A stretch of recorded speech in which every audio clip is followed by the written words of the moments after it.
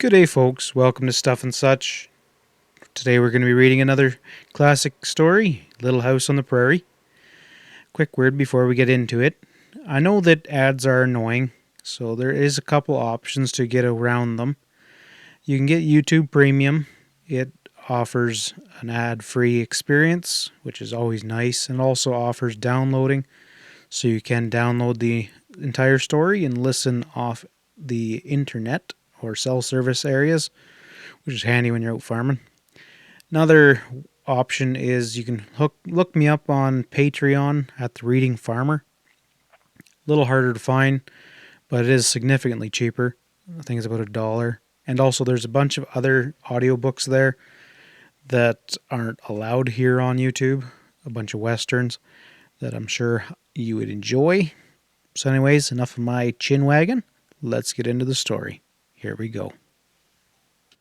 Little House on the Prairie by Laura Ingalls Wilder. Read by Mr. Stuff and Such. Chapter 1. Going West.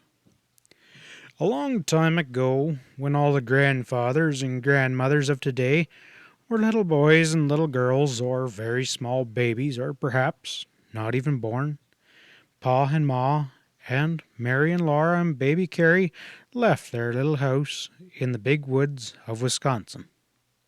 They drove away and left it lonely and empty in the clearing amongst the big trees, and they never saw that little house again. They were going to Indian country. Pa said that there were too many people in the big woods now. Quite often Laura heard the ringing thud of an axe, which was not Pa's axe, or the echo of a shot that hadn't come from his gun. The path that went by the little house had become a road. Almost every day Laura and Mary stopped their playing and stared in surprise at a wagon slowly creaking by on the road. Wild animals would not stay in a country where there were so many people. Pa did not like to stay either. He liked a country where the wild animals lived without being afraid. He liked to see the little fawns and their mothers looking at him from their shadowy woods, and the fat, lazy bears eating berries in the wild berry patches. In the long winter evenings he talked to Ma about the western country. In the west the land was level, and there was no trees. The grass grew thick and high, and there the wild animals wandered and fed as though they were in a pasture that stretched much farther than man could see, and there was no settlers. Only Indians lived there. One day in the very last of the winter, Pa said to Ma, "Seeing that you don't object, I've decided to go west. I've had an offer for the place. We can sell it now for as much as we'd ever likely get. It's enough to give us a start in the new country." "Oh, Charles, must we go now?" Ma said. The weather was so cold and the snug house was comfortable. "Well, if we're gonna go this year, we gotta go now," said Pa. "We can't get across the Mississippi after the ice breaks up." So Pa sold the little house. He sold the cow and the calf. He made hickory bows and fastened them upright on the wagon box. Ma helped him stretch white canvas over them. In the thin dark before morning, Ma gently shook Mary and Laura till they got up. In the firelight and candlelight she washed and combed them and dressed them warmly. Over their long red flannel underwear she put wool petticoats and wool dresses and long wool stockings. She put their coats on them, and their rabbit-skin hoods, and their red yarn mittens. Everything from the little house was in the wagon, except the beds and tables and chairs. They did not need to take these because Pa, he could always make new ones. There was thin snow on the ground. The air was still, cold, and dark. The bare trees stood up against the frosty stars. But in the east the sky was pale, and through the gray woods came lanterns with wagons and horses, bringing Grandpa and Grandma and aunts, uncles, and cousins. Mary and Laura clung tight to their rag dolls and didn't say anything.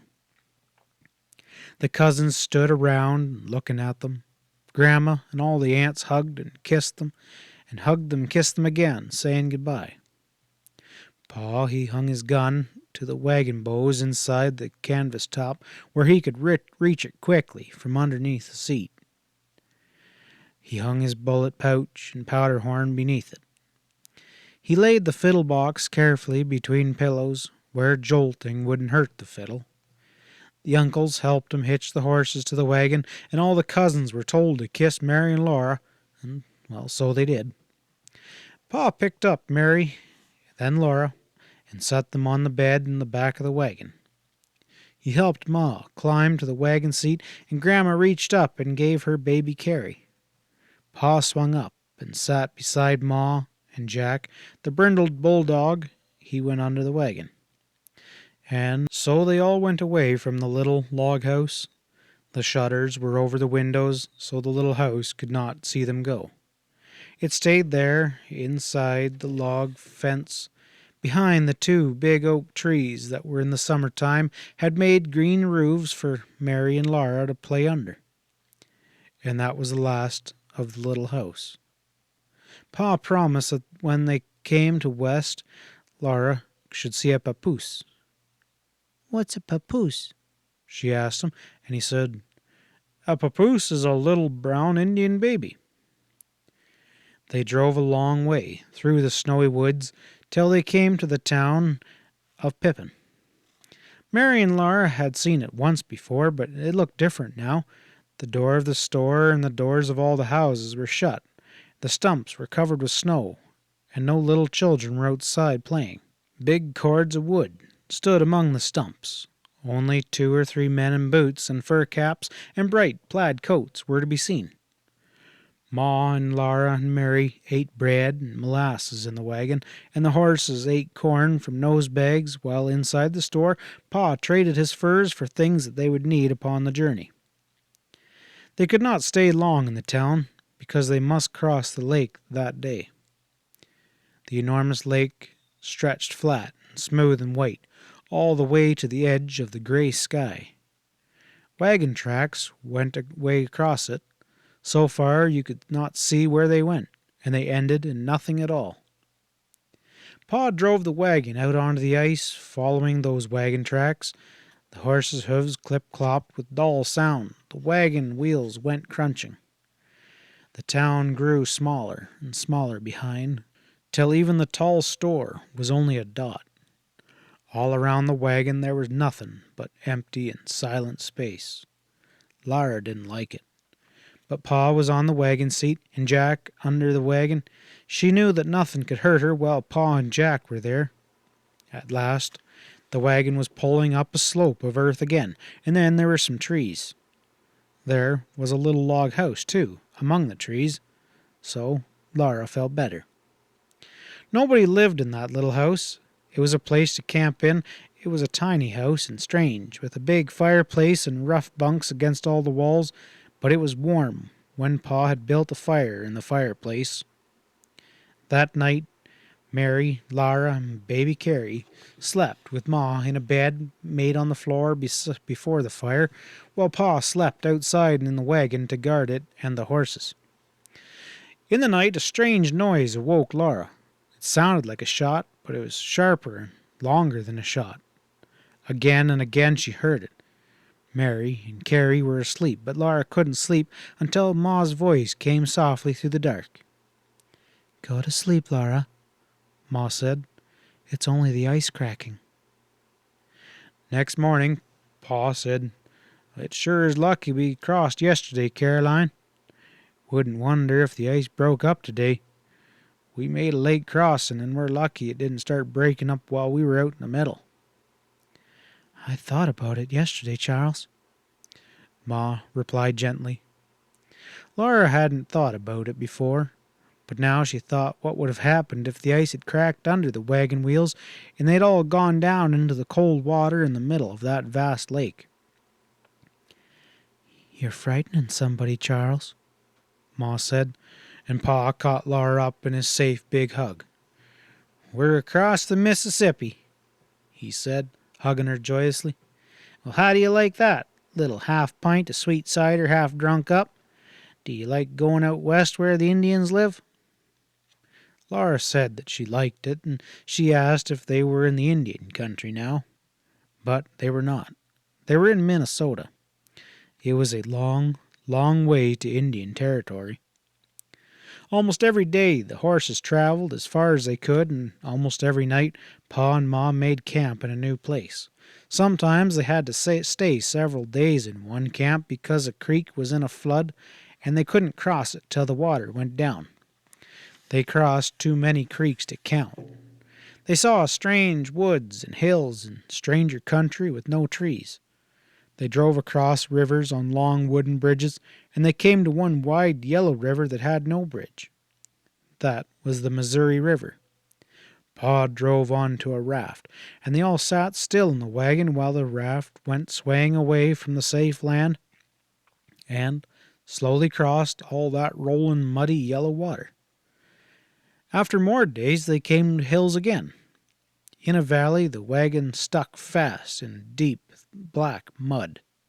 Rain poured down, and thunder crashed, and lightning flared, and there was no place to make camp or build a fire.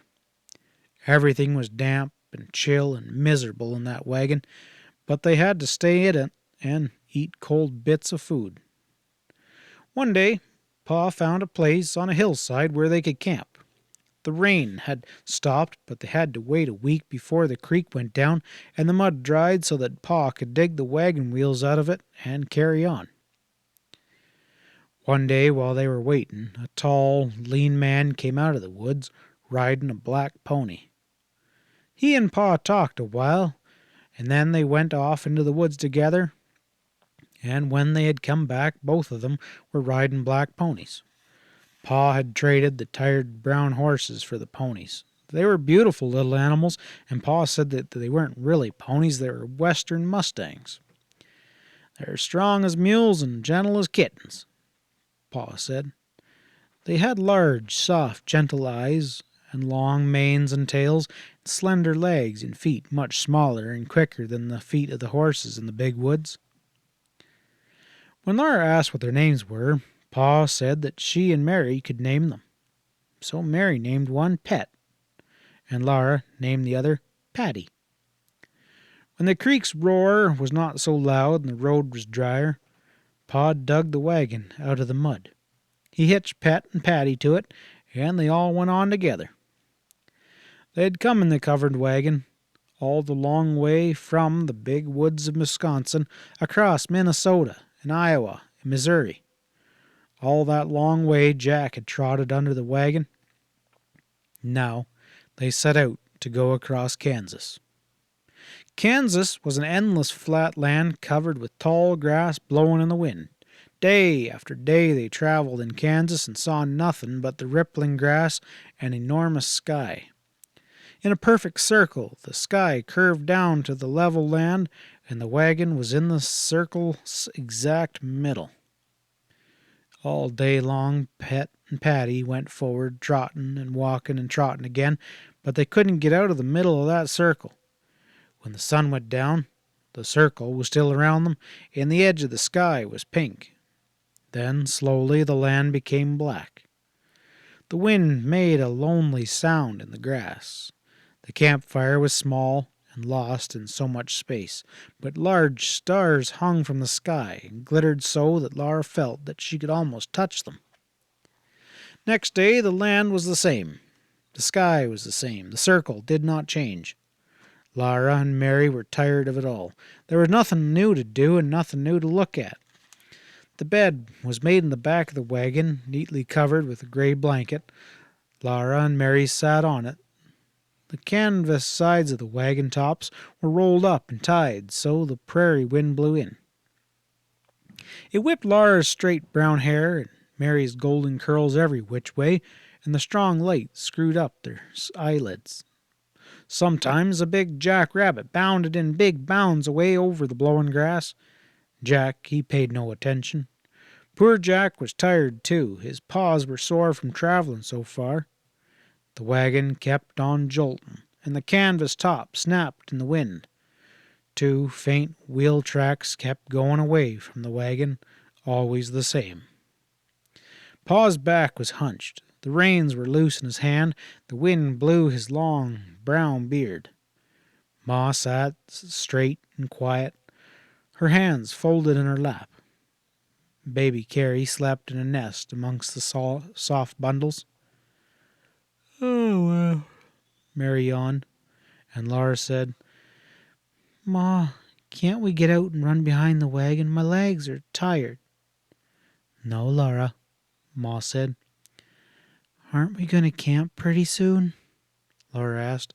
It seemed like such a long time since noon, when they had eaten their lunch sitting on the clean grass in the shade of the wagon. Pa answered, "Not yet. It's still too early to camp." "But I want to camp now. I'm so tired," Laura said. Then Ma said, "Lara." That was all, but it meant that Laura mustn't complain. So she did not complain any more out loud, but she was still naughty inside. She sat and thought complaints to herself. Her legs ached and the wind wouldn't stop blowing her hair, and the grass waved and the wagon jolted and nothing else happened for a long time. "We're coming to a creek or a river," Pa said. "Hey girls, can you see those trees ahead?" Lara stood up and held to one of the wagon bows, and far ahead she saw a low, dark smudge. "That's trees," Pa said. "You can tell by the shape of the shadows. In this country, trees mean water. That's where we're going to be camping tonight." End of Chapter 1. Chapter 2. Pete and Patty began to trot briskly, as if they were glad too. Laura held tight to the wagon bow and stood up in the jolting wagon. Beyond Pa's shoulder and far across the waves of green grass, she could see the trees, and they were not like any trees she had seen before. They were no taller than bushes. "Whoa," said Pa suddenly. "Now which way?" he muttered to himself. The road divided here, and you could not tell which was the more traveled way. Both of them were faint wheel tracks in the grass. One went towards the west, and the other sloped downward a little bit towards the south. Both soon vanished in the tall, blowing grass. "Well, I guess better go downhill, I suppose," Pa decided. "The creek's down on the bottom. It must be this way to the ford." He turned Pet and Patty towards the south. The road went down and up again over curving, gently lands. The trees were nearer now, but they were no taller. Then Laura gasped and clutched the wagon bow, for almost under Pet and Patty's noses there was no more blowing grass. There was no more land at all. She looked beyond the edge of the land and across the tops of the trees. The road turned there, and for a little ways it went along the cliff's top and then went suddenly downward. Pa put on the brakes, and Pet and Patty braced themselves backwards and almost sat down. The wagon wheels slid onward, little by little, lowering the wagon further down the steep slope into the ground. Jagged cliffs of bare red earth rose up on both sides of the wagon. Grass waved along their tops, but nothing grew at their seamed straight up and down sides. They were hot, and heat came from them against Laura's face. The wind was still blowing overhead, but it could not blow down into this deep creek in the ground. The silence seemed strange and empty, and then once more the wagon was level. The narrow crack down which had come opened into the bottomlands, and here grew the tall trees whose tops Laura had seen from the prairie above. Shady groves were scattered on the rolling meadows, and in the groves deer were laying down, hardly to be seen amongst the shadows. The deer turned their heads towards the wagon, and curious fawns stood up to see it more clearly. Laura was surprised that she couldn't see the creek, but the bottomlands were wide.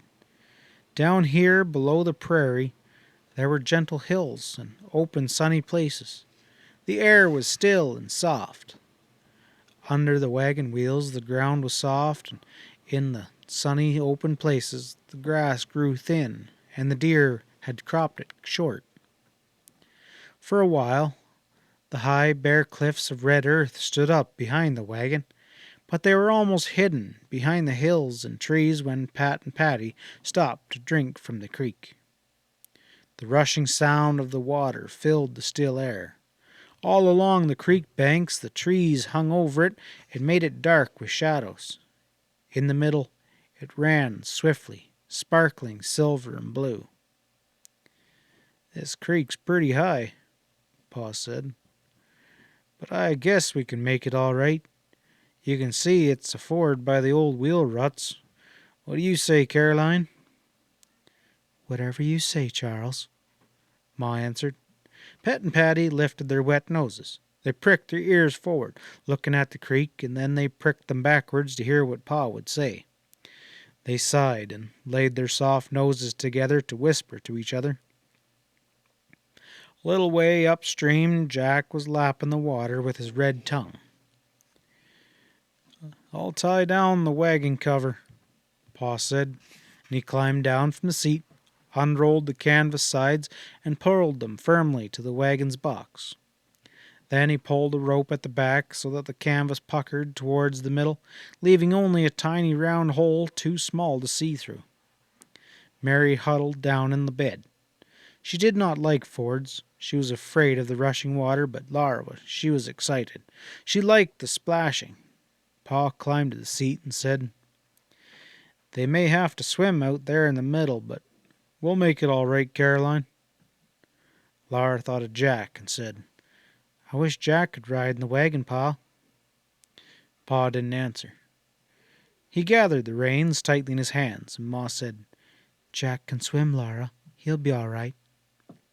The wagon went forward softly in mud. Water began to splash against the wheels, and the splashing grew louder. The wagon shook as the noisy water struck at it, and then all at once the wagon lifted, balanced, and swayed. It was a lovely feeling. The noise stopped, and Ma said sharply, "Lie down, girls." Quick as a flash, Mary and Laura dropped flat on the bed. When Ma spoke like that, they did as they were told. Ma's arm pulled a smothered blanket over them, heads and all. "Be still just as you are. Don't move," she said. Mary did not move. She was trembling and still. But Laura couldn't help wriggling a little bit. She did so want to see what was happening. She could feel the wagon swaying and turning. The splashing was noisy again, and then it died away. Then Pa's voice frightened Laura. It said, "Take them, Carolyn." The wagon lurched, and there was a sudden heavy splash beside it, and Laura sat straight up, clawing the blanket from her head. Pa was gone. Ma sat alone, holding tight to the reins with both hands. Mary hid her face in the blanket again, but Laura rose up further. She couldn't see the creek bank. She couldn't see anything in front of the wagon but water rushing on. And in the water, 3 heads, Pet's head, Patty's head, and Pa's small, wet head. Pa's fist in the water was holding tight onto Pet's bridle. Laura could faintly hear Pa's voice through the rushing of the water. It sounded calm and cheerful, but she couldn't hear what he said. He was talking to the horses. Ma's face was white and scared. "Lie down, Laura," Ma said. Laura lay down. She felt cold and sick. Her eyes were shut tight, but she could still see the terrible water and Pa's brown beard drowning in it. For a long, long time the wagon swayed and swung, and Mary cried without making a sound, and Laura's stomach felt sicker and sicker. Then the front wheels struck and grated, and Pa shouted, and the whole wagon jerked and jolted and tipped backwards, but the wheels were turning on the ground, and Laura was up again, holding to the seat. She saw Pet and Patty scrambling with wet backs, climbing a steep bank, and Pa running beside them, shouting, "Hey, Patty! Hey, Pet! Get up now! Get up! Whoopsie-daisy! Good girls!" At the top of the bank they stood still, panting and dripping. and the wagon stood still, safely out of the creek. Pa stood panting and dripping too, and Ma, "Oh, Charles." There, Caroline," said Pa. "We're all safe, thanks to a good tight wagon box well fastened to the running gear. I never saw a crick rise so fast in my life. Pet and Patty, they're good swimmers, but I guess they wouldn't have made her if I hadn't helped 'em." If Pa had not known what to do, or if Ma had been too frightened to drive, or if Laura and Mary had been too naughty and bothered her, then they would have all been lost. The river would have rolled them over and carried them away and drowned them, and no one would have ever known what had become of them. For weeks, perhaps, no more other persons would be along that road. "Well," said Pa, "all's well that ends well." And Ma said, "Charles, you're wet to the skin." Before Pa could answer, Laura cried, "Where's Jack?" They had forgotten Jack. They had left him on the other side of that dreadful water, and now they couldn't see him anywhere. He must have tried to swim after them, but they couldn't see him struggling in the water now. Laura swallowed hard to keep from crying. She knew it was shameful to cry, but there was crying inside her. All the long way from Wisconsin, poor Jack had followed them so patiently and faithfully, and now they left him to drown. He was so tired, and they might have taken him in the wagon. He had stood on the bank and seen the wagon going away from him, as if they didn't care for him at all, and he would never know how much they wanted him. Pat said he wouldn't have done such a thing to Jack, not for $1,000,000. If he had known how that creek would rise when they were midstream, he would have never let Jack try to swim it. "It can't be helped now, though," he said. He went far up and down the creek bank, calling and looking for Jack, whistling to him. It was no use. Jack was gone. At last there was nothing to do but go on. Pet and Patty were rested. Pa's clothes were drying on him while he searched for Jack. He took the reins again and drove uphill and out of the river bottom. Laura looked back all that way. She knew she wouldn't see Jack again, but she wanted to. She couldn't see anything but the low curves of land coming between the wagon and the creek, and beyond the creek those strange cliffs of red earth rose up again. Then other bluffs just like them stood up in front of the wagon. Faint wheel tracks went into a crack between those earthen walls. Pet and Patty climbed till the crack became a small, grassy valley, and the valley widened out to the high prairie once more. No road, not even the faintest trace of wheels or riders passing, could be seen anywhere. That prairie looked as if no human eyes had ever seen it before. Only the tall, wild grass covered the endless empty land, and a great empty sky arched over it. Far away, the sun's edge touched the rim of the earth. The sun was enormous, and it was throbbing and pulsing with light. All around the sky's edge ran a pale pink glow, and above the pink was yellow, and above that blue. Above the blue, the sky was no color at all. Purple shadows were gathering over the land, and the wind was mourning. Pa stopped the mustangs. He and Ma got out of the wagon to make camp, and Mary and Laura climbed down to the ground again. "Oh, Ma," Laura begged. "Jack, he's gone to heaven, hasn't he? He was a good dog. Can he go to heaven?" Ma didn't know what to answer, but Pa said, "Yes, Laura, he can. God that doesn't forget the sparrows won't be leaving a good dog like Jack out in the cold. You don't need to worry about that." Laura felt only a little better. She was not happy. Pa did not whistle about his work as usual, and after a while he said, "And what will we do in wild country without a good watchdog, I don't know." End of Chapter 2. Chapter 3. Pa made camp as usual. First he unhitched and unharnessed Pet and Patty, and he put them on their picket lines. Picket lines were long ropes fastened to iron pegs that were driven into the ground. The pegs were called picket pins. When horses were on picket lines, they could eat all the grass that the long ropes would let them reach. But when Pet and Patty were put on them, the first thing they did was to lie down and roll back and forth and all over. They rolled till the feelings of the harness was all gone from their backs. While Pet and Patty were rolling, Pa pulled all the grass from a large round space of ground. There was old dead grass at the roots of the green grass, and Pa would take no chance at setting the prairie on fire. If fire once started in that dry undergrass, it would sweep that whole country bare and black. Pa said, "Best be on the safe side, it saves trouble in the end."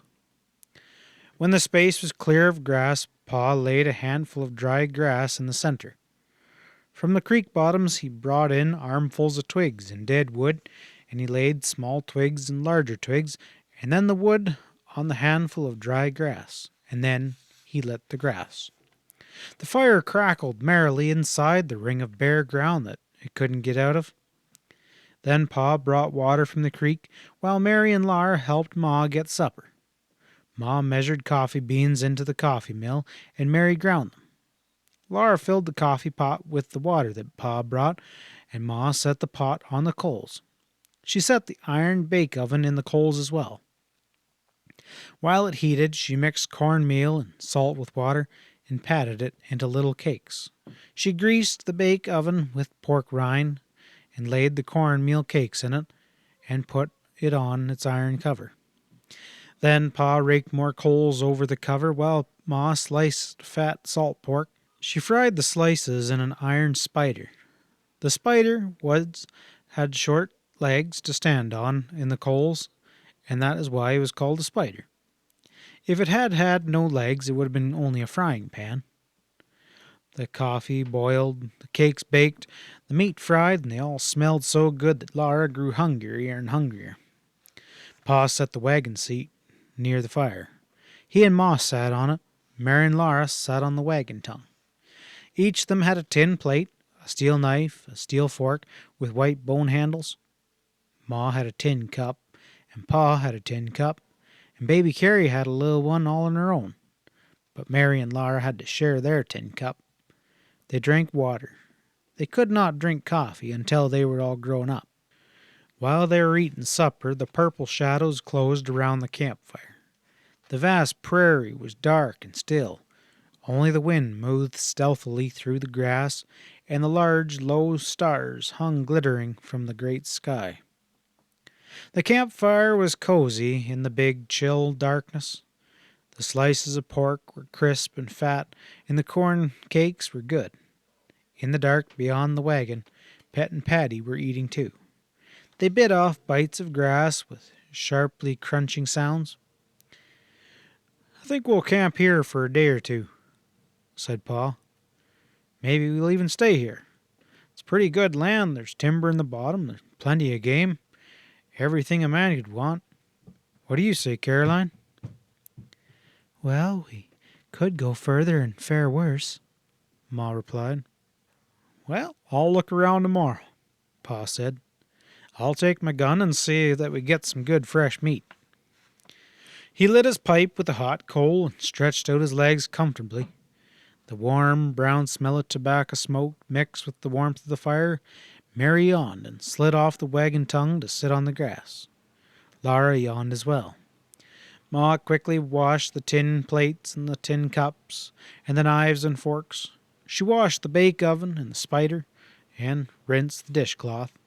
And for an instant she was still, listening to the long, wailing howl from the dark prairie.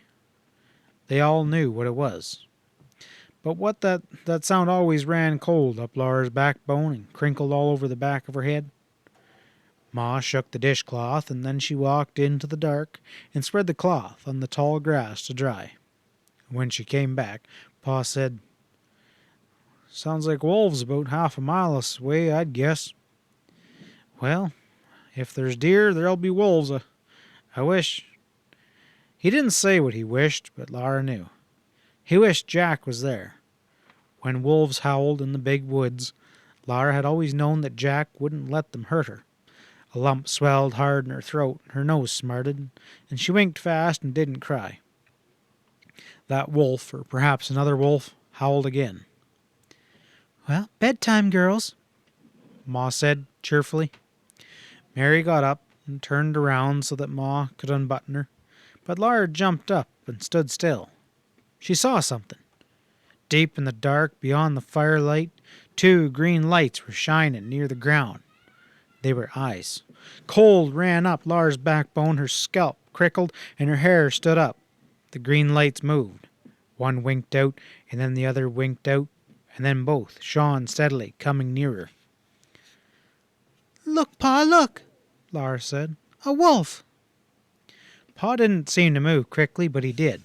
In an instant he had his gun out of the wagon and was ready to fire at those green eyes. The eyes stopped coming. They were still in the dark, looking at him. "It can't be a wolf, unless it's maybe a mad wolf," Pa said. Ma lifted Mary into the wagon. "It can't be that," said Pa. "Listen to the horses." Pet and Patty were still biting off bits of grass. "Perhaps a lynx," said Ma. "Or a coyote?"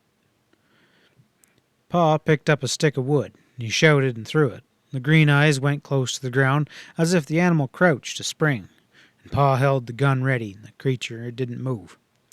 "Don't, Charles," Ma said, but Pa slowly walked towards those eyes, and slowly along the ground the eyes crawled towards him. Laura could see the animal in the edge of the dark. He was a tawny animal and brindled. And then Pa shouted. Laura screamed. The next thing she knew, she was trying to hug a jumping, panting, wiggling Jack who was lapping her face and hands with his warm, wet tongue. She couldn't hold him. He leapt and wiggled from her to Pa and Ma and back to her again. "Well, I'll be beat," Pa said. "And so am I," said Ma. "But did you have to wake the baby?" She rocked Carrie in her arms, hushing her. Jack was perfectly well. But soon he lay down close to Laura and sighed a long sigh. His eyes were red with tiredness, and all under part of him was caked with mud. Ma gave him a cornmeal cake, and he licked it and wagged politely, but he could not eat. He was too tired.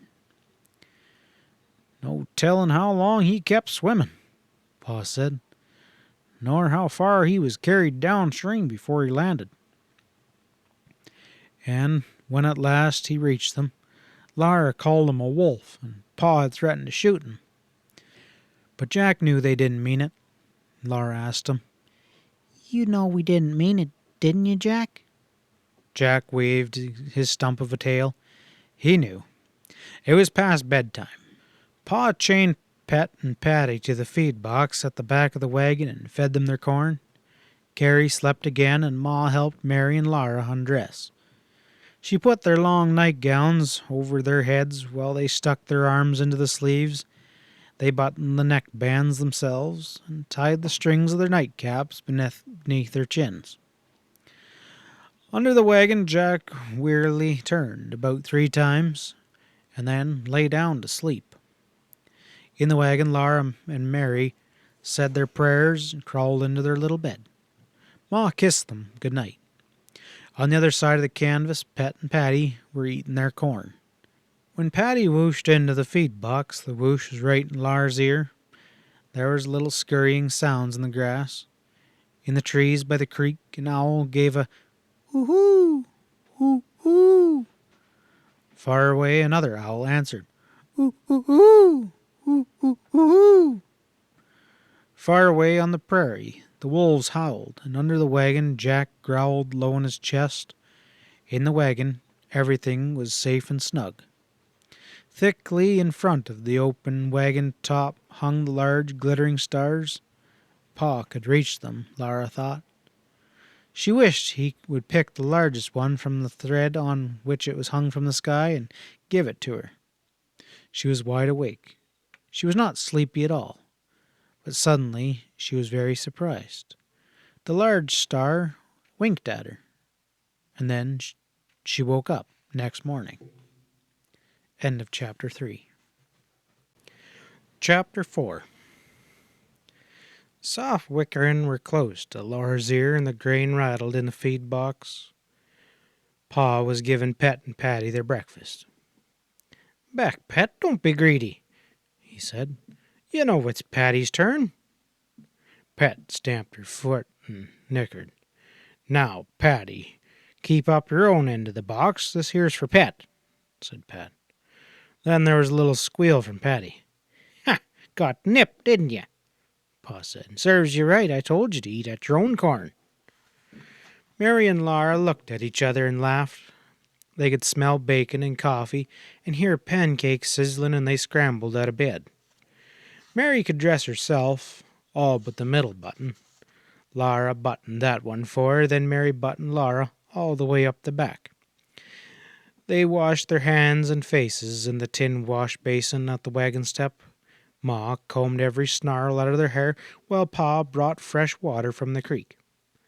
Then they sat on the clean grass and ate pancakes and bacon and molasses from the tin plates on their laps. All around them shadows were moving over the waving grasses while the sun rose. Meadow larks were springing straight up from the billows of grass into the high, clear sky, singing as they went. Small pearly clouds drifted in the intense blueness overhead. In all the weed tops, tiny birds were swinging and singing in tiny voices, and Pa said that they were dickasels. "Dickie, Dickie," Laura called back to them. "Dickie bird." "Eat your breakfast, Laura," Ma said. "You gotta mind your manners, even if we are 100 miles from everywhere." Pa said mildly, "Oh, it's only 40 miles to Independence, Caroline, and no doubt there's a neighbor or so nearer than that." "All right, 40 miles then," Ma agreed. "But whether or no it isn't good manners to sing at the table, or when you're eating," she added, because there was no table. There was only the enormous empty prairie, with grasses blowing in waves of light and shadows across it, and the great blue sky above it, the birds flying up from it and singing with joy because the sun was rising. Or the entire whole prairie, there was no sign that any other human being had ever been there. In all that space of land and sky stood the lonely small covered wagon, and close to it sat Pa, Ma, Lara, Mary, and baby Carrie eating their breakfasts. The mustangs munched their corn, and Jack sat still, trying hard not to beg. Lara was not allowed to feed him while she ate, but she saved some bits for him, and Ma made a big pancake for him of the last of the batter. Rabbits were everywhere in the grass, and thousands of prairie chickens, but Jack could not hunt his breakfast that day. Pa was going hunting, and Jack was to guard the camp. First, Pa put Pet and Patty on their picket lines. Then he took the wooden tub from the side of the wagon and filled it with water from the creek. Ma was going to do some washing. Then Pa stuck his sharp hatchet into his belt. He hung his powder horn beside the hatchet. He put the patch box and the bullet pouch in his pocket, and he took his gun on his arm. He said to Ma, "Take your time, Carolyn. We won't move the wagon until we want to. We got all the time there is." He went away. For a little while they could see the upper part of him above the tall grasses going away and growing smaller. Then he was out of sight, and the prairie was empty. Mary and Laura washed the dishes while Mom made the beds in the wagon, and they put the clean dishes neatly in their box, and they picked up every scattered twig and put it in the fire. They stacked the wood against the wagon wheel, and then everything about the camp was tidy. Ma brought the wooden pannikin of soft soap from the wagon. She kilt up her skirts and rolled up her sleeves, and she knelt by the tub on the grass. She washed sheets and pillowcases and white underthings. She washed dresses and shirts and rinsed them in clean water and spread them on the clean grass to dry in the sun. Mary and Laura went exploring. They must not go far from the wagon, but it was fun to run through the tall grass in the sunshine and wind. Huge rabbits bounded away before them, birds fluttered up and then settled down again. The tiny dicky birds were everywhere. Their tiny nests were in the tall weeds, and everywhere were little brown striped gophers. These little animals looked soft as velvet. They had bright, round eyes and crinkled noses and wee paws. They popped out of every hole in the ground and stood up to look at Mary and Laura. Their hind legs folded under their haunches, their little tiny paws folded tight against their chest, and they looked exactly like little bits of dead wood sticking out of the ground. Only their bright eyes glittered. Mary and Laura wanted to catch one to take to Ma. Again and again they almost had one. The gopher would stand perfectly still till you were sure you had him this time, and then just as you touched him, he wasn't there. There was only his round hole in the ground. Laura ran and couldn't catch one. Mary sat perfectly still beside a hole waiting for one to come up, and just beyond her reach gophers scampered merrily, and gophers sat up and looked at her, but not one ever came out of that hole. Once a shadow floated across the grass, and every gopher vanished. A hawk was sailing overhead. It was so close that Laura saw its cruel round eye turn downward to look at her. She saw its sharp beak and its savage claws curled ready to pounce. But the hawk saw nothing but Laura and Mary and round empty holes in the ground. It sailed away and looked elsewhere for its dinner. Then all the little gophers came back up again. It was nearly noon then. The sun was almost overhead, so Laura and Mary picked flowers from the weeds, and they took the flowers to Ma instead of a gopher. Ma was folding the dry clothes. The little panties and petticoats were whiter than snow, warm from the sun and smelling like grass. Ma laid them in the wagon and took the flowers. She admired equally the flowers that Laura gave her and the flowers that Mary gave her, and she put them both together in a tin cup full of water, and she set them on the wagon step to keep the camp pretty. Then she split 2 cold corn cakes and spread them with molasses, and she gave one to Mary and one to Laura. That was their dinner, and it was quite good. "Where's a papoose, Ma?" Laura asked. "Don't speak with your mouth full, Laura," said Ma. So Laura chewed and swallowed and then said, "I want to see a papoose." "Mercy on us," Ma said. "Whatever makes you want to see Indians? We'll see enough of them. More than we want to, I wouldn't wonder." "They wouldn't hurt us, would they?" Mary asked. Mary was always good. She never spoke with her mouth full. "No," Ma said. "Don't get such an idea into your head." "Don't you like Indians, Ma?" Laura asked, and she caught a drip of molasses with her tongue. "I just don't like them. Don't lick your fingers, Laura," said Ma. "This is Indian country, isn't it?" Laura said. "What did we come to their country for if you don't like them?" Ma said she didn't know whether this was Indian country or not. She didn't know where the Kansas line was, but whether or no, the Indians would not be here long.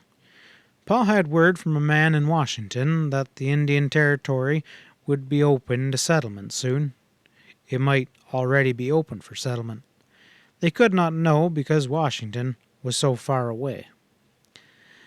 Then Ma took the sandron out of the wagon and heated it by the fire. She sprinkled a dress for Mary and a dress for Laura and a little dress for baby Carrie and her own spring calico.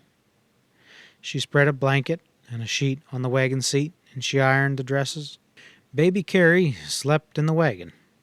Laura, Mary, and Jack lay in the shaded grass beside it, because now the sunshine was hot. Jack's mouth was open and his red tongue hung out, his eyes blinking sleepily. Ma hummed softly to herself while the iron smoothed all the wrinkles out of the little dresses. All around them, to the very edge of the world, there was nothing but grasses waving in the wind. Far overhead, a few white puffs of cloud sailed in the thin blue air. Laura was very happy. The wind sang a low, rustling song in the grass. Grasshoppers, rasping, quivered up from the immense prairie. A buzzing sound came faintly from all the trees in the creek bottom, but all these sounds made a great, warm, happy silence. Laura had never seen such a place that she had liked so much as this. She didn't know that she had gone to sleep until she woke up. Jack was on his feet, wagging his stump tail, the sun was low, and Pa was coming across the prairie. Laura jumped up and ran, and his long shadow stretched to meet her, waving in the grasses. He held up the game in his hand for her to see. He had a rabbit, the largest rabbit she had ever seen, and 2 plump prairie hens. Laura jumped up and down and clapped her hands and squealed, and then she caught hold of his other sleeve and hippity-hoppitied through the tall grass beside him. "This country is just cram-packed with game," he told her. "I saw 50 deer if I even saw one, and antelope and squirrels, rabbits, and birds of all kind. Even the crick's full of fish," he told Ma. "I tell you, Carolyn, there's everything we want here. We can live like kings." That was a wonderful supper. They sat by the campfire and ate the tender, savory, flavorful meat until they could eat no more. When at last Laura set down her plate, she sighed with contentment. She didn't want anything more in the world. The last color was fading from the enormous sky, and all the level land was shadowy. The warmth of the fire was pleasant because the cool night wind and Phoebe birds called sadly from the woods down by the creek. For a little while a mockingbird sang, and then the stars came out, and then the birds were silent. Softly, Pa's fiddle sang to the starlight. Sometimes he sang a little, sometimes the fiddle sang alone. Sweet and thin and far away, the fiddle went on singing. "None knows thee but to love thee, thou dear one of my heart." The large, bright stars hung down from the sky. Lower and lower they came, quivering with music. Lara gasped, and Ma came quickly. "What is it, Lara?" she asked, and Lara whispered, "The stars are singing." "You were asleep," Ma said. "It's only the fiddle, and it's time little girls were in bed." She undressed Lara in the firelight, put her nightgown on, and tied her nightcap, and tucked her into bed. But the fiddle was still singing in the starlight. The night was full of music, and Lara was sure that part of it came from the great bright stars swinging so low above the prairie. End of Chapter 4. Chapter 5. Laura and Mary were up the next morning, earlier than the sun. They ate their breakfast of cornmeal mush with prairie hen gravy and hurried to help Ma with the dishes. Pa was loading everything else into the wagon and hitching up Pet and Patty. When the sun rose, they were driving on across the prairie. There was no road now. Pet and Patty wadded through the grasses, and the wagon left only its tracks. Before noon, Pa said, "Whoa!" and the wagon stopped. "Here we are, Carolyn," he said. "Right here, we're building our house." Laura and Mary scrambled over the feed box and dropped to the ground in a hurry. All around them was nothing but grassy prairie spread to the edge of the sky. Quite near them to the north, the creek bottom lay below the prairie. Some darker green treetops showed, and beyond them bits of the rims of the earthen bluffs held up the prairie's grasses. And far away to the east, a broken line of different greens lay on the prairie, and Pa said that that was the river. "That's the Verdigris River," he said, pointing it out to Ma. Right away, he and Ma began to unload the wagon. They took everything out, piled it on the ground. Then they took off the wagon cover and put it over the pile.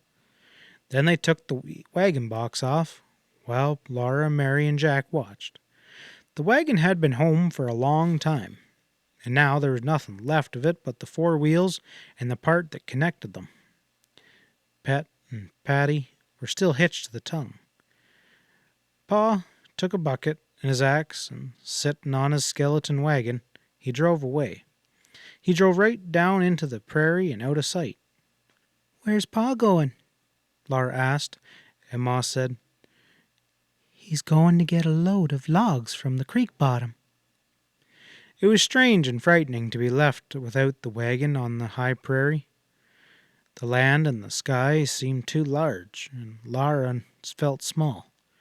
She wanted to hide and be still in the tall grass like a little prairie chicken, but she didn't. She helped Ma while Mary sat on the grass and minded baby Carrie. First, Laura and Ma made the beds under the wagon cover tent. Then Ma arranged the boxes and the bundles, while Laura pulled all the grass from a space in front of the tent. That made a bare place for the fire. They couldn't start the fire until Pa brought wood. There was nothing more to do, so Laura explored a little. She didn't go very far from the tent, but she found a queer little kind of a tunnel in the grass. You'd never notice it if you looked across the waving grass tops. But when you came to it, there it was, a narrow, straight, hard path down between the grass stems. It went out into the endless prairie. Laura went along it a little way. She went slowly and more slowly, and then she stood still, feeling queer. So she turned around and came back quickly. When she looked over her shoulder, there wasn't anything there, but she hurried. When Pa came riding back on a load of logs, Laura told him about the path. He said he had seen it yesterday. "It's some old trail for sure," he said.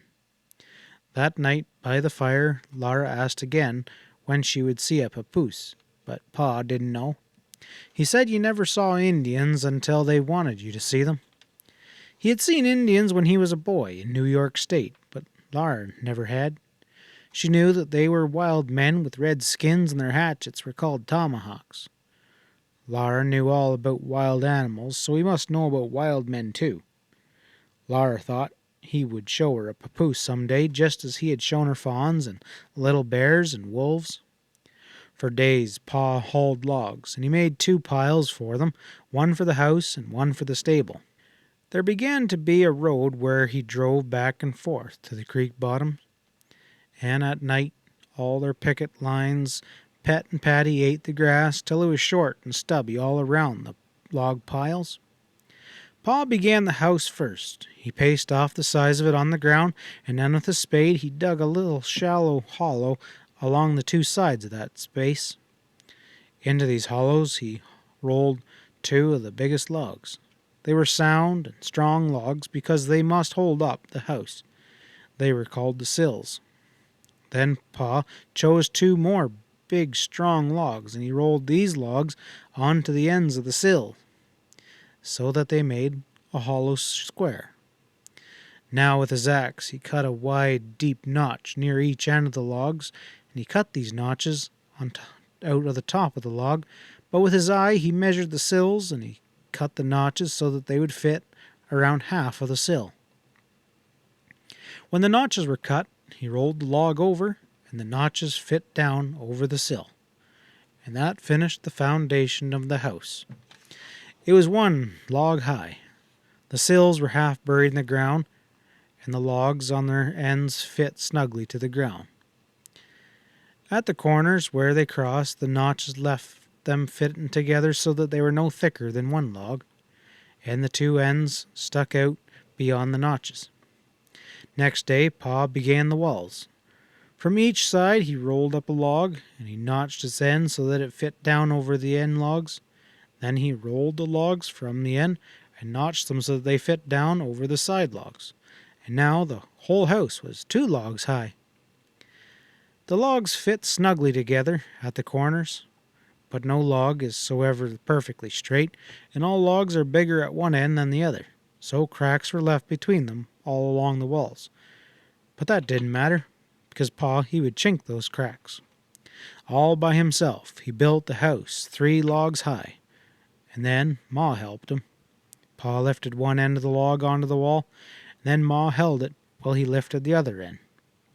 He stood up on the wall to cut the notches, and Ma helped roll and hold the logs while he settled it where it should be to keep the corner perfectly square. So, log by log, they built the walls higher till they were pretty high, and Laura couldn't get over them any more. She was tired of watching Pa and Ma build the house, and she went into the tall grass exploring, and suddenly she heard Pa shout, "Let go! Get out from under it!" The big, heavy log was sliding. Pa was trying to hold up his end of it to keep it from falling on Ma, and he couldn't. It crashed down, Ma huddled on the ground. She got to Ma almost as quickly as Pa did, and Pa knelt over and called Ma in a dreadful voice, and Ma gasped, I'm all right." The log was on her foot. Pa lifted the log, and Ma pulled her foot from under it. Pa felt her to see if any bones were broken. "Move your arms," he said. "Is your back hurt? Can you turn your head okay?" Ma moved her arms and turned her head. "Oh, thank God," Pa said. He helped Ma to sit up. She said again, "I'm all right, Charles. It's just my foot." Quickly, Pa took off her shoe and stocking. He felt her foot all over, moving the ankle and the instep and every toe.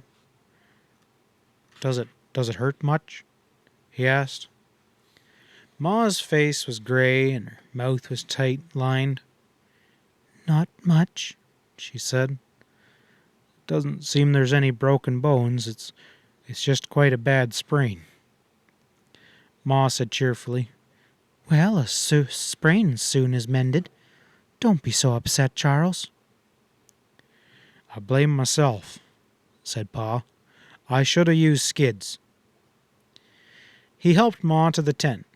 He built up the fire and heated water, and when the water was hot as Ma could bear it, she put her swollen foot into it. It was providential that the foot was not crushed. Only a little hollow in the ground had saved it. Pa kept pouring more hot water into the tub in which Ma's foot was soaking. Her foot went from red from the heat, and the puffed ankle began to turn purple. Ma took her foot out of the water and bound strips of rags tightly around the ankle. "I can manage," she said. She could not get her shoe on, but she tied more rags about her foot, and she hobbled on it. She got supper as usual, only a little more slowly, but Pa said she could not help to build the house until her ankle was well. He hewn out skids. They were long, flat slabs. One end rested on the ground, the other end resting on the log wall. He was not going to lift any more logs. He and Ma would roll them up on these skids. But Ma's ankle was not well yet. When she unwrapped it in the evening to soak it in hot water, it was all purple and black and green and yellow. The house must wait. Then one afternoon Pa came merrily whistling up the creek road. They had not expected him home from hunting so soon. As soon as he saw them, he shouted, "Good news!" They had a neighbor, only 2 miles away on the other side of the creek. Pa had met him in the woods. They were going to trade work, and that would make it easier for everyone. "He's a bachelor," said Pa, "and he says he can get along without a house better than you and the girls can. So he's going to help me first, and as soon as he gets his logs ready, I'll head over and help him." They didn't need to wait any longer for the house, and Ma need not do any more work on it. "Well, how do you like that, Carolyn?" Pa asked joyfully, and Ma said, "That's good, Charles. I'm glad." Early next morning, Mr. Edwards came. He was lean, tall, and brown, and he bowed to Ma and called her ma'am, politely. But he told Laura that he was a wildcat from Tennessee. He wore tall boots and a jumper ragged, and a coonskin cap, and he could spit tobacco juice further than Laura had ever imagined that anyone could spit tobacco juice. He could hit anything he spit at, too. Laura tried and tried, but she could never spit so far or so well as Mr. Edwards could. He was a fast worker. In one day he and Pa built those walls as high as Pa wanted them. They joked and sang while they worked, and their axes made the chips fly. On top of the walls they set up a skeleton roof of slender poles, and then on the south wall they cut a tall hole for a door, and in the west wall and the east wall they cut square holes for windows.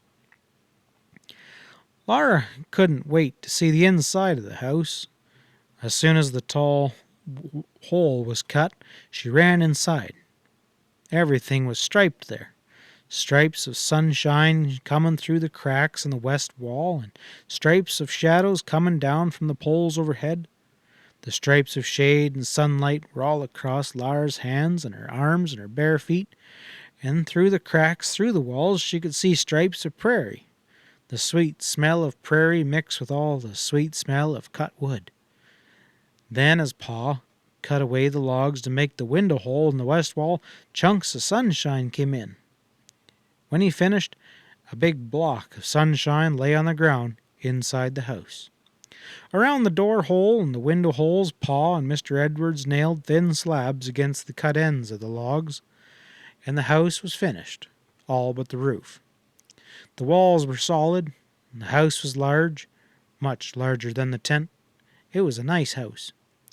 Mr. Edwards said that he would go home now, but Pa and Ma said he must stay for supper. Ma had cooked an especially good supper because they had company. There was stewed jackrabbit with white flour dumplings and plenty of gravy. There was a steaming hot, thick cornbread flavored with bacon fat, and there was molasses to eat on the cornbread. But because this was a company supper, they did not sweeten their coffee with molasses. Ma brought out the little paper sack of pale brown store sugar. Mr. Edwards said he surely did appreciate that supper, and then Pa brought out his fiddle. Mr. Edwards stretched out on the ground to listen. But first Pa played for Laura and Mary, and he played their very favorite song, and he sang it. Laura liked it best of all because of Pa's voice went down deep, deep, deeper in that song. I'm a gypsy king, I come and go as I please. I pull my old nightcap down and take the world at ease. And then his deep voice went down, down, down, deeper than the very oldest bullfrog. Oh, I'm a gypsy king. They all laughed, and Laura could hardly stop laughing. Oh, sing it again, Pa, sing it again, she cried. But before she remembered that children must be seen and not heard, then she was quiet. Pa went on playing, and everything began to dance. Mr. Edwards rose up on one elbow, and then he sat up, and then he jumped up and he danced. He danced like a jumping jack in the moonlight, while Pa's fiddle kept on rollicking, and his foot kept a-tapping the ground, and Laura's hands and Mary's hands were clapping together, and their feet were patting too. You're the fiddliest old fool that I ever did see, Mr. Edwards shouted admiringly to Pa. He didn't stop dancing. Pa didn't stop playing. He played Money Musk and Arkansas Traveler, Irish Washerwoman, and the Devil's Hornpipe. Baby Carrie couldn't sleep in all that music. She sat up in Ma's arms, looking at Mr. Edwards with round eyes and clapping her little hands and laughing. Even the firelight danced, and all around the edges the shadows were dancing. Only the new house stood still and quiet in the dark, till the big moon rose and shone in the gray walls and the yellow chips about it. Mr. Edwards said that he must go. It was a long ways back to his camp on the other side of the woods and the crick. He took his gun and said good night to Laura, Mary, and Ma. He said a bachelor gets mighty lonesome, and he surely did enjoy this evening of home life. Play Ingalls, he said. Play me down the road. So while he went down the creek road and out of sight, Pa played, and Pa and Mr. Edwards and Laura sang with all their might.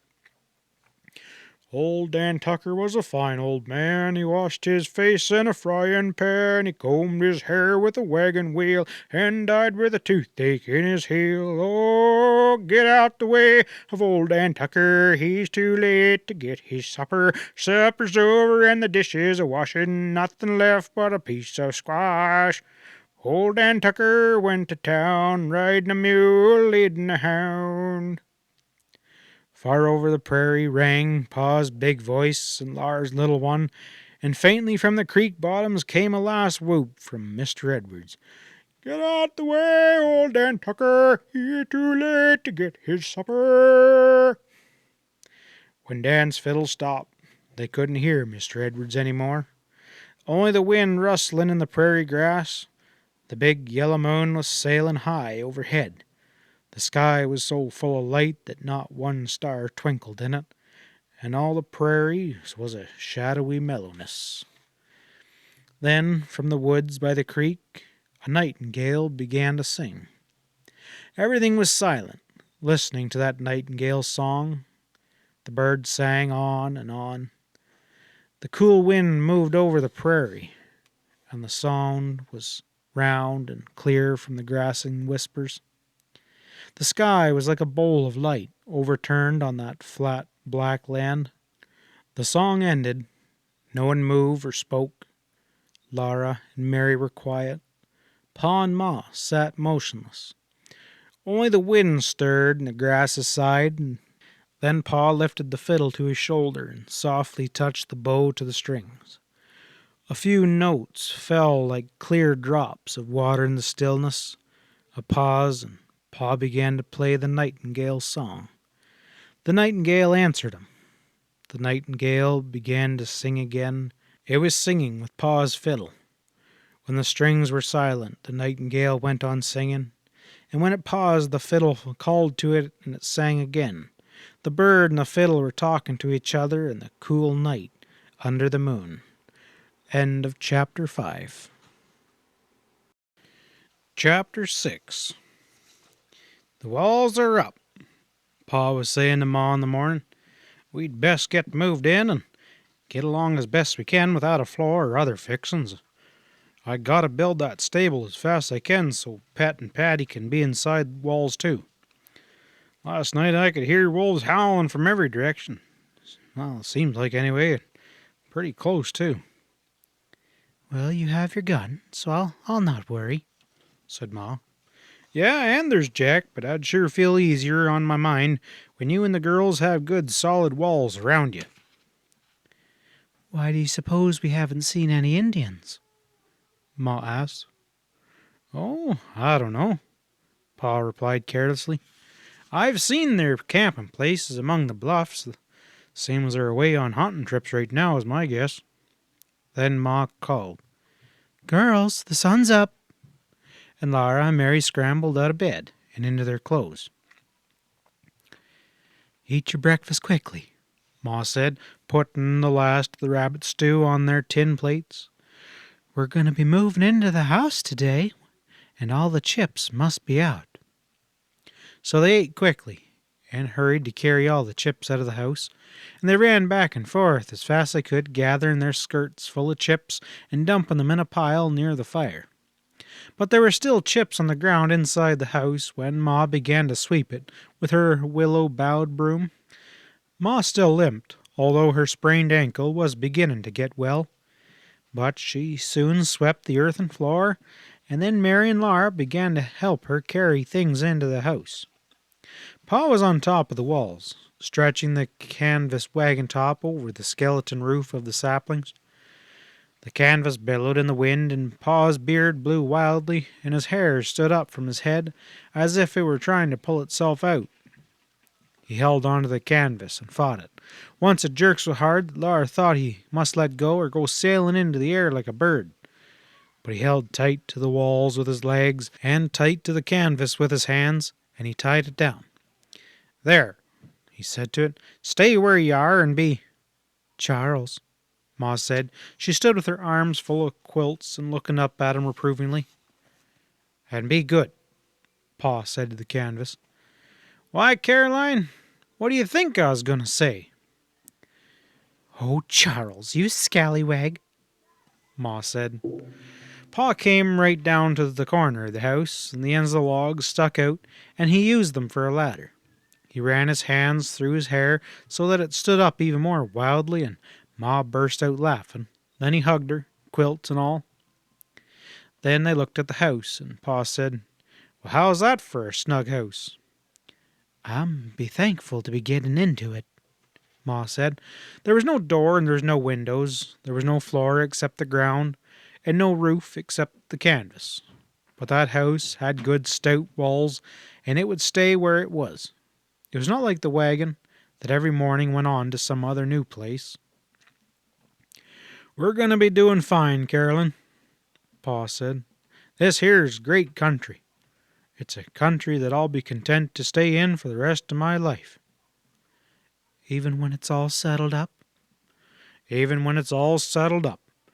No matter how thick and close the neighbors get, this sky could never feel crowded. Just look at it." Laura knew what he meant. She liked this place too. She liked the enormous sky and the winds and the lands that you couldn't see to the end of.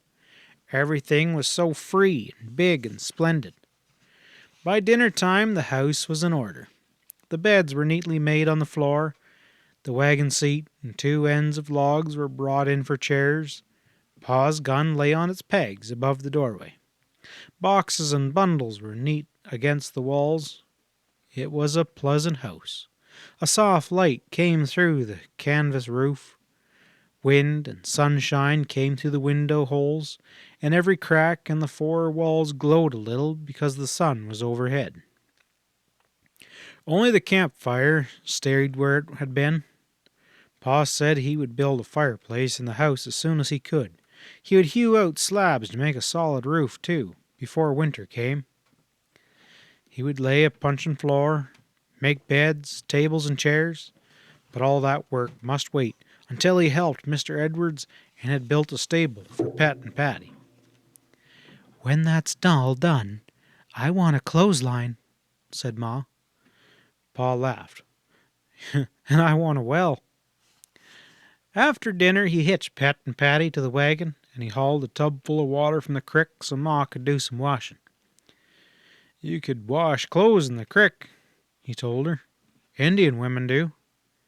"If we wanted to live like Indians, you could make a hole in the roof to let the smoke out, and we'd have the fire on the floor inside the house. Indians do," said Ma. That afternoon she washed the clothes in the tub and spread them on the grass to dry. After supper, they sat for a while by the campfire. That night they would sleep in the house. They would never sleep beside a campfire again. Pa and Ma talked about the folks in Wisconsin, and Ma wished that she could send them a letter. But Independence was 40 miles away, and no letter could go until Pa made the long trip to the post office there. Back in the big woods so far away, Grandpa and Grandma and aunts and uncles and cousins didn't know where Pa and Ma and Laura and Mary and baby Carrie were. And sitting there by the campfire, no one knew what might be happening in the big woods. There'd be no way to find out. "Well, it's bedtime," Ma said. Baby Carrie was already asleep. Ma carried her into the house and undressed her while Mary unbuttoned Laura's dress and petticoat waist down the back, and Pa hung a quilt over the door hole. The quilt would be better than no door. Then Pa went out to bring Pet and Patty close to the house. He called back softly, "Come on out here, Carolyn, and look at the moon." Mary and Laura lay in their little bed on the ground inside the new house and watched the sky through the window hole to the east. The edge of the big bright moon glittered at the bottom of the window space, and Laura sat up. She looked at the great moon, sailing silently higher in the clear sky.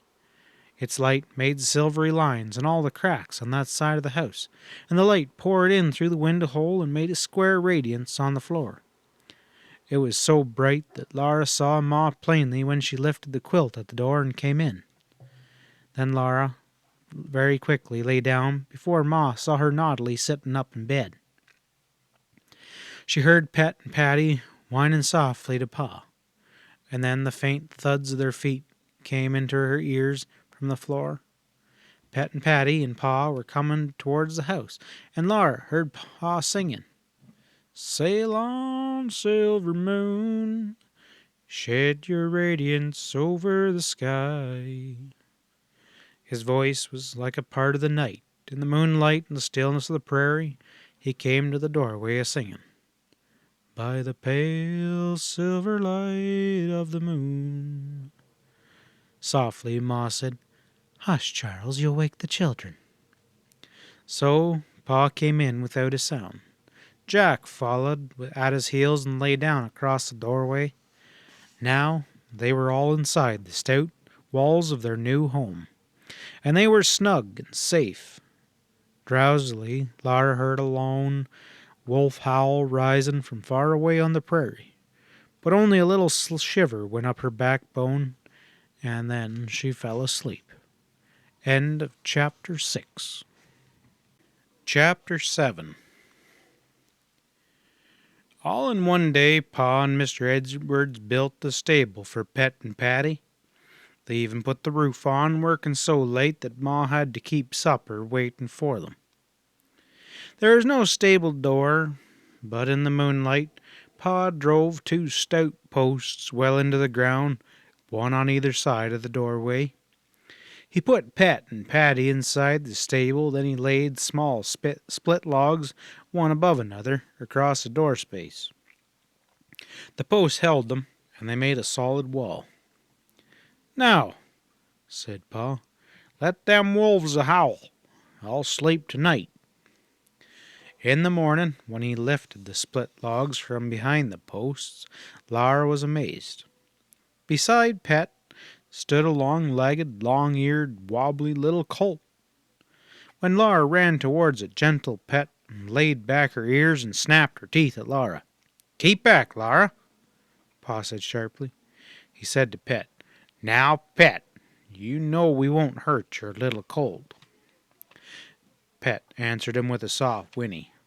She let Pa stroke her colt, but she wouldn't let Laura or Mary come near it. And when they even peeked at it through the cracks in the stable wall, Pet rolled the whites of her eyes at them and showed them her teeth. They had never seen a colt with ears so long. Pa said it was a little mule, but Laura said it looked like a jackrabbit, and so they named the little colt Bunny. When Pet was at the picket line, with Bunny frisking around her and wondering at the big world, Laura must watch baby Carrie carefully.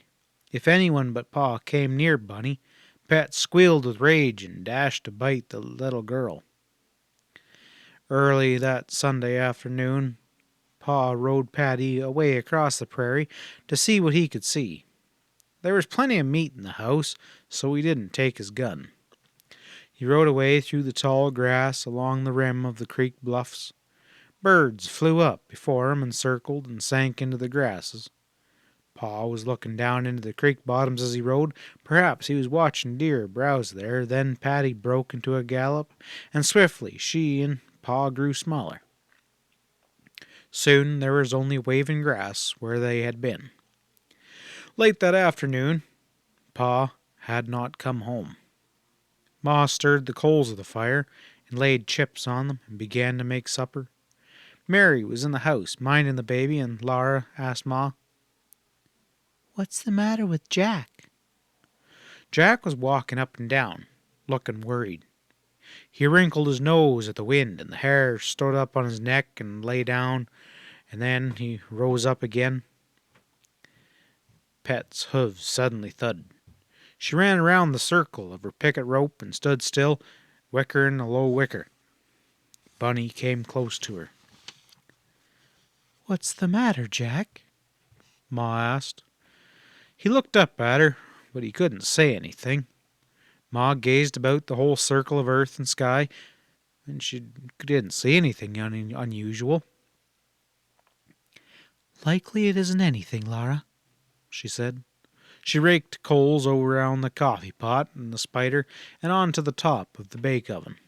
The prairie hen sizzled in the spider, and the corn cakes began to smell good.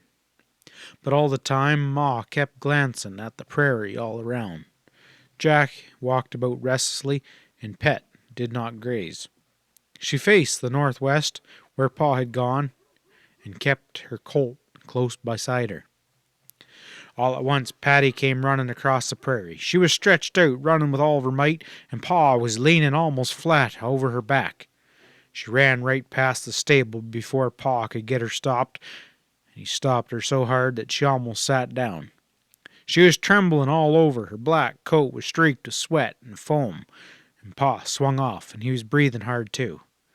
"What's the matter, Charles?" Ma asked him. Pa was looking towards the creek, so Ma and Laura looked as well.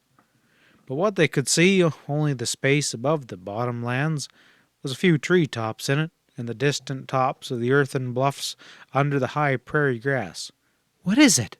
Ma asked him. "Why'd you ride Patty like that?" Pa breathed a long breath. "I was afraid the wolves would beat me here, but I see everything's all right." "Wolves? What wolves?" "Everything's all right, Carolyn," said Pa. "Let the fellow get his breath." When he had got his breath, he said, "I didn't ride Patty like that. It was all I could do to hold on to her. There was 50 wolves, Carolyn, biggest wolves I ever seen. I wouldn't go through such a thing again, not for a mint of money."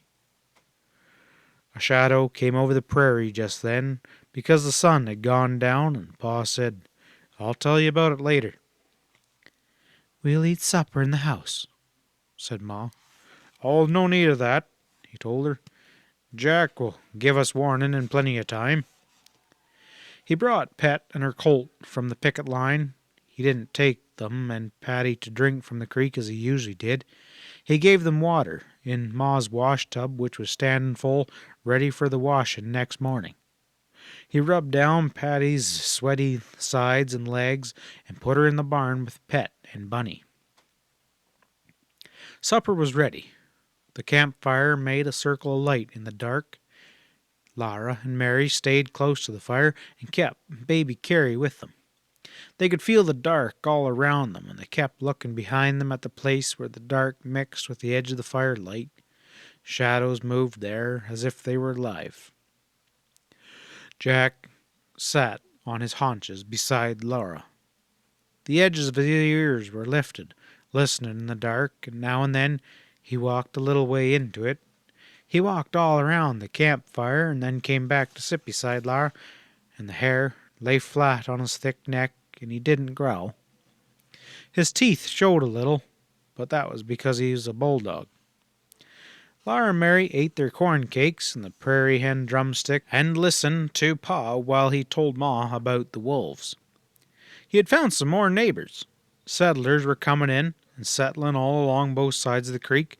Less than 3 miles away in a hollow on a high prairie, a man and his wife were building a house. Their name was Scott, and Pa said that they were nice folks. 6 miles beyond them, 2 bachelors were living in one house. They had taken 2 farms and built a house on the line between them. One man's bunk was against one wall of the house, and the other man's bunk was against the other wall. So each man slept on his own farm, although they were in the same house, and the house was only 8 foot wide. They cooked and they ate together in the middle of the house. Pa had not said anything about the wolves yet. Laura wished he would, but she knew that she mustn't interrupt when Pa was talking. He said that those bachelors did not know that anyone else was in the country. They had seen nobody but Indians, so they were glad to see Pa, and he stayed there longer than he had meant to. Then he rode on, and from a little rise in the prairie he saw a white speck down in the creek bottoms. He thought it was a covered wagon, and it was, and when he come to it he found a man and his wife and 5 children. They had come from Iowa, and they were camping in the bottoms because one of their horses was sick.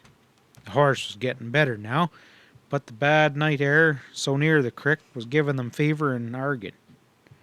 The man and his wife and the 3 oldest children were too sick to stand up. The little boy and girl, no bigger than Mary and Laura, were taking care of them. So Pa did what he could for them, and then he rode back to tell the bachelors about them. One of them rode right away to fetch the family up to the high prairie, where they would soon get well in the good air. One thing had led to another until Pa had started home later than he had meant to. He took a shortcut across the prairie, and as he was loping along, suddenly out of the little draw came a pack of wolves, and they were all around Pa in a moment. It was a big pack, Pa said. All of 50 wolves, and the biggest wolves I ever seen in my life. It must be what they call buffalo wolves. The leader's a big gray brute that stands 3 foot at the shoulder if he's an inch tall. I tell you, my hair stood straight on end. And you didn't have your gun, said Ma. I thought of it, but my gun would have been no use even if I did have it. You surely can't fight 50 wolves with one gun, and Patty couldn't outrun them. What'd you do? Ma asked. Nothing, said Pa. Patty tried to run. I never wanted anything worse than I wanted to get away from there, but I knew if Patty even started, those wolves would be on us in a minute, pulling us down, so I held Patty to a walk. Oh, goodness, Charles, Ma said under her breath. Yeah, I wouldn't go through such a thing again for any sort of money. Caroline, I never saw such wolves. One big fella trotted along right up my stirrup. I could have kicked him in the head. They didn't pay any attention to me at all. They must have just made a kill and had eaten all they could fill up on.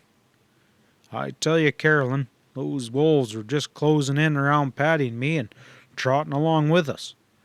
In broad daylight, too. For all the world like a pack of dogs just coming along for a horsey ride. They were all around us, trotting along and jumping and playing and snapping at each other just like dogs. Oh, goodness, Charles, Ma said again. Laura's heart was thumping fast, and her mouth and eyes were wide open, staring at Pa. Patty was shaking all over, just fighting for the bit, said Pa. Sweat was running off her, and she was terrified, and I tell you I was sweating too. But I held her down to a walk, and we went walking along amongst the wolves. They came right along with us, a quarter mile or more. That big fella trotting at my stirrup as if he was there to stay. And then we come down to the head of the draw, running right down into the crick bottom. That big gray leader went down into it, and all the rest of the pack trotted into it behind him. And as soon as the last one was in the draw, I let Patty go. She headed straight for home across the prairie, and she couldn't have run faster if I'd been cutting her with a rawhide whip. I was scared the whole way. I thought the wolves might be coming this way, and might be making better time than I was. I was sure glad that you had the gun, Caroline, and glad the house is built. I knew you could keep the wolves out of the house with the gun, but Pet and the colt, they were outside. Oh, you need not to have worried, Charles, Ma said. I guess we could have managed to save our horses.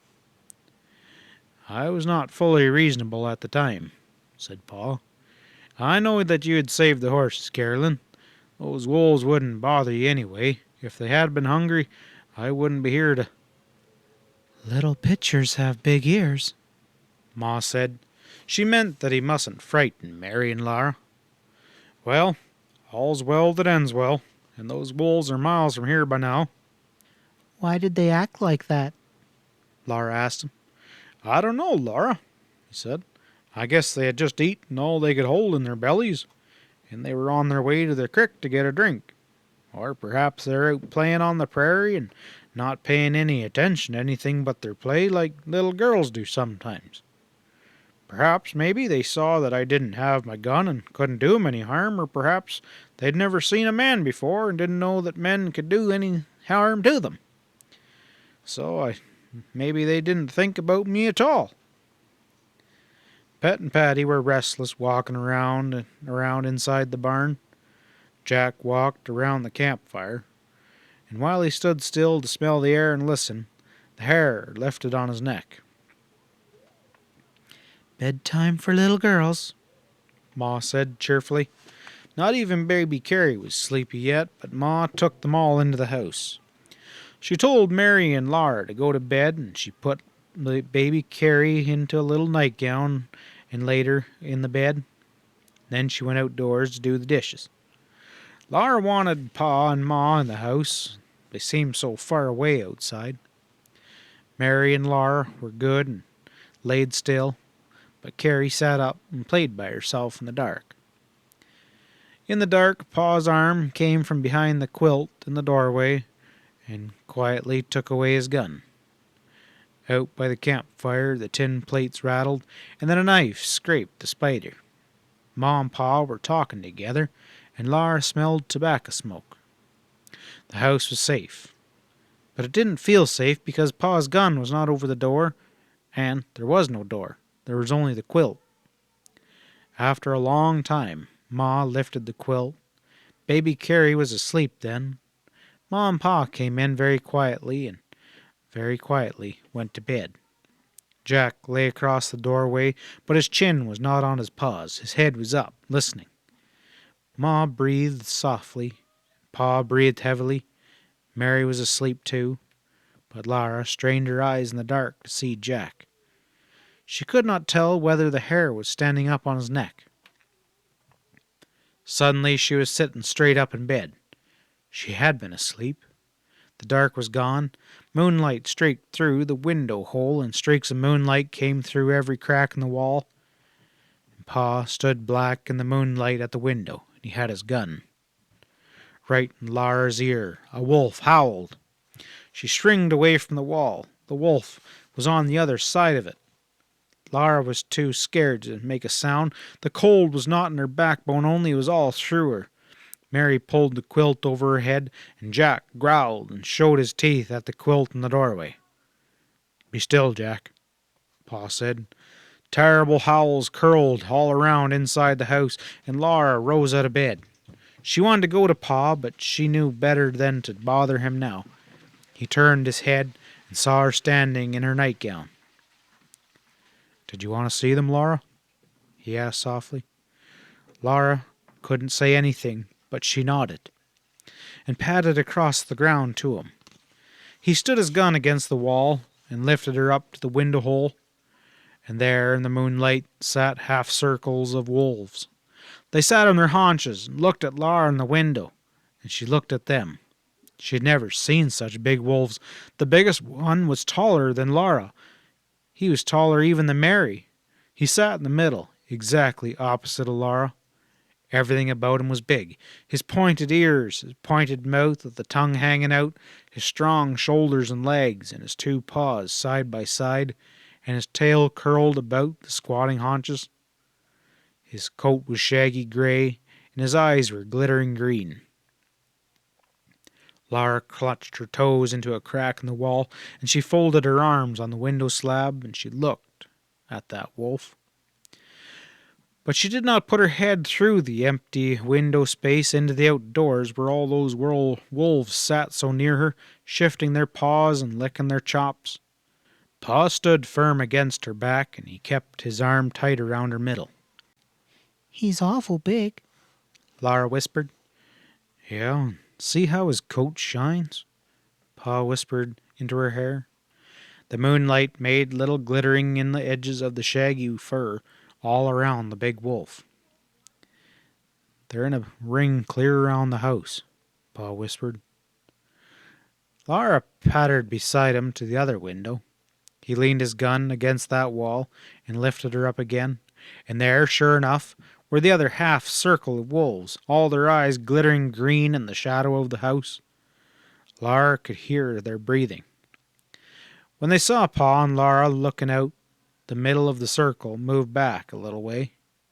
Pet and Patty were squealing and running around inside the barn, their hooves pounding the ground, crashing against the walls.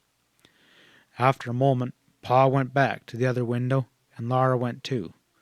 They were just in time to see the big wolf lift his nose till it pointed straight to the sky. His mouth opened, and a loud howl rose towards the moon. Then all around the house, the circle of wolves pointed their noses towards the sky and answered him. Their howls shuddered through the house and filled the moonlight and quivering away across the vast silence of prairie. "Now go to bed, little half-pint," Pa said. "Go to sleep. Jack and I will take care of y'all." So Laura went back to bed, but for a long time she did not sleep. She lay and listened to the breathing of the wolves on the other side of the log wall. She heard the scratching of their claws on the ground and the snuffling of the nose at a crack, and she heard the big gray leader howl again and all the others answer. But Pa was waiting quietly and walking from one window hole to the other, and Jack did not stop pacing up and down before the quilt that hung in the doorway. The wolves might howl, but they could not get in while Pa and Jack were there. So at last, Laura fell asleep. End of Chapter 7. Chapter 8. Laura felt a soft warmth on her face and opened her eyes into the morning sunshine. Mary was talking to Ma by the campfire. Laura ran outside, all bare inside her nightgown. There was no wolves to be seen, only their tracks were thick around the house and the stable. Pa came whistling up the creek road. He put his gun on its pegs and led Pet and Patty to the creek to drink as usual. He had followed the wolf track so far that he knew that they were far away now, following a herd of deer. The mustangs shied at the wolves' tracks and pricked their ears nervously, and Pet kept her colt close to her side. But they went willingly with Pa, who knew that there was nothing to fear. Breakfast was ready. When Pa came back from the creek, they all sat by the fire and ate fried mush and prairie chicken hash. Pa said he would make a door that very day. He wanted more than a quilt between them and the wolves next time. "I ain't got any more nails, but I'll not keep on waiting till I make a trip to Independence. A man doesn't need nails to build a house or make a door." After breakfast, he hitched up Pet and Patty, and taking his axe, he went to get timber for the door. Laura helped wash the dishes, make the beds, but that day Mary minded the baby. Laura helped Pa make the door. Mary watched, but Laura handed him his tools. With the saw, he sawed logs the right way for a door. He sawed shorter lengths for cross pieces, and then with the axe he split the logs into slabs and then smoothed them nicely. He laid the long slabs together on the ground and placed the shorter slabs across them. Then, with the auger, he bored holes through the cross pieces into the slabs. Into every hole he drove a wooden peg that fit tightly. That made the door. It was a good oak door, solid and strong, and for hinges he cut 3 long straps. One hinge was to be near the top of the door, one near the bottom, and one in the middle. He fastened them first to the door, and in this way he laid a little piece of wood on the door and bored a hole through it into the door. Then he doubled one end of a strap around a little piece of wood, and with his knife cut round holes through the strap. He laid the little piece of wood on the door again, with the strap doubled about it, and all the holes making one hole. Then Laura gave him a peg and a hammer, and he drove the peg into the hole. The peg went through the strap and the little piece of wood, and through the strap again and into the door. That held the strap so that it couldn't get loose. "I told you a feller don't need nails," Pa said. When he had fastened the 3 hinges to the door, he set the door in the doorway. It fit. Then he pegged strips of wood to the old slab on either side of the doorway to keep the door from swinging outward. He set the door in place again, and Laura stood against it to hold it there while Pa fastened the hinges to the door frame. But before he could do this, he had made the latch on the door because, of course, there must be some way to keep the door shut. This was the way he made the latch. First he hewn a short, thick piece of oak, and from one side of this, in the middle, he cut a wide, deep notch, and he pegged this stick to the inside of the door, up and down and near the edge. He put the notch side against the door so that the notch made a little slot. Then he hewed and whittled a little longer, small stick. This stick was small enough to slip through the slot, and he slid one end through it the slot, and he pegged the other end to the door. But he didn't peg it tightly. The peg was solid and firm in the door, but the hole in the stick was larger than the peg. The only thing that held the stick on the door was the slot. This stick was the latch. It turned easily on the peg, and its loose end moved up and down in the slot, and the loose end of it was long enough to go through the slot and across the crack between the door and the wall and to lie against the wall where the door was shut. When Pa and Laura had hung the door in the doorway, Pa marked the spot on the wall where the end of the latch came. Over that spot he pegged to the wall a stout piece of oak. This piece of oak was cut out in the top so that the latch would drop between it and the wall. Now Laura pushed the door shut, and while she pushed, she lifted the end of the latch as high as it would go in the slot, and then she let it fall into place behind the stout piece of oak. That held the latch against the wall, and the up and down strip held the latch in its slot against the door. Nobody could break in without breaking the latch in two. But there must be a way to lift the latch from the outside. So Pa made the string latch. He cut it from a long strip of good leather.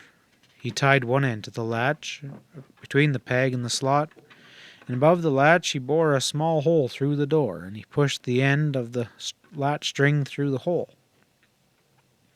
Laura stood outside, and when the end of the latch string came through the hole, she took hold of it and pulled. She could pull it hard enough to lift the latch and let herself in. The door was finished. It was strong and solid and made of thick oak with oak slabs across it, all pegged together with good stout pegs. The latch string was out.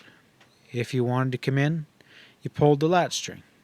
But if you were inside and wanted to keep anyone out, then you pulled the latch string in through the hole, and no one could get in. There was no door knob on this door, and there was no keyhole or key, but it was a good door. "I call that a good day's work," said Pa, "and I had a fine little helper, too." He hugged the top of Laura's head with his hand, and then he gathered up his tools and put them away, whistling, and he went to take Pet and Patty from their picket lines to water. The sun was setting, the breeze was cooler, and the supper cooked on the fire made the best supper smells that Laura had ever smelled. There was salt pork for supper. It was the last of the salt pork, so next day Pa went hunting. But the day after that, he and Laura made the barn door. It was exactly like the house door, except there was no latch. Pet and Patty did not understand door latches and would not pull a latch string in at the night. So instead of a latch, Pa made a hole through the door, and he put a chain through the hole. At night, he would pull an end of the chain through a crack between the logs of the stable wall, and he would padlock the two ends of the chain together. Then nobody could get into that stable. "Now we are all snug," Pa said. "When a neighbor come into the country, it was best to lock up your horses at night, because where there are deer there'll be wolves, and where there are horses there'll be horse thieves." That night at supper Pa said to Ma, "Now, Carolyn, as soon as we get Edward's house up, I'm going to build you a fireplace so you can do your cooking on in the house, out of the wind and the storms. It seems like I never did see such a place with so much sunshine, but I suppose it's bound to rain sometime." "Yes, Charles," Ma said. "Good weather never lasts forever on this earth."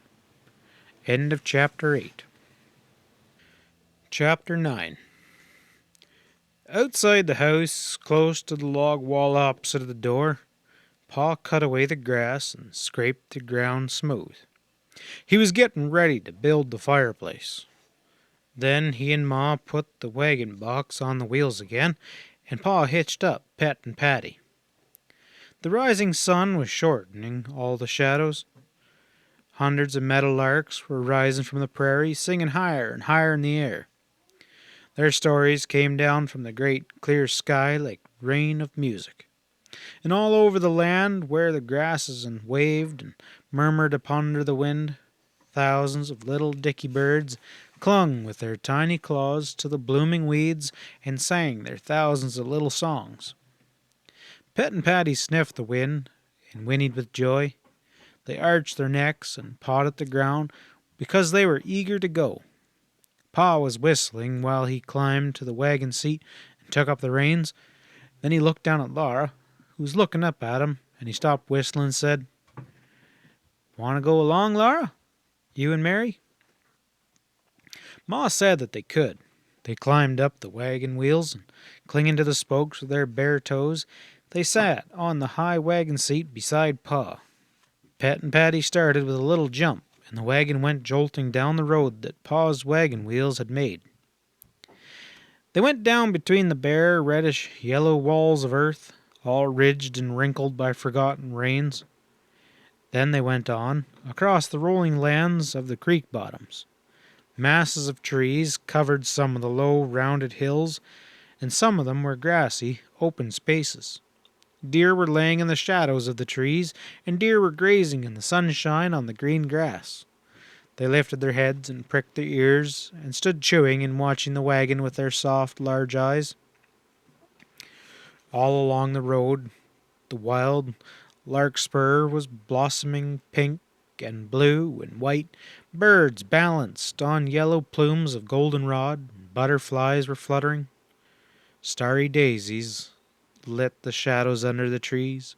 Squirrels chattered on branches overhead, and white-tailed rabbits hopped along the road, and snakes wriggled quickly across it when they heard the wagon coming. Deep in the lowest valley, the creek was running, in the shadow of the dirt bluffs.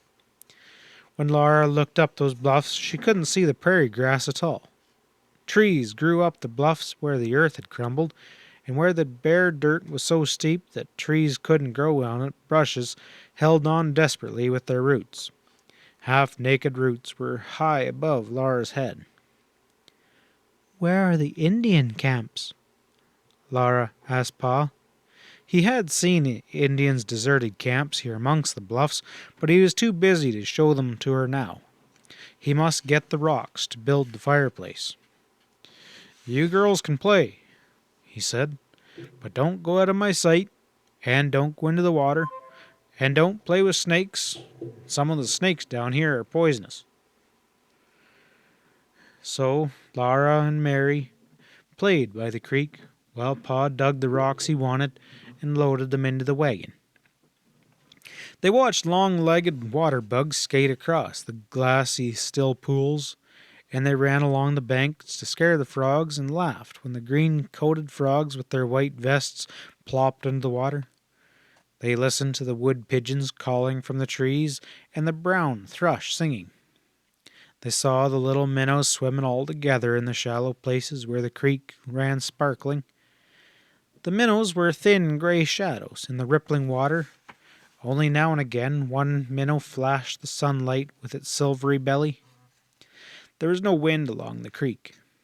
The air was still and drowsy warm. It smelled of damp roots and mud, and it was full of the sound of rustling leaves and of the water running along. In the muddy places where deer tracks were thick and every hoof print held water, swarms of mosquitoes rose up with a keen, sharp buzzing. Laura and Mary slapped at the mosquitoes on their faces and necks and hands and legs, wishing that they could go wading. They were so hot, and the water looked so cool.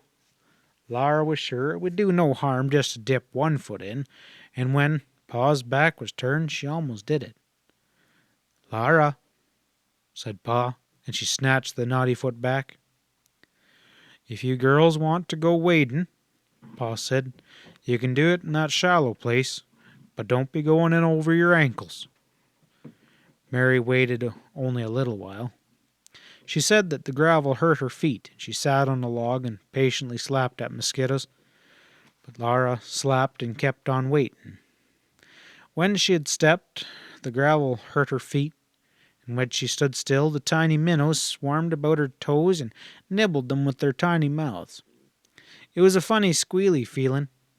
Laura tried and tried to catch a minnow, but she only got the hem of her dress wet.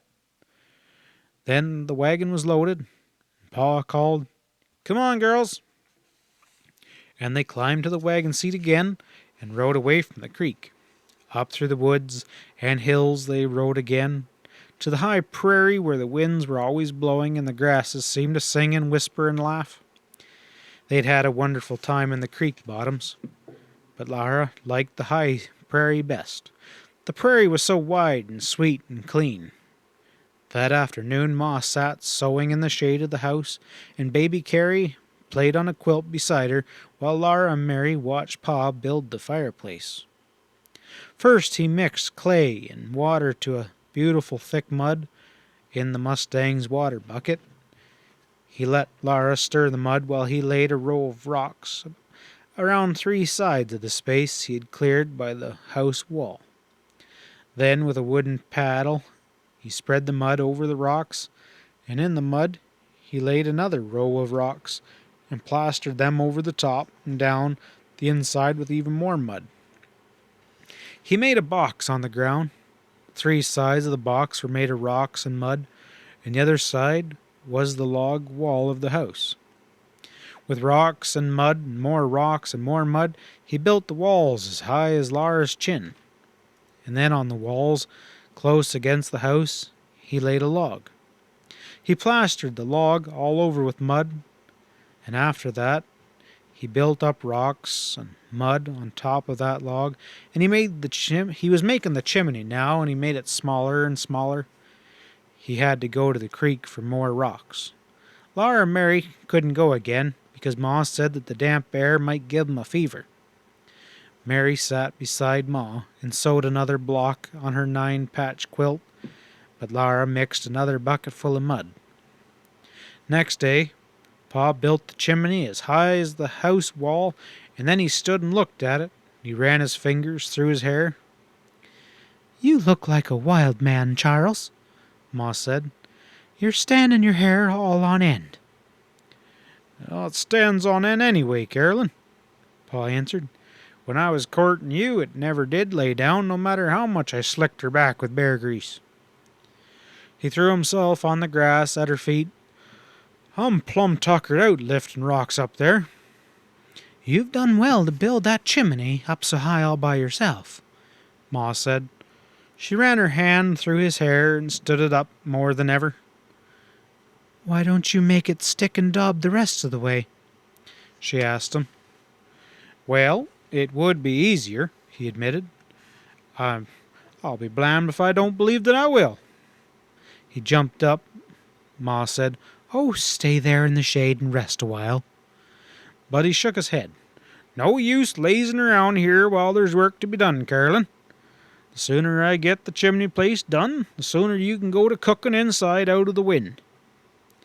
He hauled saplings from the woods, and he cut and notched them and laid them up like the walls of the house on top of the stone chimney. And as he laid them, he plastered them well with mud, and that finished the chimney. Then he went into the house, and with his axe and saw, he cut a hole in the wall. He cut away the logs that had made the 4th wall at the bottom of the chimney, and that there was the fireplace. It was large enough for Laura, Mary, and baby Carrie to sit around. Its bottom was the ground that Pa had cleared of grass, and its front was the place where Pa had cut away the logs. Across the top of that space was a log that Pa had plastered all over with mud. On each side, Pa pegged a thick slab of green oak against the cut edges of the log, and then the upper corners of the fireplace he pegged chunks of oak to the wall, and on this he laid an oak slab and pegged it in firmly. That was the mantel shelf. As soon as it was done, Ma set in the middle of the mantel shelf the little China woman she had brought from the big woods. The little China woman had come all the way and hadn't been broken. She stood on the mantel shelf with her tiny china shoes and her wide china skirt and her tight china bodice and her pink cheeks and blue eyes and golden hair, all made of china. Then Pa and Ma and Mary and Laura stood and admired that fireplace. Only Carrie didn't seem to care about it. She pointed at the little China woman and yelled when Mary and Laura told her that no one but Ma would be allowed to touch it. "You'll have to be careful with your fire, Carolyn," Pa said. "We don't want sparks going up the chimney to set the roof on fire. That cloth, it'll burn pretty easy. I'll split out some clapboards as soon as I can and make a roof that you won't have to worry about." So Ma carefully built a little fire in the fireplace, and she roasted a prairie hen for supper. And that evening they ate it in the house. They sat at table by the western window. Pa had quickly made the table of 2 slabs of oak, one end of the slab stuck in a crack in the wall, and the other end resting on a short, upright log. Pa had smoothed the slabs with his axe, and the table was very nice when Ma spread a cloth over it. The chairs were chunks of big logs. The floor was the earth that Ma had swept clean with her willow-boughed broom. And on the floor, in the corners, the beds were neat under their patchwork quilts. The rays of the setting sun came through the windows and filled the house with a golden light. Outside and far, far away, to the pink edge of the sky, the wind went blowing, and the wild grasses waved, and inside the house was pleasant. The good roast chicken was juicy in Laura's mouth, her hands and face were washed, her hair was combed, her napkin was tied about her neck, and she sat up straight on the round end of log and used her fork and knife nicely as Ma had taught her.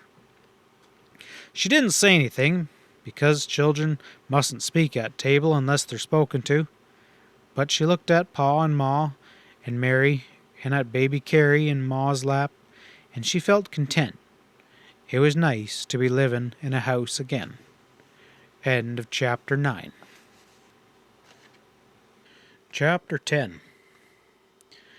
All day long, every day, Laura and Mary were busy. When the dishes were washed and the beds were made, there was always plenty to do, to see, and to listen to. They hunted for birds' nests in the tall grass, and when they found them, the mother birds squawked and scolded. Sometimes they touched a nest gently, and all of an instant a nest full of downies became a nest full of wide gaping beaks, hungrily squawking. And then the mother bird scolded like anything, and Mary and Laura quickly went away because they didn't want to worry her too much. In the tall grass they lay still as mice and watched flocks of little prairie chickens running and pecking around their anxious, clucking, smooth brown mothers. They watched striped snakes rippling between grass stems or lying so still that only their tiny flickering tongues and glittering eyes showed that they were alive. They were garter snakes and wouldn't hurt anyone, but Laura and Mary didn't touch them. Ma said snakes were best left alone, because some snakes would bite, and it was better to be safe than sorry. And sometimes there'd be great gray rabbits, so still in the light and shadows of a grass clump that you were near enough to touch 'em before you saw 'em. You might stand a long time looking at 'em. His round eyes stared at yours without meaning anything. His nose wiggled, and sunlight was rosy through his long ears. That was dedicated veins in them, and the soft, short fur on their outsides. The rest of his fur was so thick and soft that at last you couldn't help trying very carefully to reach out and touch it. And then he was gone in a flash, and the place where he had been sitting was hollowed and smooth, and still warm from his warm behind. All the time, of course, Laura or Mary were minding baby Carrie, except when she was having her afternoon nap. Then they sat and soaked in the sunshine and the wind until Laura forgot that baby was sleeping. She jumped up and ran and shouted till Ma came to the door and said, "Dear me, Laura, must you yell like an Indian, I declare." Ma said, "If you girls aren't getting to look like Indians, why can't I never teach you to keep your sunbonnets on?" Pa was up on the house wall beginning the roof, and he looked down at them and laughed. "1 little Indian, 2 little Indian, 3 little Indian," he sang softly. No, only 2. You make 3, Ma said to him. You're brown too. But You aren't little, Pa, said Laura. Pa, when are we going to see a papoose? Goodness, Ma exclaimed. What do you want to see an Indian baby for? Now go put on your sunbonnet and forget such nonsense. Laura's sunbonnet hung down her back. She pulled it up by its strings and its sides and came past her cheeks. When her sunbonnet was on, she could only see what was in front of her, and that was why she was always pushing it back and letting it hang by its strings tied around her throat. She got her sunbonnet on when Ma told her to, but she never did forget that papoose. This was Indian country, and she didn't know why she didn't see Indians. And she knew that she would see them sometime, though. Pa said so, but she was getting tired of waiting. Pa had taken the canvas wagon top off the house, and now he was ready to put the roof on. For days and days he had been hauling logs from the creek bottoms and splitting them into long, thin slabs. Piles of slabs lay all around the house, and slabs stood against it. "Come out of the house, Carolyn," he said. "I don't want to risk anything falling on you or Carrie." Wait, Charles, until I put away the china shepherdess, Ma answered. In a minute she came out with a quilt and her mending and baby Carrie. She spread the quilt on the shady grass by the stable and sat there to do her mending and watch Carrie play. Pa reached down and pulled up a slab. He laid it across the ends of the sapling rafters. Its edge stuck out beyond the wall, and then Pa put some nails in his mouth and took his hammer out of his belt, and he began to nail the slab to the rafters. Mr. Edwards had lent him the nails. They had met in the woods, where they had both been chopping down trees, and Mr. Edwards had insisted that Pa borrow some nails for the roof. "That's what I call a good neighbor," Pa said when he told Ma about it. Oh, yes, but I don't like to be beholden, not even to the best neighbors. "Well, neither do I. I've never been beholden to any man before, and I don't plan to be, but neighborness is another matter, and I'll pay him back every nail as soon as I can make the trip to Independence." Now Pa carefully took the nails one by one from his mouth, and with ringing blows of the hammer he drove them into the slab. It was much quicker than drilling holes and whittling pegs and driving them into the holes, but every now and then a nail sprang away from the tough oak when the hammer hit it, and if Pa was not holding it firmly, went sailing through the air. Then Mary and Laura watched it fall, and they searched in the grass till they found it. Sometimes it was bent, and then carefully Pa pounded it straight again. It would never do to waste or lose a nail. When Pa had nailed down 2 slabs, he got up on them. He laid and nailed some more slabs all the way up to the top of the rafters. The edge of each slab lapped over the edge of the slab below it, and then he began again on the other side of the house, and he laid the roof all the way up from that side.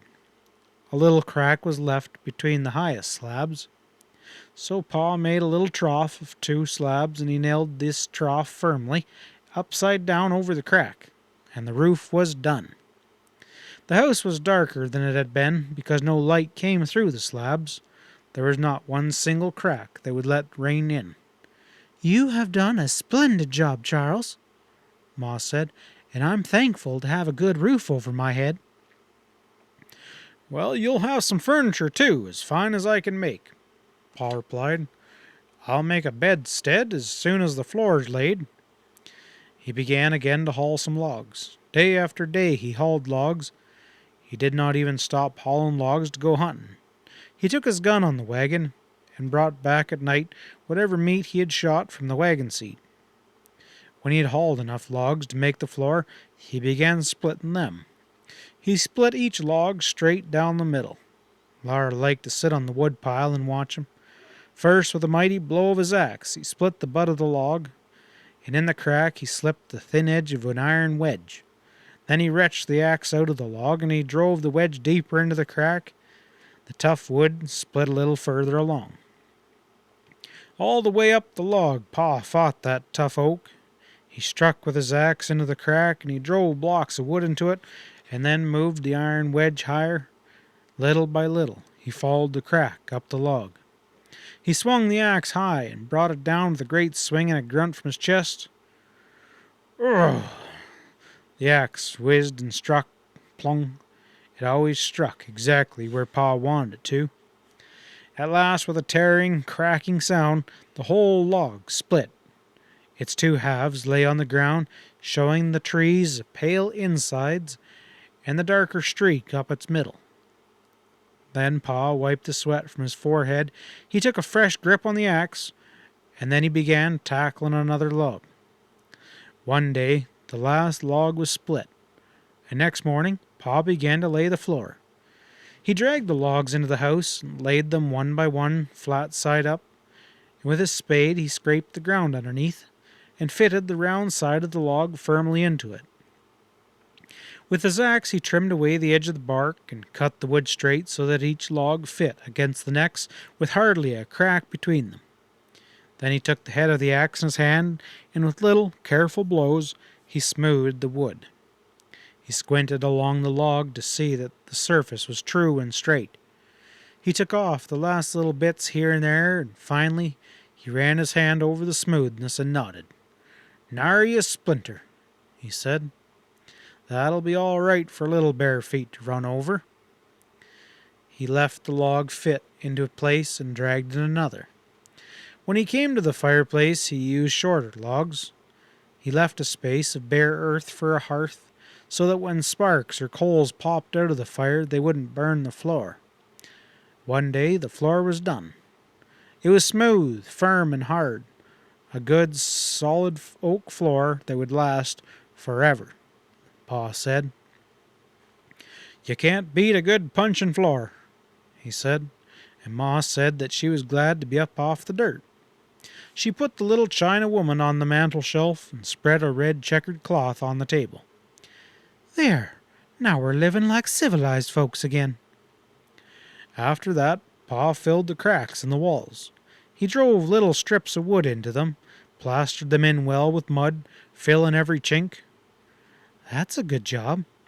That chinking will keep the wind out no matter how hard it blows." Pa stopped to whistle, and looking at her smiling, he slapped the last bit of mud between the logs and smoothed it, set down the bucket, and at last the house was finished. "Well, I wish we had some glass for the windows," Pa said. "We don't need glass, Charles," said Ma. "Just the same, if I do well with my hunting and trapping this winter, I'm going to get some glass in Independence next spring, and hang the expense." "Glass windows would be nice if we could afford them, but we'll cross that bridge when we come to it." They were all happy that night. The fire in the hearth was pleasant, for on the high prairie even the summer nights are cool. The red checkered cloth on the table, the little china woman glimmering on the mantel shelf, and the new floor was golden in the flickering firelight. Outside the night was large and full of stars. Pa sat for a long time in the doorway, playing his fiddle, and sang to Mary and Ma and Laura in the house and the starry night outside. End of chapter 10.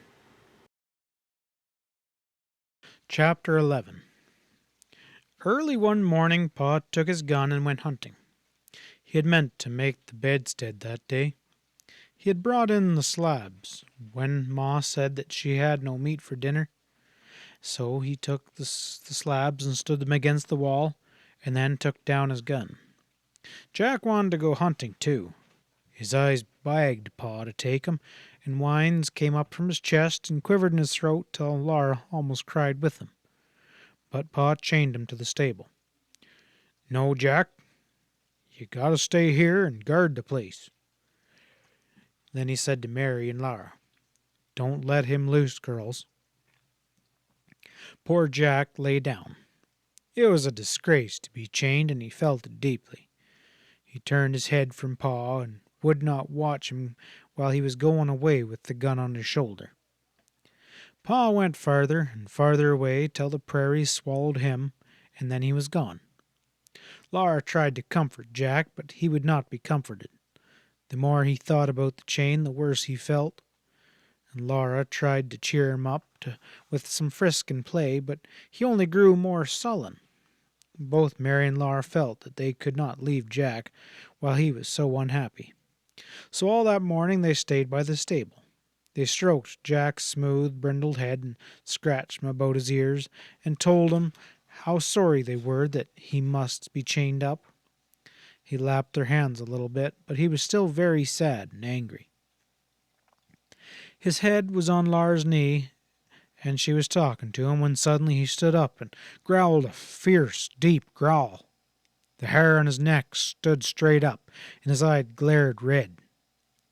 Lara was frightened. Jack had never growled at her before.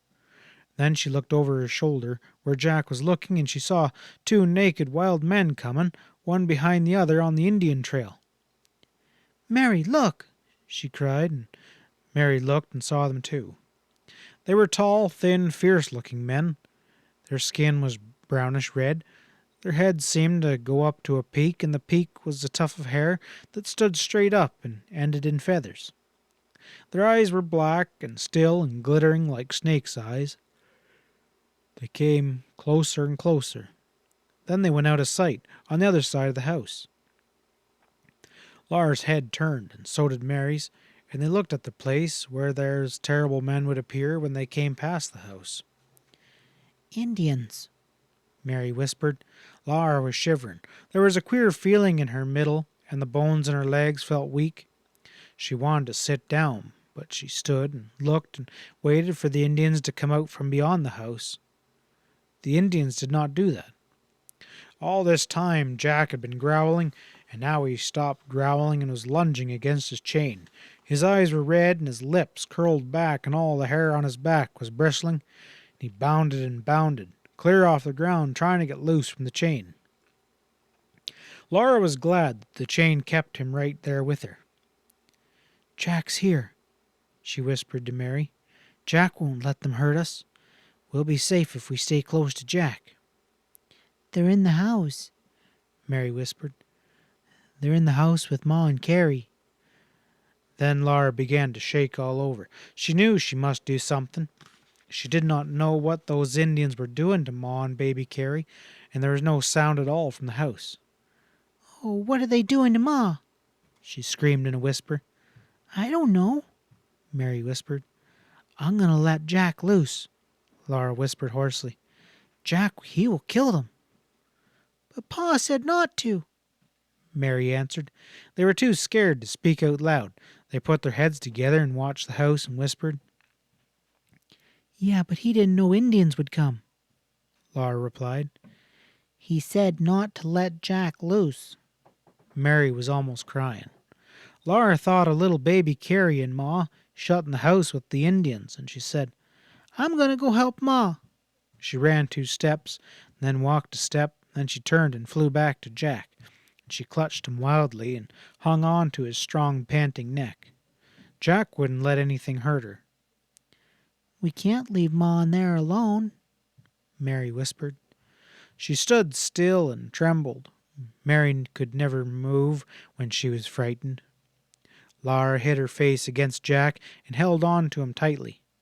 Then she made her arms let go. Her hands balled into fists, her eyes shut tight. She ran towards the house as fast as she could run. She stumbled and fell, and her eyes popped open, and she was up again running before she could think. Mary was close behind her. They came to the door. It was open, and they slipped into the house without a sound. The naked wild men stood by the fireplace. Ma was bending over the fire, cooking something. Carrie clung to Ma's skirts with both hands, and her head was hidden in the folds. Laura ran towards Ma, but just as she reached the hearth, she smelled a horribly bad smell, and she looked up at the Indians.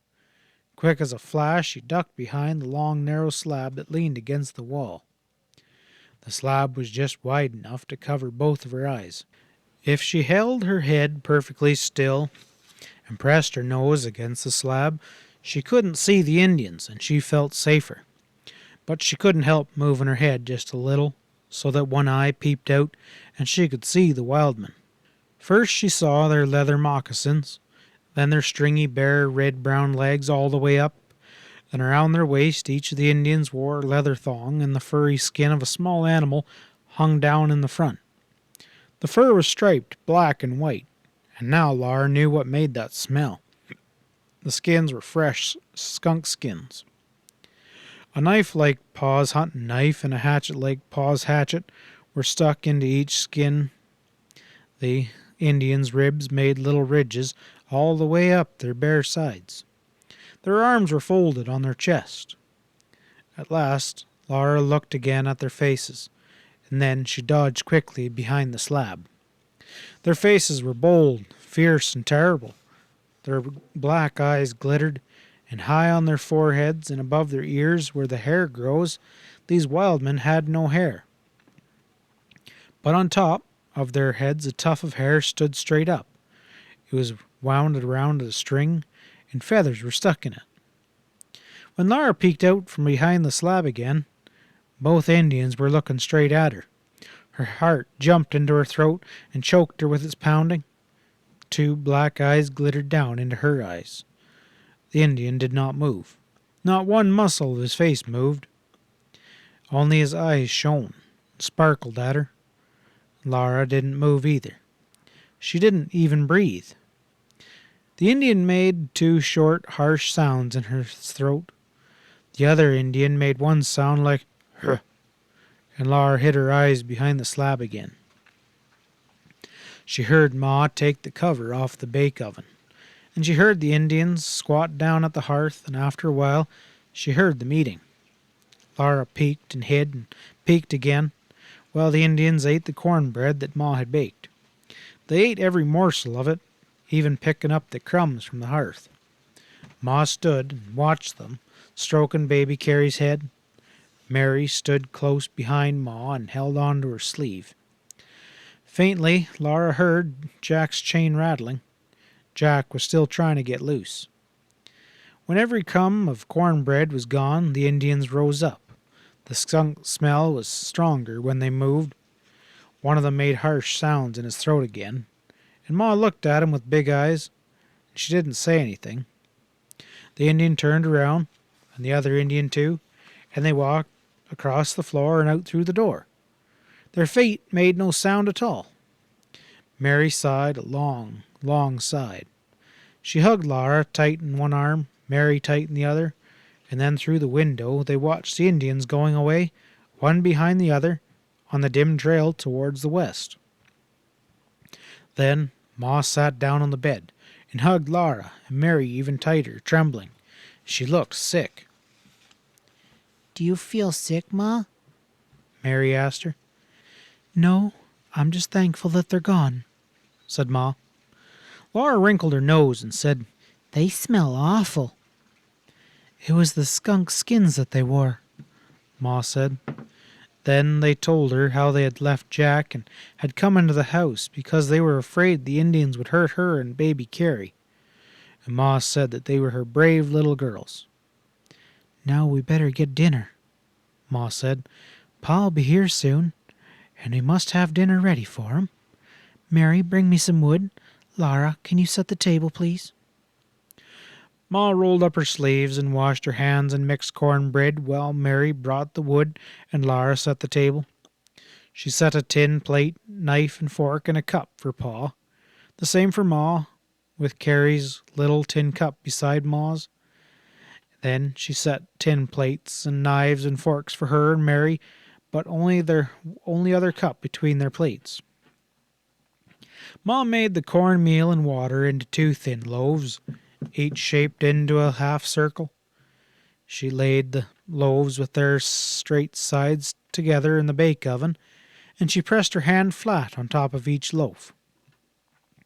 Pa always said he didn't ask any other sweetening when Ma put the prints of her hand on the loaves. Laura had hardly set the table when Pa was there. He left a big rabbit and two prairie hens outside the door and stepped in and laid his gun on the pegs. Laura and Mary ran and clutched him, both talking at once. "What's all this? What's all this?" he said, rumpling their hair. "Indians? So you've seen some Indians at last, haven't you, Laura? I notice they have a camp just a little valley west of here. Did Indians come to the house, Carolyn?" "Yes, Charles, 2 of them," Mary said. "I'm sorry, but they took all your tobacco and they ate a lot of cornbread. They pointed to the cornmeal and made signs for me to cook some. I was afraid not to. Oh, Charles, I was afraid."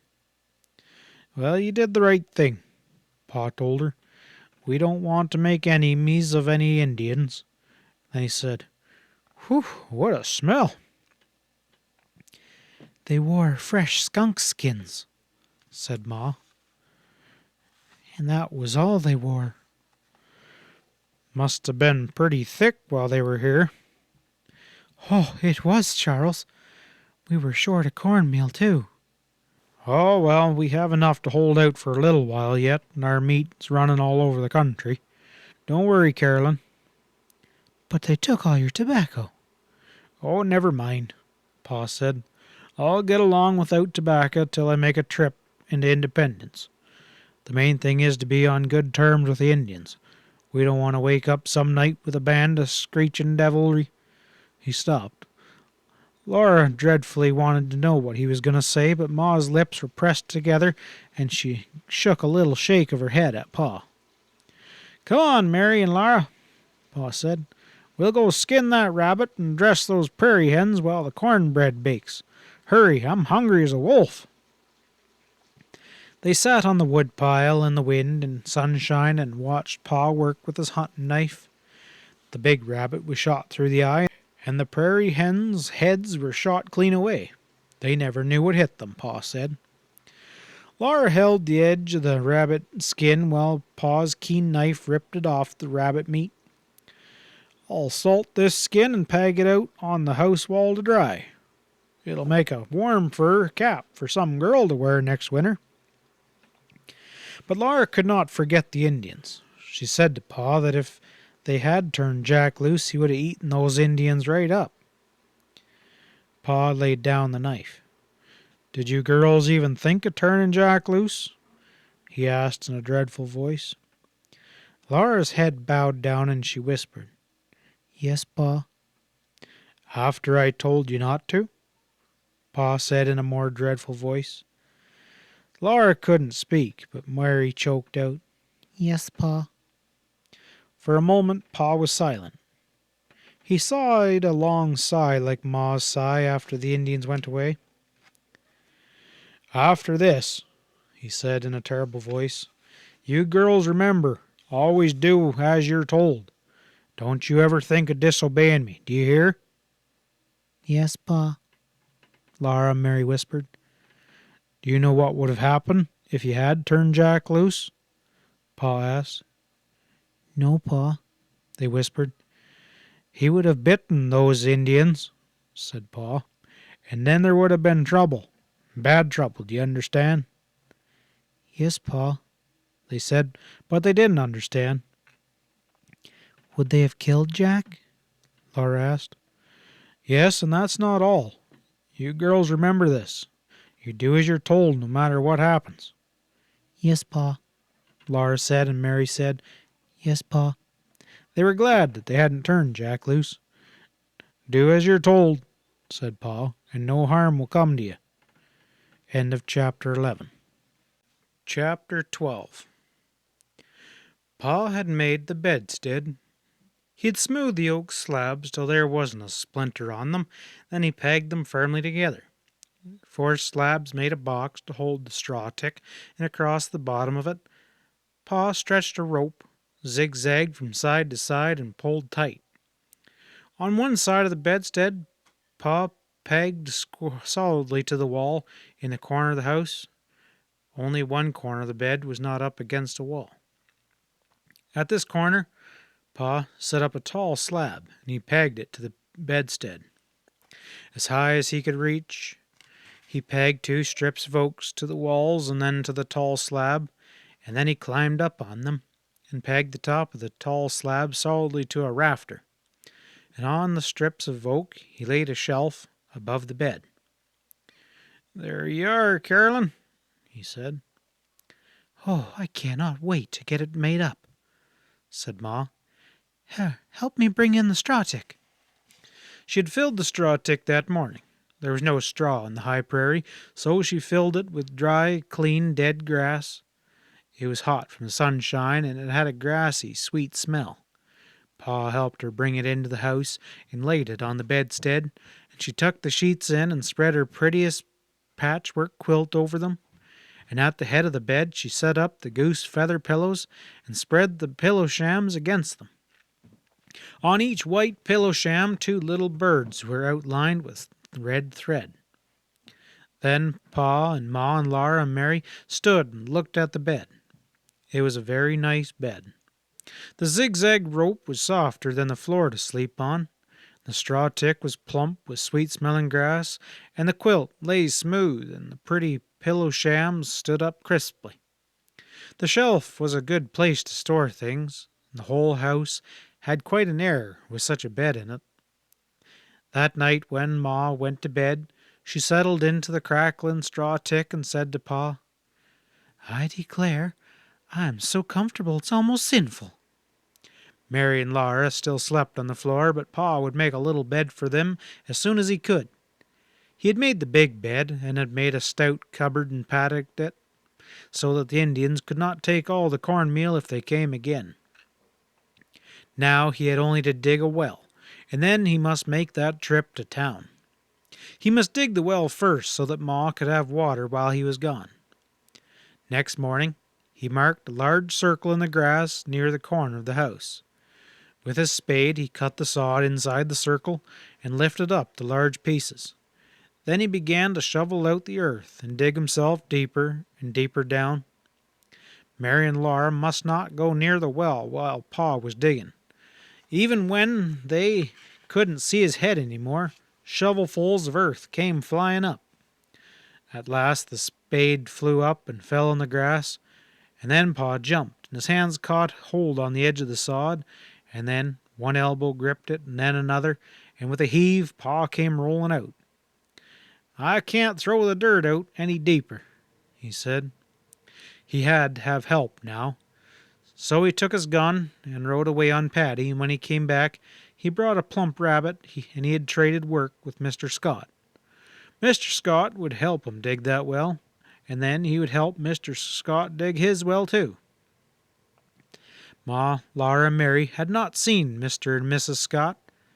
Their house was hidden somewhere in a little valley on the prairie. Laura had seen the smoke rising from it, but that was all. At sunup next morning Mr. Scott came. He was short and stout, and his hair was bleached by the sun, and his skin was bright red and scaly. He did not tan. He peeled. It's this blasted sun and wind, he said. A begging your pardon, ma'am, but it's enough to make a saint use strong language. I might as well be a snake the way I keep shedding my skin in this country. Laura liked him. Every morning, as soon as the dishes were washed and the bed made, she ran out to watch Mr. Scott and Pa working at the well. The sunshine was blistering, even the winds was hot, and the prairie grasses were turning yellow. Mary preferred to stay in the house and sew on her patchwork quilt, but Laura liked the fierce light and the sun and the wind, and she couldn't stay away from the well, but she wasn't allowed to go near its edge. Pa and Mr. Scott had made a stout windlass. It stood over the well, and 2 buckets hung from it at the ends of ropes. When the windlass was turned, 1 bucket went down into the well, and the other bucket came up. In the morning, Mr. Scott slid down the rope and dug.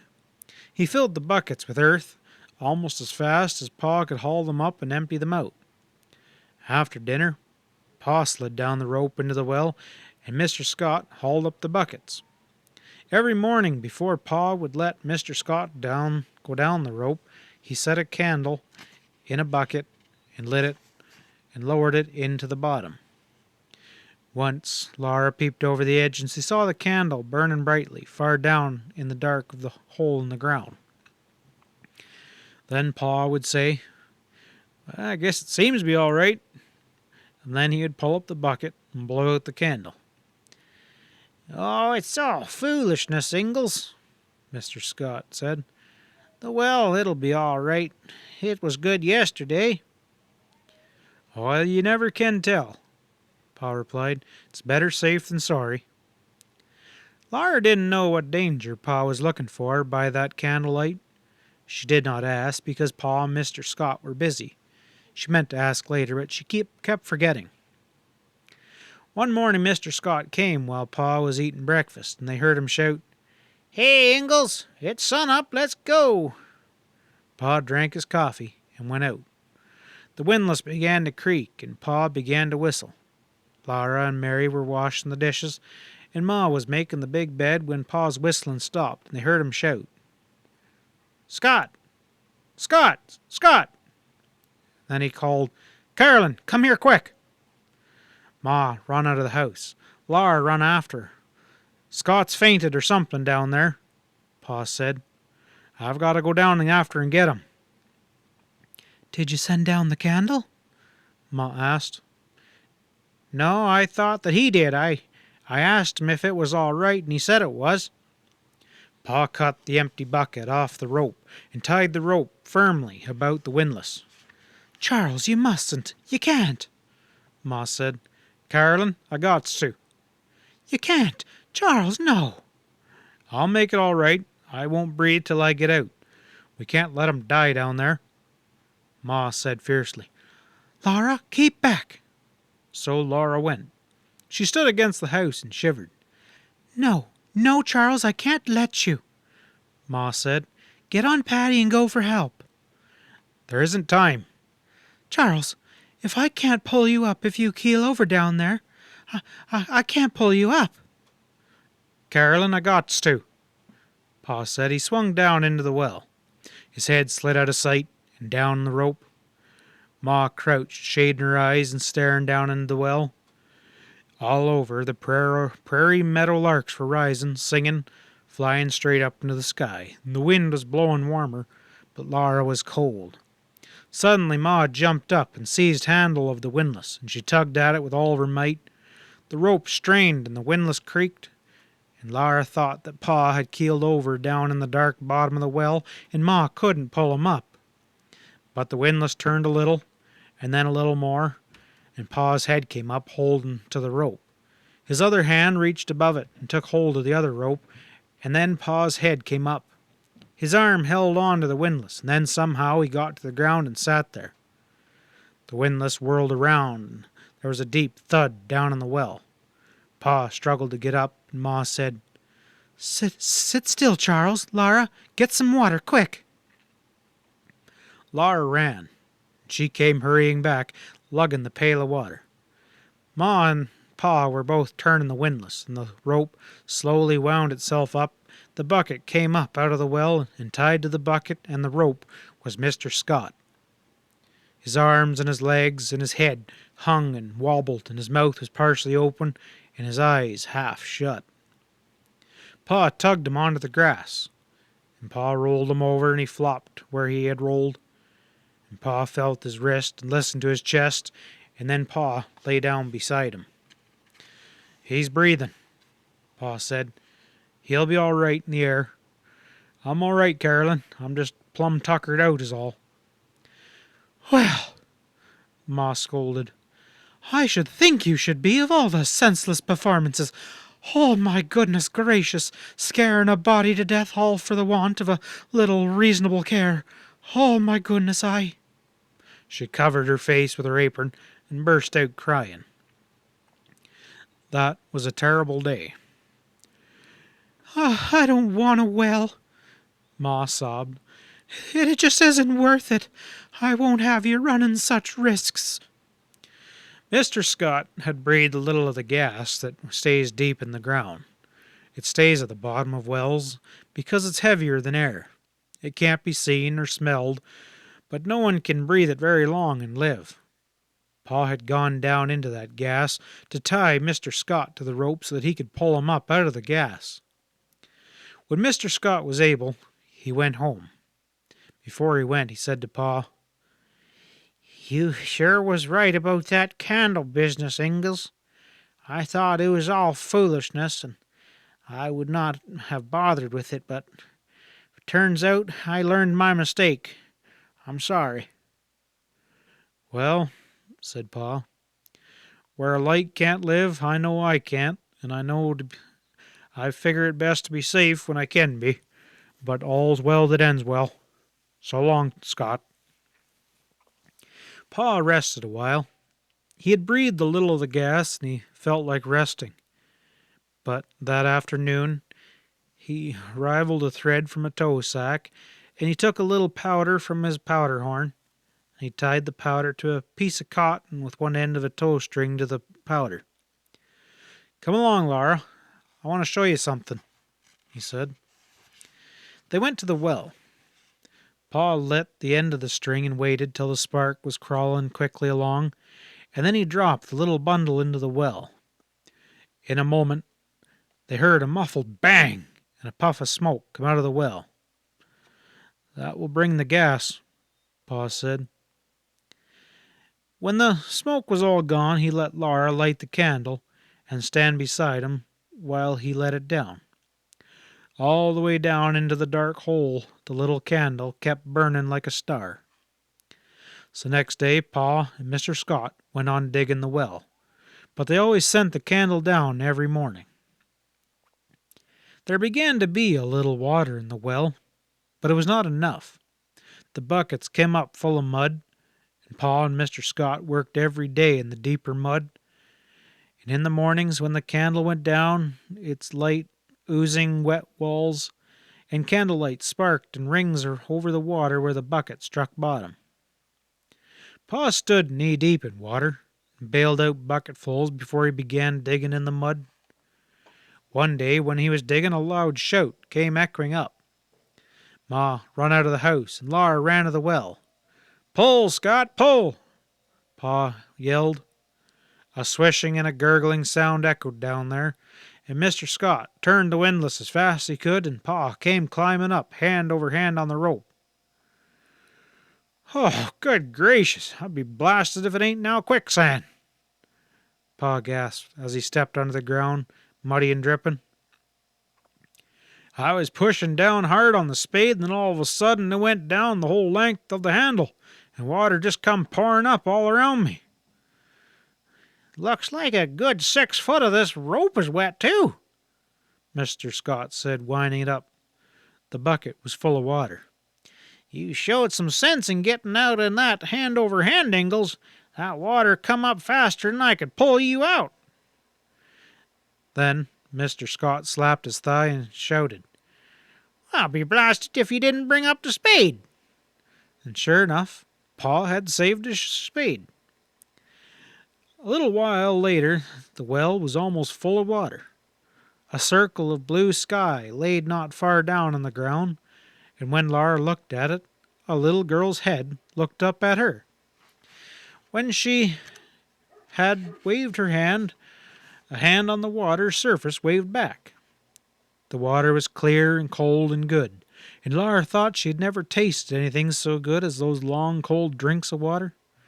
Pa hauled up no more stale, warm water from the creek.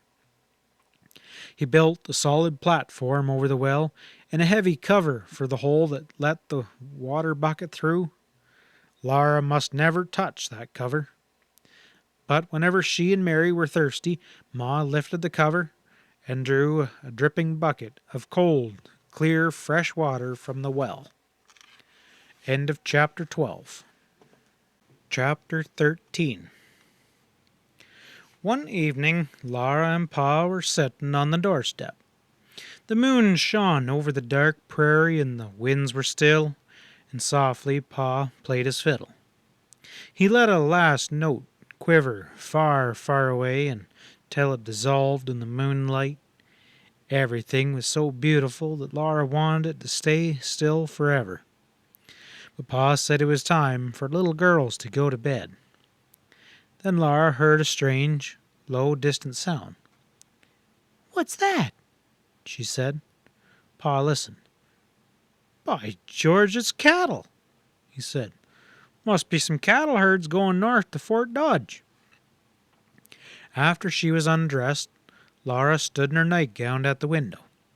The air was very still, and not a blade of grass rustled, and far away and faint she could hear the sound. It was almost a rumble, almost a song. Is that singing, Pa? She asked. Yep, Pa said. The cowboys are singing the cattle to sleep. Now hop into bed, you little scallywag. Laura thought of cattle laying on the dark ground in the moonlight, and of cowboys softly singing some lullabies. Next morning, when she ran out of the house, two strange men were sitting on horses by the stable. They were talking to Pa. They were red-brown, like Indians, but their eyes were narrow slits between squinting eyeballs, and they wore flaps of leather over their legs, and spurs, and wide-brimmed hats. Handkerchiefs were knotted around their necks, and pistols were on their hips.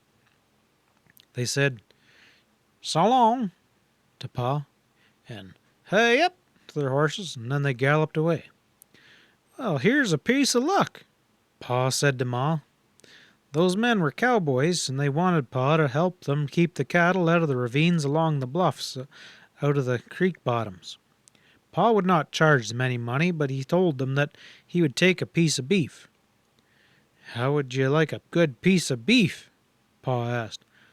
Oh, Charles, said Ma, and her eyes shone. Pa tied his biggest handkerchief about his neck, and he showed Laura how he could pull it over his mouth and nose to keep the dust out. Then he rode Patty west along the Indian trail till Laura and Mary couldn't see him any more. All day the hot sun blazed, and the hot winds blew, and the sound of the cattle herds were coming nearer. There was a faint, mournful sound of cattle lowing, and at noon dusk was blowing along the horizon. Ma said that so many cattle trampled the grass flat and stirred up dust from the prairie. Pa came riding home at sunset, covered with dust. There was dust in his beard, and dust in his hair, and dust on the rims of his eyelids, and dust fell off his clothes. He did not bring any beef, because the cattle were not across the creek yet. The cattle went very slowly, eating grass as they went. They had to eat enough grass to be fat when they came to the cities where the people would be eating them. Pa did not talk much that night, and he didn't play the fiddle. He went to bed soon after supper. The herds were so near now that Laura could hear them plainly. The mournful lowing sounded over the prairie till the night was dark, and then the cattle were quieter, and the cowboys began to sing. Their songs were not like lullabies. They were high, lonely, wailing songs, almost like the howling of wolves. Laura lay awake, listening to the lonely songs wandering in the night. Farther away, real wolves howled.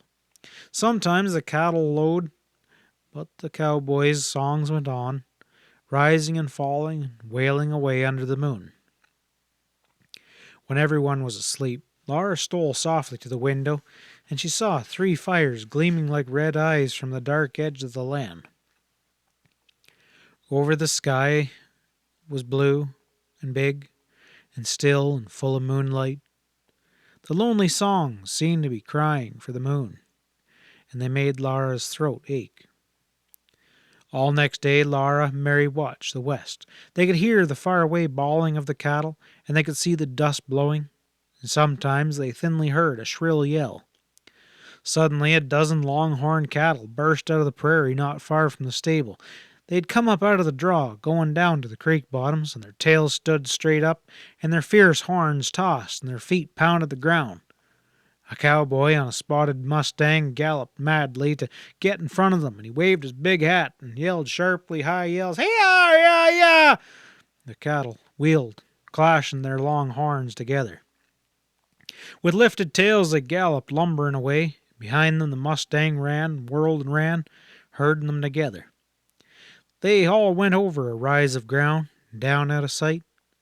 Laura ran back and forth, waving her sunbonnet, yelling, "Yeah, yeah, yeah, yeah," till Ma told her to stop. It was not ladylike to yell like that.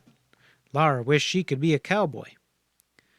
Late that afternoon, 3 riders came out of the west, one driving a lonely cow.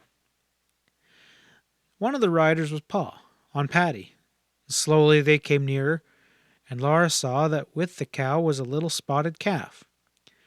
The cow came lunging and plunging, and two cowboys rode well apart in front of her, with two ropes over her long horns that were fastened to the cowboys' saddles. When the cow lunged with her horns towards either cowboy, the other cowboy's pony braced his feet and held her. The cow bawled and the little calf bleated thinner balls. Ma watched from the window while Mary and Laura stood against the house and stared. The cowboys held the cow with their ropes while Pa tied her to the stable. Then they said goodbye to him and then rode away. Ma could not believe that Pa had actually brought home a cow, but it was really their very own cow. The calf was too small to travel, Pa said, and the cow would be too thin to sell, so the cowboys were giving them to Pa. They had given him the beef, too.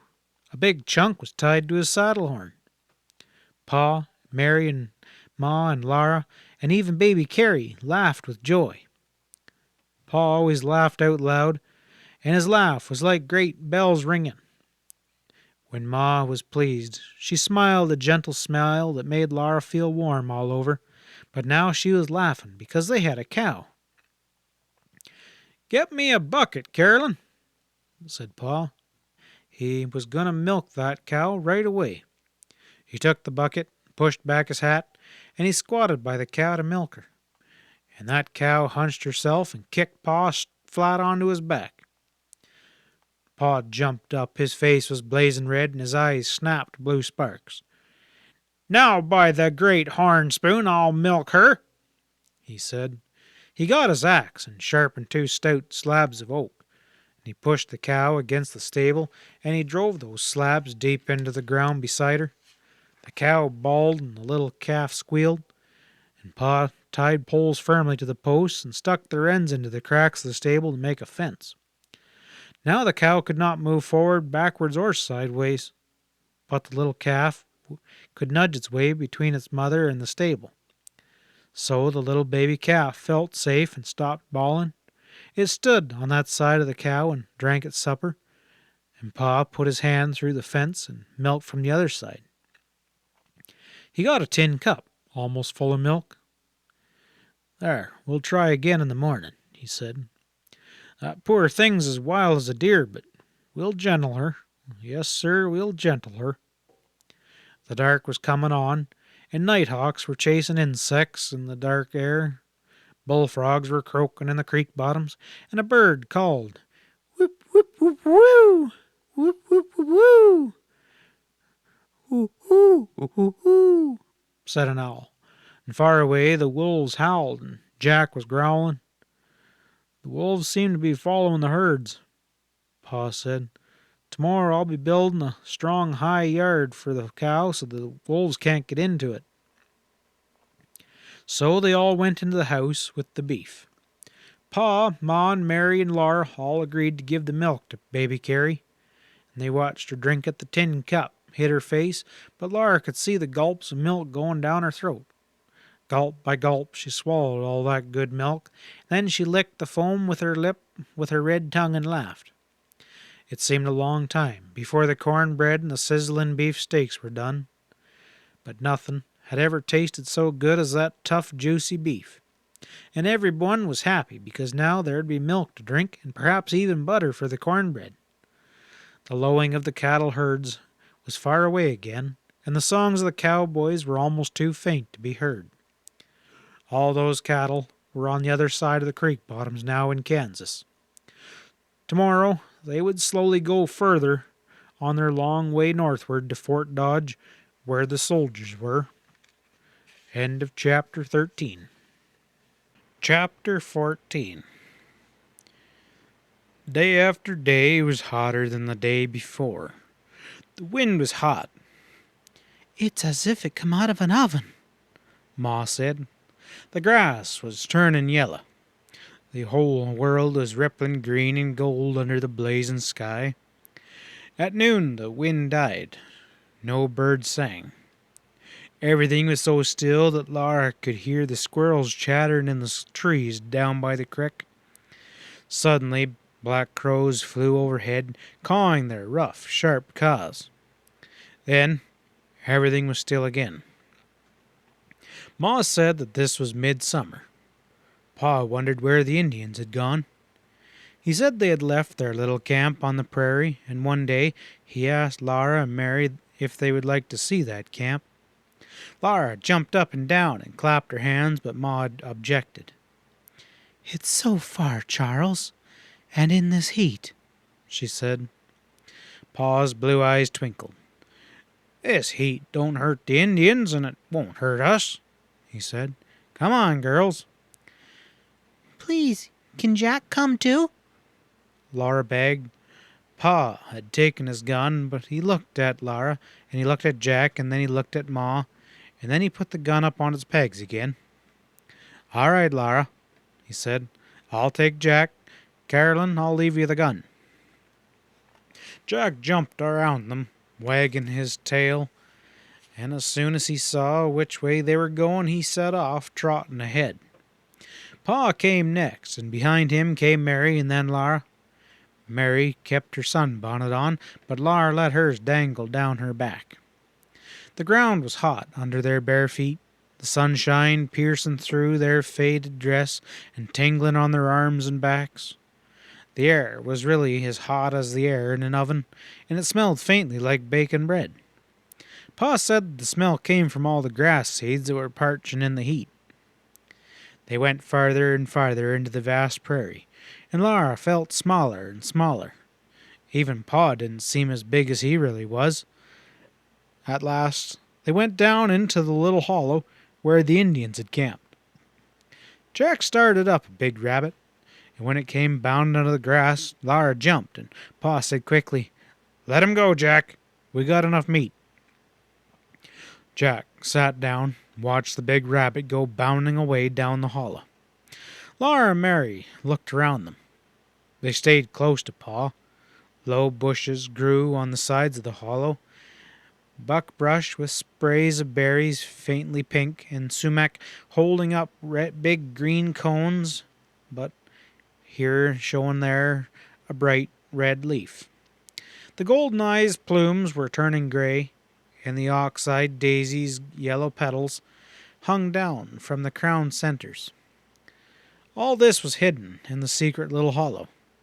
From the house, Laura could see nothing but grass, and now from this hollow she could not see the house.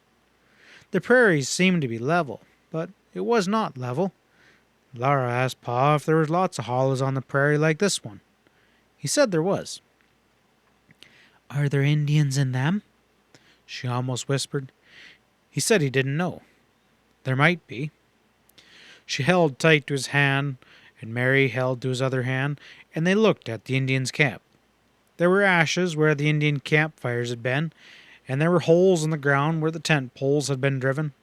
Bones were scattered where the Indian dogs had gnawed on them. All around the sides of the hollow, Indian ponies had bitten the grass short.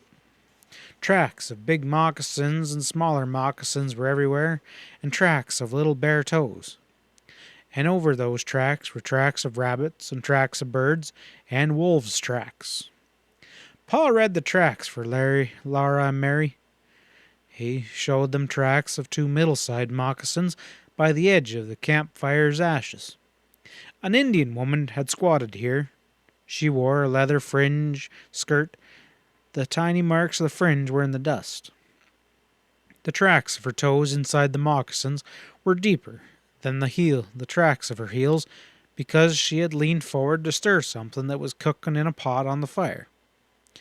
Then Pa picked up a smoke-blackened forked stick, and he said that the pot had hung from a stick that was laid across the top of two upright folded sticks.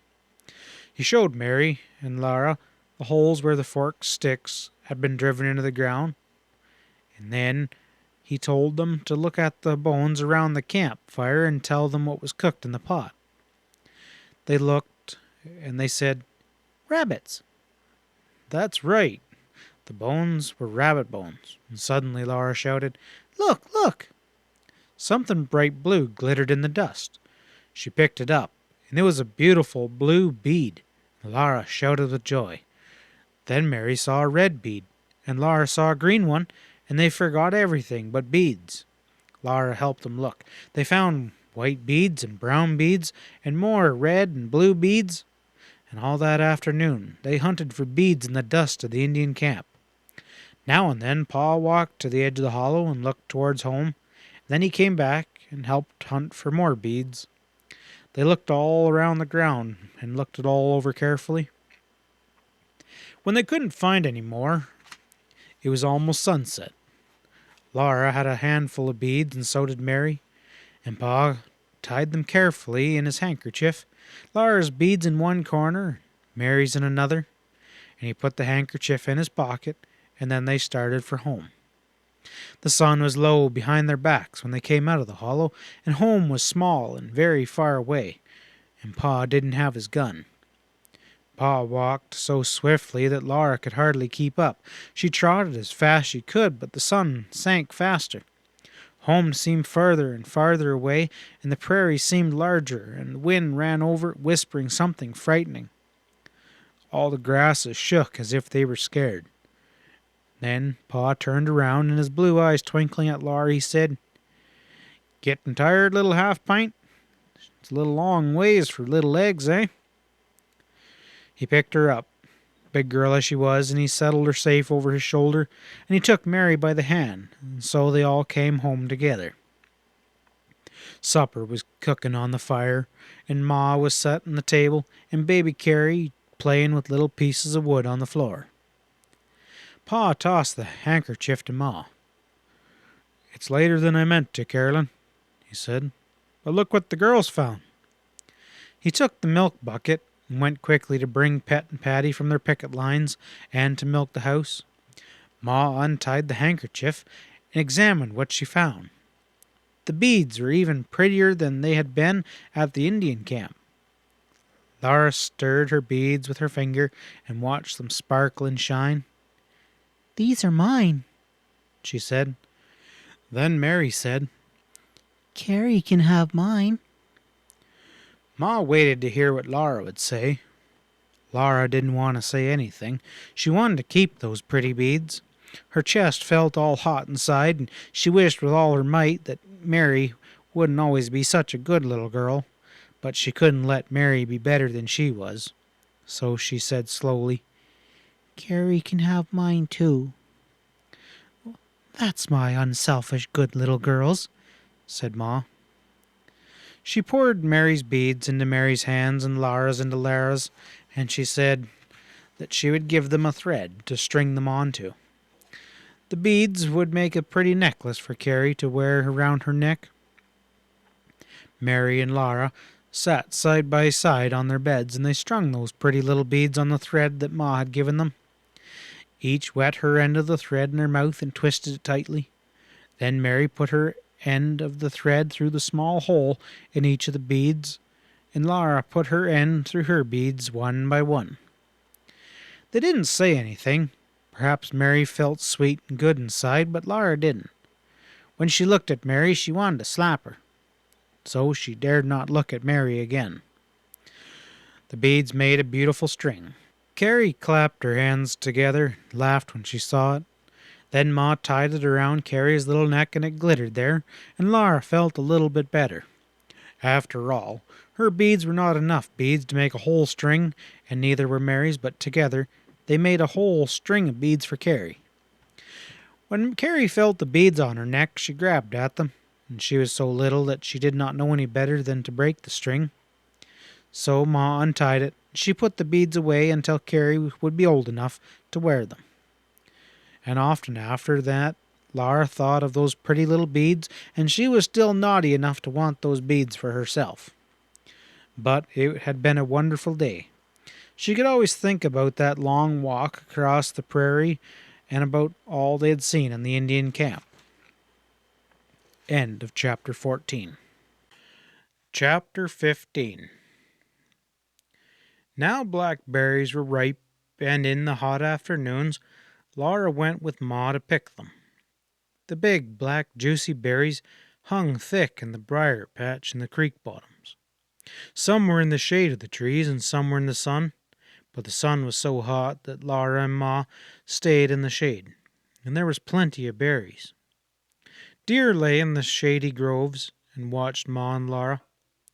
Blue jays flew at their sunbonnets and scolded because they were taking the berries. Snakes hurriedly crawled away from them, and in the trees the squirrels woke up and chattered at them. Wherever they went among the scratchy briars, mosquitoes rose up in buzzing swarms. Mosquitoes were thick on the big ripe berries and sucking the sweet juice, but they liked to bite Laura and Ma as much as they liked to eat blackberries.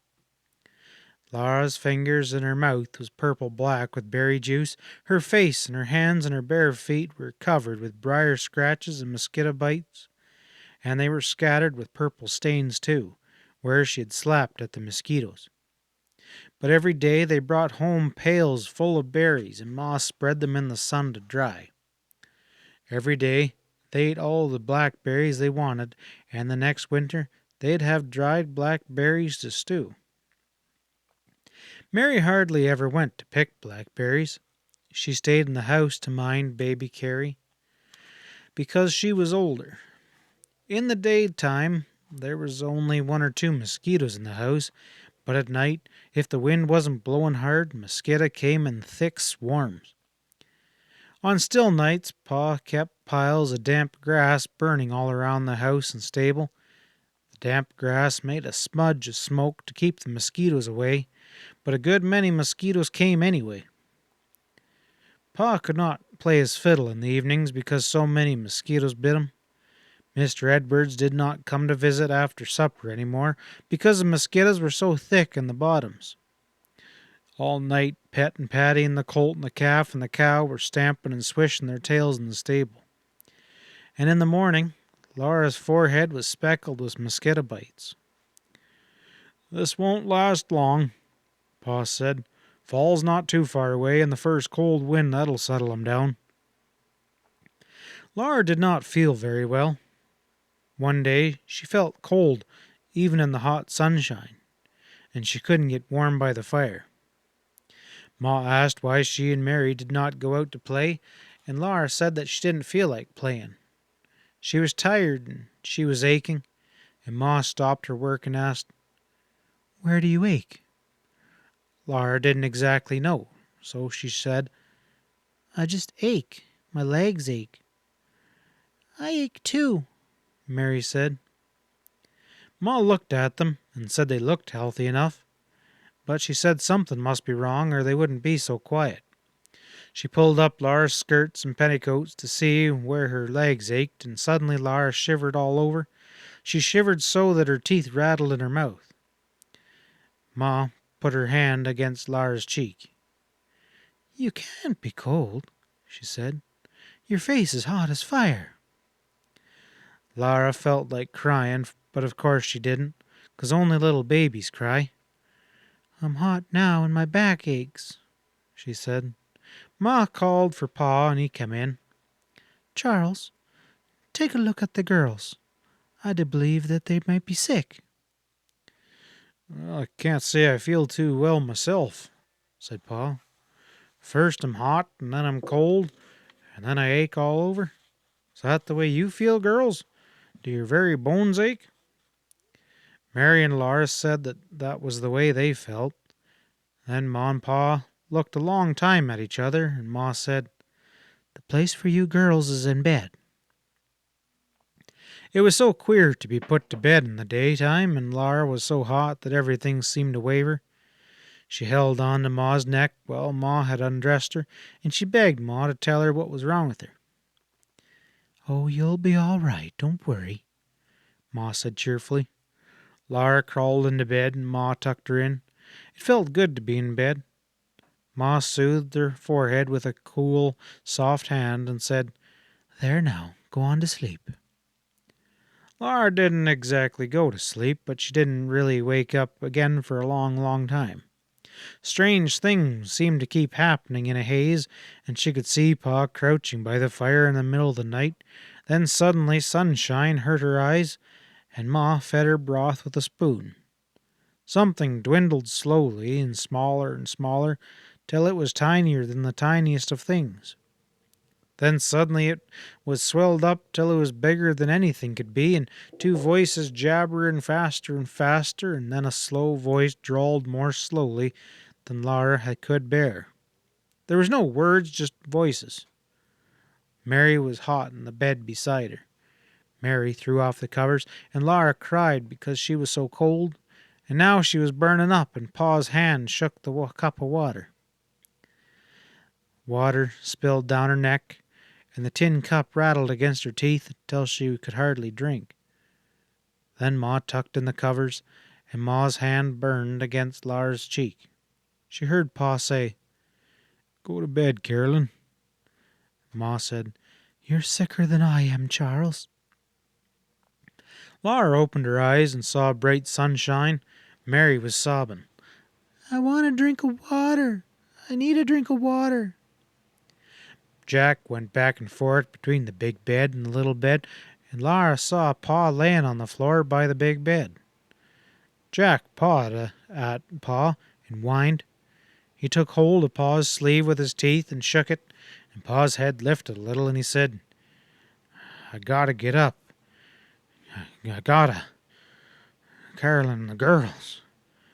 Then his head fell back, and then he lay still. Jack lifted up his nose and howled. Laura tried to get up, but she was too tired. And then she saw Ma's red face looking over the edge of the bed, and Mary was all the time crying for water. And Ma looked at Mary, and then she looked at Laura, and she whispered, "Laura, can you?"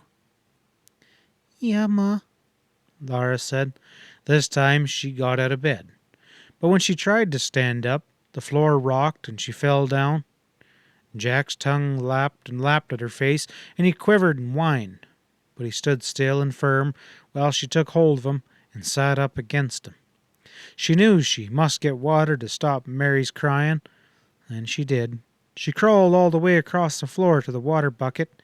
There was only a little water in it. She shook with so much cold that she could hardly get hold of the dipper, but when she did get a hold of it, she dipped up some water, and she set out across that enormous floor again, and Jack stayed beside her all the way. Mary's eyes didn't open. Her hands held on to the dipper, and her mouth swallowed all the water out of it, and then she stopped crying. The dipper fell to the floor, and Laura crawled underneath the covers. It was a long time before she began to get warm again. Sometimes she heard Jack sobbing. Sometimes he howled, and she thought he was a wolf, but she wasn't afraid. She lay burning up and hearing him howl. She heard voices jabbering again, and the slow voice drawn, and her eyes opened and saw a big black face close above her. It was coal black and shiny. Its eyes were black and soft. Its teeth shone white in a thick, big mouth. This face smiled and in a deep voice said softly, "Drink this, little girl." An arm lifted under her shoulders, and a black hand held a cup to her mouth. Laura swallowed a bitter swallow and tried to turn her head away, but the cup followed her mouth. The mellow, deep voice said again, "Drink it. It'll make you well." So Laura swallowed that whole bitter dose. When she woke up, a fat woman was stirring at the fire. Laura looked at her carefully, and she was not black. She was tanned, like Ma. "Can I have a drink of water, please?" Laura said. The fat woman brought it at once. The good, cold water made Laura feel better, and she looked at Mary asleep beside her. She looked at Pa and Ma sleeping on the big bed. Jack lay half asleep on the floor. Laura looked again at the fat woman and asked, "Who are you?" "I'm Mrs. Scott," the girl said, smiling. "There now, you feel better, eh?" "Yes, thank you," Laura said politely. The fat woman brought her a cup of hot prairie chicken broth. "Drink it all up like a good child," she said. Laura drank every drop of the good broth. "Now, go back to sleep," said Mrs. Scott. "I'm here to take care of everything till you're all well again. Go back to sleep." Next morning, Laura felt so much better that she wanted to get up, but Mrs. Scott said she'd best stay in bed until the doctor came. She lay and watched Miss Scott tidy the house and give medicine to Ma, Pa, and Mary, and then it was Laura's turn. She opened her mouth, and Miss Scott poured a dreadful bitterness out of a little folded paper onto Laura's tongue. Laura drank water and swallowed and drank again. She could swallow the powder, but she couldn't swallow the bitterness. Then the doctor came, and he was the black man. Laura had never seen a black man before, and she could not take her eyes off Dr. Tan. He was so very, very black. She would have been afraid of him if she had not liked him so much. He smiled at her with all his white teeth. He talked with Pa and Ma and laughed a rolling, jolly laugh. They all wanted him to stay longer, but he had to hurry away. Miss Scott said that all the settlers up and down the crick had fever. There was not enough well people to take care of the sick, and she had been going from house to house, working day and night. "It's a wonder you ever lived through," she said, "with all of you down at once." What might have happened if Dr. Tan hadn't found them, she didn't know. Dr. Tan was a doctor with the Indians. He was on his way north to Independence when he came to Pa's house. It was a strange thing that Jack, who hated strangers and never let anyone come close to the house until Pa or Ma told him to, had gone to meet Dr. Tan and begged him to come in. "And here you all were, more dead than alive," said Miss Scott. Dr. Tan had stayed with them all night and all day before Miss Scott came, and now he was doctoring all the sick settlers. Miss Scott said that all this sickness came from eating watermelons. She said, "I've seen it 100 times if I have once. That watermelons." "What's that?" Pa exclaimed. "Who's got watermelons?" Miss Scott said that one of the settlers had planted watermelons in the creek bottoms, and every soul who had eaten one of those melons was down sick this very minute. She said she had warned them. "Oh, but no," she said. "There is no arguing with them. They would eat those melons, and now they're paying for it." "I haven't had a good slice of watermelon since I was a pup," said Pa. Next day he was out of bed. Next day Laura was up, and then Ma got up, and then Mary. They were all thin and shaky, but they could take care of themselves, and so Miss Scott went home. Ma said she didn't know what they could do to thank her, and Miss Scott said, "Oh, bosh! What are neighbors for but to help each other out?" Pa's cheeks were hollow and he walked slowly. Ma often sat down to rest, and Laura and Mary didn't feel like playing. Every morning they all took those bitter powders, but Ma still smiled her lovely smile, and Pa whistled cheerfully. "It's an ill wind that doesn't blow some good," he said.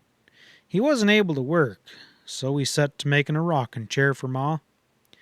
He brought some slender willows from the creek bottoms, and he made the chair in the house. He could stop at any time to put wood on the fire or lift a kettle for Ma. First he made 4 stout legs and braced them firmly with cross pieces, and then he cut some thin strips of tough willow skin just underneath the bark. Then he wove those strips back and forth and over and under until they made a seat for the chair. He split a long, straight sapling down the middle. He pegged one end to the other side of the seat, curving it up and over and down, and pegged the other end so it was on the other side of the seat. And this made a high curved back in the chair. He braced it firmly, and then he wove the thin willow straps together up, down, and over each other till they filled in the chair back. When the other half of the split sapling Pa made some chair's arms, he curved them from the front to the back of the chair, and he fitted them with some woven strips. Last of all, he split a large willow which had grown in a curve. He turned the chair upside down, and then he pegged the curved portions to the chair legs, and then he made the rockers, and then the chair was done. Then they made a celebration. Ma took off her apron and smoothed her smooth brown hair. and she pinned her gold pin in the front of her collar, and Ma tied the string of beads round Carrie's neck. Pa and Laura put Mary's pillow on the chair seat and set Laura's pillow against his back. Over the pillows, Pa spread the quilt from the little bed. Then he took Ma's hand and led her to the chair, and he put baby Carrie in her arms. Ma leaned back into the softness. Her thin cheeks flushed and her eyes sparkled with tears, and her smile was beautiful. The chair rocked her gently, and she said, "Oh, Charles, I haven't been so comfortable since I don't know when." Then Pa took his fiddle and he played and sang to Ma in the firelight. Ma rocked and baby Carrie went to sleep. Mary and Laura sat on their benches and was happy. The very next day, without saying where he was going, Pa rode away on Patty. Ma wondered and wondered where he had gone, and when Pa came back, he was balancing a watermelon in front of the saddle. He could hardly carry it into the house, and he let it fall to the floor and dropped down beside it. "I thought I'd never get it here," he said. "That thing must weigh 40 pounds, and I'm as weak as water. Hand me the butcher knife." "But, Charles," Ma said, "you mustn't. Miss Scott said." Pa laughed his big peeling laugh again. "Oh, that's not reasonable," he said. "This is a good melon. Why should it have fever? Everyone knows that fever comes from breathing the night air." "Well, this watermelon grew in the night air," said Ma. "Oh, what nonsense," Pa said. "Give me the butcher knife. I'd eat this melon if I knew it would give me chills and fever." "I do believe you would," said Ma, handing him the knife. It went into the melon with a luscious sound. The green rind split open, and there was bright red inside, flecked with black seeds. The red heart actually looked frosty. Nothing had ever been so tempting as that watermelon on that hot day. Ma would not taste it, and she would not let Laura and Mary eat one bite.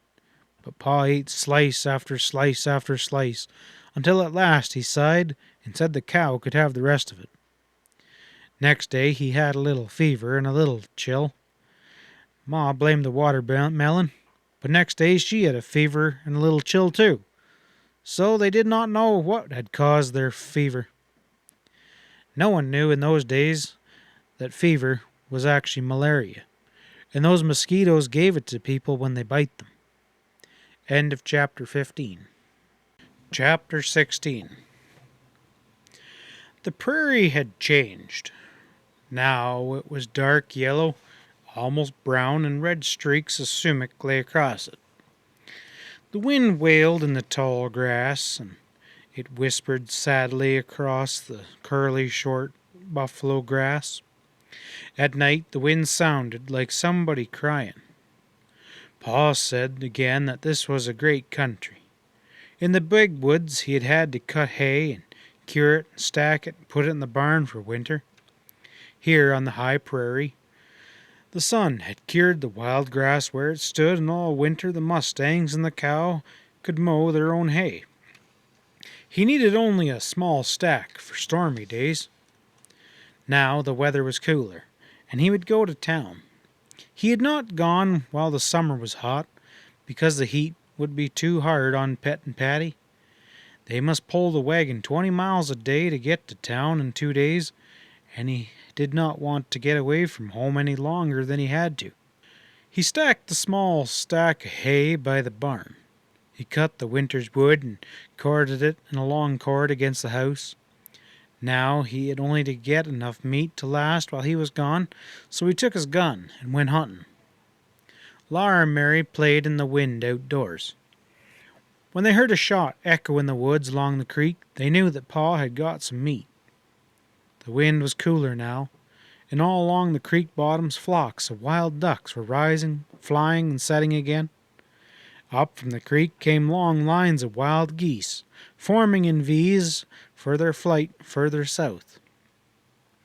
The leader, in front, called to those from behind him. He would call. All along the lines the wild geese answered, one after another. And then he cried, and the others answered him.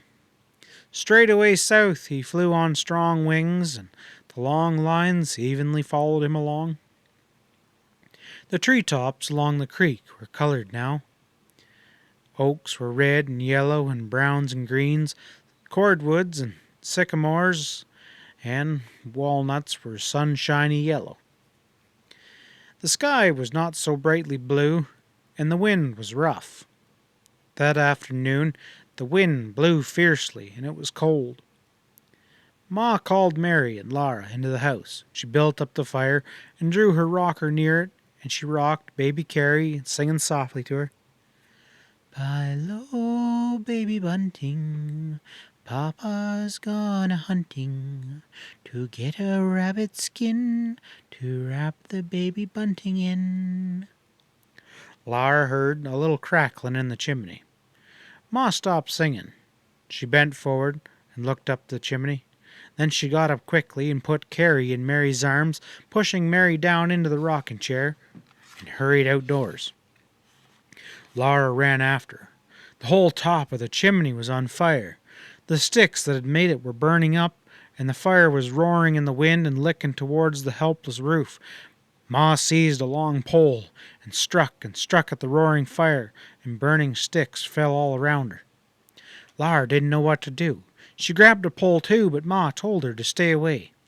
The roaring fire was terrible. It would burn the whole house, and Laura couldn't do anything. She ran into the house. Burning sticks and coals were falling down the chimney and rolling out of the hearth. The house was full of smoke. One big blazing stick rolled onto the floor under Mary's skirts, and Mary couldn't move. She was too scared. Laura was too scared to think. She grabbed the back of the heavy rocking chair and pulled with all of her might. The chair with Mary and Carrie in it came sliding back across the floor. Laura grabbed up the burning stick and flung it into the fireplace just as Ma came in. That's a good girl, Laura, to remember I told you never to leave fire on the floor, Ma said. She took the water pail and quickly and quietly poured water on the fire in the fireplace, and clouds of steam came out. And then Ma said, Did you burn your hands? She looked at Laura's hands, but they weren't burned, because she had thrown the burning stick so quickly. Laura was not really crying. She was too big to cry. Only one tear ran out of each eye, and her throat choked up, but that was not crying. She hid her face against Ma and hung on to her tight. She was so glad that the fire didn't hurt Ma. Don't be afraid, Laura, Ma said, stroking her hair. Don't cry. Yeah, said Laura. I was afraid Mary and Carrie would burn up, and I was afraid the house would burn up, and we wouldn't have a honey house anymore, and I'm scared now, Mom. Mary could talk, too. She told Ma how Laura had pulled the chair away from the fire, and Laura was so little and the chair was so big and so heavy with Mary and Carrie in it that Ma was surprised. She said she didn't know how Laura had done it. You were such a brave girl, Laura, she said, but Laura had really been terribly scared. And no harm's done, said Ma. The house didn't burn up, and Mary's skirts didn't catch fire and burn her or Carrie. Everything's all right now. When Pa came home, he found the fire out. The wind was roaring over the low stone top of the chimney, and the house was cold. But Pa said he would build up the chimney with fresh green sticks and fresh clay and plaster it so well that it wouldn't catch fire again. He had brought 4 fat ducks, and he had said he could have killed hundreds, but 4 was all they needed. And he said to Ma, You can save the feathers from the ducks and geese that we eat, and I'll shoot you a feather bed. He could, of course, have had a deer, but the weather was not yet cold enough to freeze the meat and keep it from spoiling before they could eat it all. He had found a place where a flock of wild turkeys roosted. Our Thanksgiving and Christmas turkeys, he said. Great big fat fellas. I'll get them when the time comes. Pa went whistling to mixing mud and cutting green sticks and built the chimney up again while Ma cleaned the ducks. Then the fire was merrily crackling away, and a fat duck roasted, and corn bread baked. Everything was so snug and cozy again. After supper, Pa said he supposed he'd better get started to town early next morning. Might as well get it over with, he said. Yes, Charles, you better get going, Ma said. We could get along all right if I didn't, said Pa. There's no need to run to town all the time for every little thing. I have smoked better tobacco than the stuff that Scott raised in Indiana, but it'll do. I'll raise some next summer and pay him back. I wish I hadn't borrowed those nails from Mr. Edwards. You did borrow them, Charles, Ma replied. And as for the tobacco, you don't like borrowing anything more than I do. We need more quitting. I've been sparing with the cornmeal, but it's almost gone, and so's the sugar. You might find a bee tree, but there's no cornmeal tree to be found as far as I know. And we raise no corn till next year. A little salt pork would taste good too after all this wild game. And Charles, I'd like to write to the folks in Wisconsin. If you mail a letter now, they can write this winter, and then we can hear from them in next spring. You're right, Carolyn. You always are, Pa said. Then he turned to Mary and Laura and said it was bedtime. If he was going to start early in the morning, he better start sleeping early tonight. He pulled off his boots while Mary and Laura got on into their nightgowns. But when they were in bed, he took down his fiddle, and softly he played and softly sang. So green grows the laurels, so does the roe, so woeful my love at the parting with you. Ma turned towards him and smiled. Take care of yourself on the trip, Charles, and don't you worry about us. We'll be all right. End of chapter 16. Chapter 17. Before dawn, Pa went away. When Laura and Mary woke up, he was gone, and everything was empty and lonely. It was not as though Pa had only gone hunting. He was going to town, and he would not be back for 4 long days. Bunny had been shut up in the stable, so she couldn't follow her mother. The trip was too long for a colt. Bunny whinnied lonesomely. Laura and Mary stayed in the house with Ma. Outdoors was too large and empty to play in when Pa was away. Jack was uneasy too, watchful. At noon, Laura went with Ma to water Bunny and to move the cow's picket pin to fresh grass. The cow was quite gentle now. She followed where Ma led, and she would even let Ma milk her. At milking time, Ma was putting on her bonnet when all of a sudden Jack's hair stood stiff on his neck and back, and he rushed out of the house. They heard a yell and a scramble and a shout. "Call off your dog! Call off your dog!" Mr. Edwards was on top of the woodpile, and Jack was climbing up after him. "He's got me treed," Mr. Edwards said, backing along the top of the woodpile. Ma could hardly make Jack come away. Jack grinned savagely, and his eyes were red. He had to let Mr. Edwards down from the woodpile, but he watched him every minute. Ma said, "I declare he seems to know that Mr. Ingalls isn't here." Mr. Edwards said that dogs knew more than most folks gave them credit for. On his way to town that morning, Pa had stopped at Mr. Edwards' house and asked him to come over every day to see that everything was all right. And Mr. Edwards was such a good neighbor that he'd come at chore time to help to do chores for Ma. But Jack had made up his mind not to let anyone but Ma go near the cow or Bunny while Pa was away. He had to be shut up in the house while Mr. Edwards did the chores. When Mr. Edwards went away, he said to Ma, "You keep that dog in the house tonight, and you'll be safe enough." The dark crept slowly all around the house. The wind cried mournfully, and owls said, "Hoo, hoo." A wolf howled, and Jack growled low in his throat. Mary and Laura sat close to Ma in the firelight. They knew that they were safe in the house because Jack was there and Ma had pulled the latch string in. Next day was empty like the first. Jack paced around the stable and around the house, and then around the stable and back to the house. He would not pay any attention to Laura. That afternoon, Miss Scott came to visit Ma. While they visited, Laura and Mary sat politely and still as mice. Miss Scott admired the new rocking chair. The more she rocked in it, the more she enjoyed it, and she said how neat and comfortable and pretty the house was. She said she hoped to goodness that they would have no troubles with Indians. Mr. Scott had heard rumors of trouble.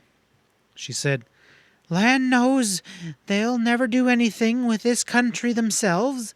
All they do is roam around over it like wild animals. Treaties or no treaties, the land belongs to folks that'll farm it. That's only common sense and justice. she didn't know why the government made treaties with the Indians. The only good Indian was a dead one. The very thought of Indians made her blood run cold, and she said, I can't forget the Minnesota massacre. My pa and my brothers went out with the rest of the settlers and stopped them only 15 miles west of us. I've heard Pa tell often how they... Ma made a sharp sound in her throat, and Miss Scott stopped. Whatever a massacre was, it was something that grown-ups would not talk about when little girls were listening. After Miss Scott was gone, Laura asked Ma what a massacre was. Ma said that she could not explain that now. It was something that Laura would understand when she got older. Mr. Edwards came to do the chores again that evening, and again Jack treed him on the woodpile, and Ma had to drag him off. She told Mr. Edwards she couldn't think what had gotten into that dog. Maybe it was the wind that upset him. The wind had a strange, wild howl to it, and it went through Laura's clothes as if there wasn't any clothes there. Her teeth and Mary's teeth chattered while they carried many an armful of wood into the house. And that night they thought of Pa in Independence. If nothing had delayed him, he would be camping there now, near the houses and the people. Tomorrow he'd be on in the store buying things, and then if he could get an early start, he would come part way home and camp on the prairie tomorrow night, and the next day he might come home. In the morning, the wind was blowing fiercely, and it was so cold that Ma kept the doors shut. Laura and Mary stayed by the fire and listened to the wind screaming round the house and howling in the chimney. That afternoon, they wondered if Pa was leaving Independence and coming towards them against the wind. Then, when it was dark, they wondered where he was camping. The wind was bitterly cold. It came even into the snug house and made their backs shiver while their faces roasted in the heat of the fire. Somewhere on the big, black, dark, lonesome prairie, Pa was camping in that wind. The next day was very long. They could not expect Pa in the morning, but they were waiting till they could expect him. In the afternoon, they began to watch the creek road. Jack was watching it too. He whined, wanting to go out, and he went all around the stable and the house, and stopping to look towards the creek bottoms and show his teeth. The wind almost blew him off his feet. When he came in, he wouldn't lay down. He walked about and worried, and the hair rose on his neck and flattened and rose again. He tried to look out the window and then whined at the door, but when Ma opened it, he changed his mind and wouldn't go out. Jack's afraid of something, Mary said. Jack isn't afraid of anything ever, Laura contradicted. Lara, Ma said. It isn't nice to contradict. In a minute, Jack decided to go out. He went to see that the cow and the calf and Bunny were safe in the stable, and Laura wanted to tell Mary. I told you so. But she didn't, but she wanted to. At chore time, Ma kept Jack in the house so he wouldn't tree Mr. Edwards in the woodpile. Pa had not come yet. The wind blew Mr. Edwards in through the door, and he was breathless and stiff with cold. He warmed himself by the fire before he did the chores, and when he was done, he sat down to warm himself up again. He told Ma that Indians were camping in the shelter of the bluffs. He had seen the smoke from their fires when he crossed the bottoms, and he asked Ma if she had a gun. Ma said that she had Pa's pistol, and Mr. Edwards said, "I reckon they'll stay close to camp a night like this." "Oh, I imagine," Ma said.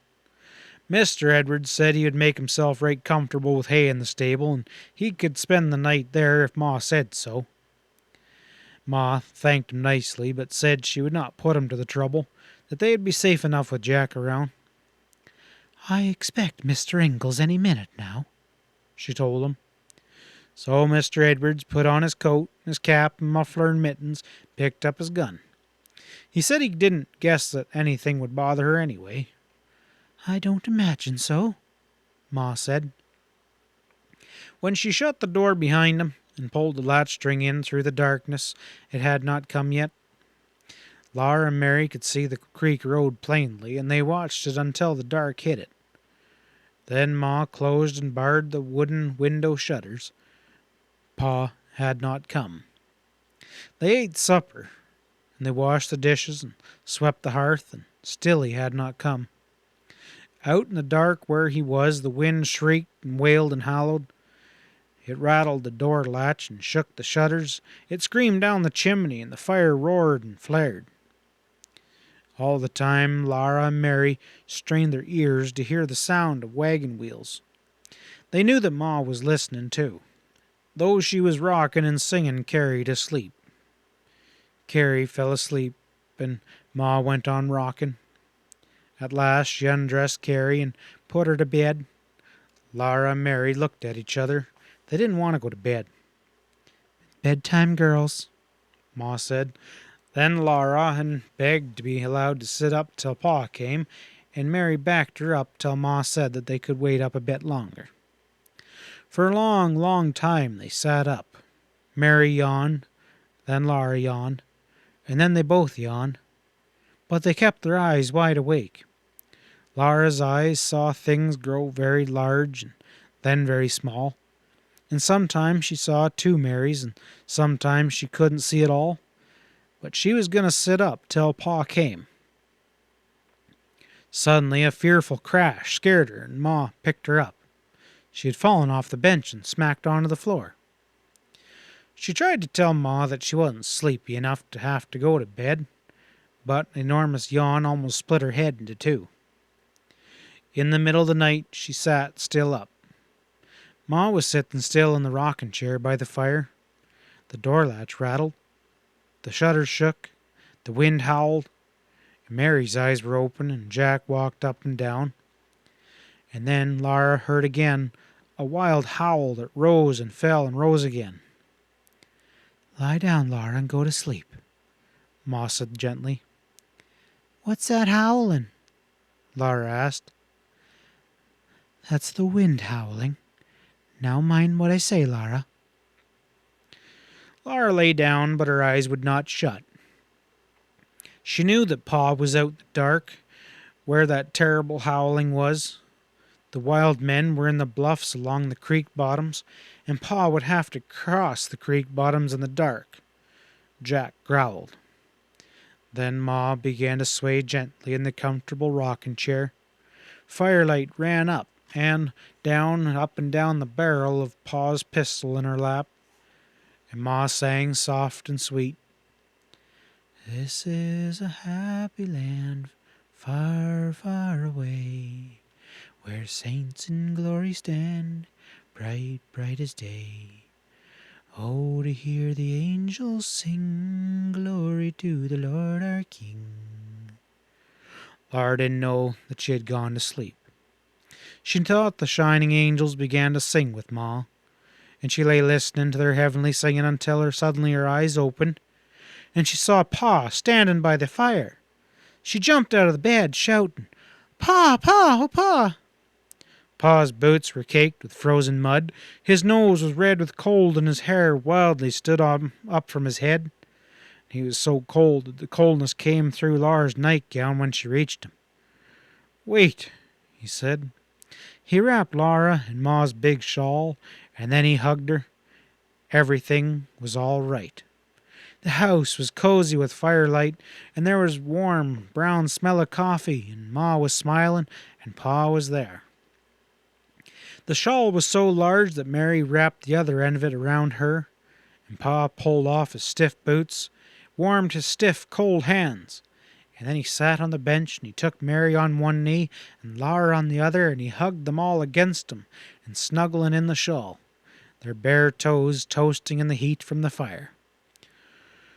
"Oh," Pa said, "I thought I would never get here." Ma rummaged him through the stores he had brought and spooned brown sugar into a tin cup. Pa had brought sugar from Independence. "Your coffee will be ready in a minute, Charles," she said. "It rained between here and Independence going," he told him, "and coming back, the mud froze between the spokes till the wheels were nearly solid. I had to get out and knock her loose so that the horses could pull the wagon. It seemed that we'd no more than get started when I had to get out and do her again. It was all I could do to keep Pet and Patty coming down with that wind. They were so worn out that they could hardly stagger. I never seen such a wind. It cuts like a knife." The wind had begun when he was in town. People there told him that he had better wait till it blew itself out, but he wanted to get home. "It beats me," he said, "why they call a south wind a northerner, and how a wind from the south can be so tarnationally cold. I never saw nothing like it. Down here in this country, the north end of a south wind is the coldest wind I ever felt."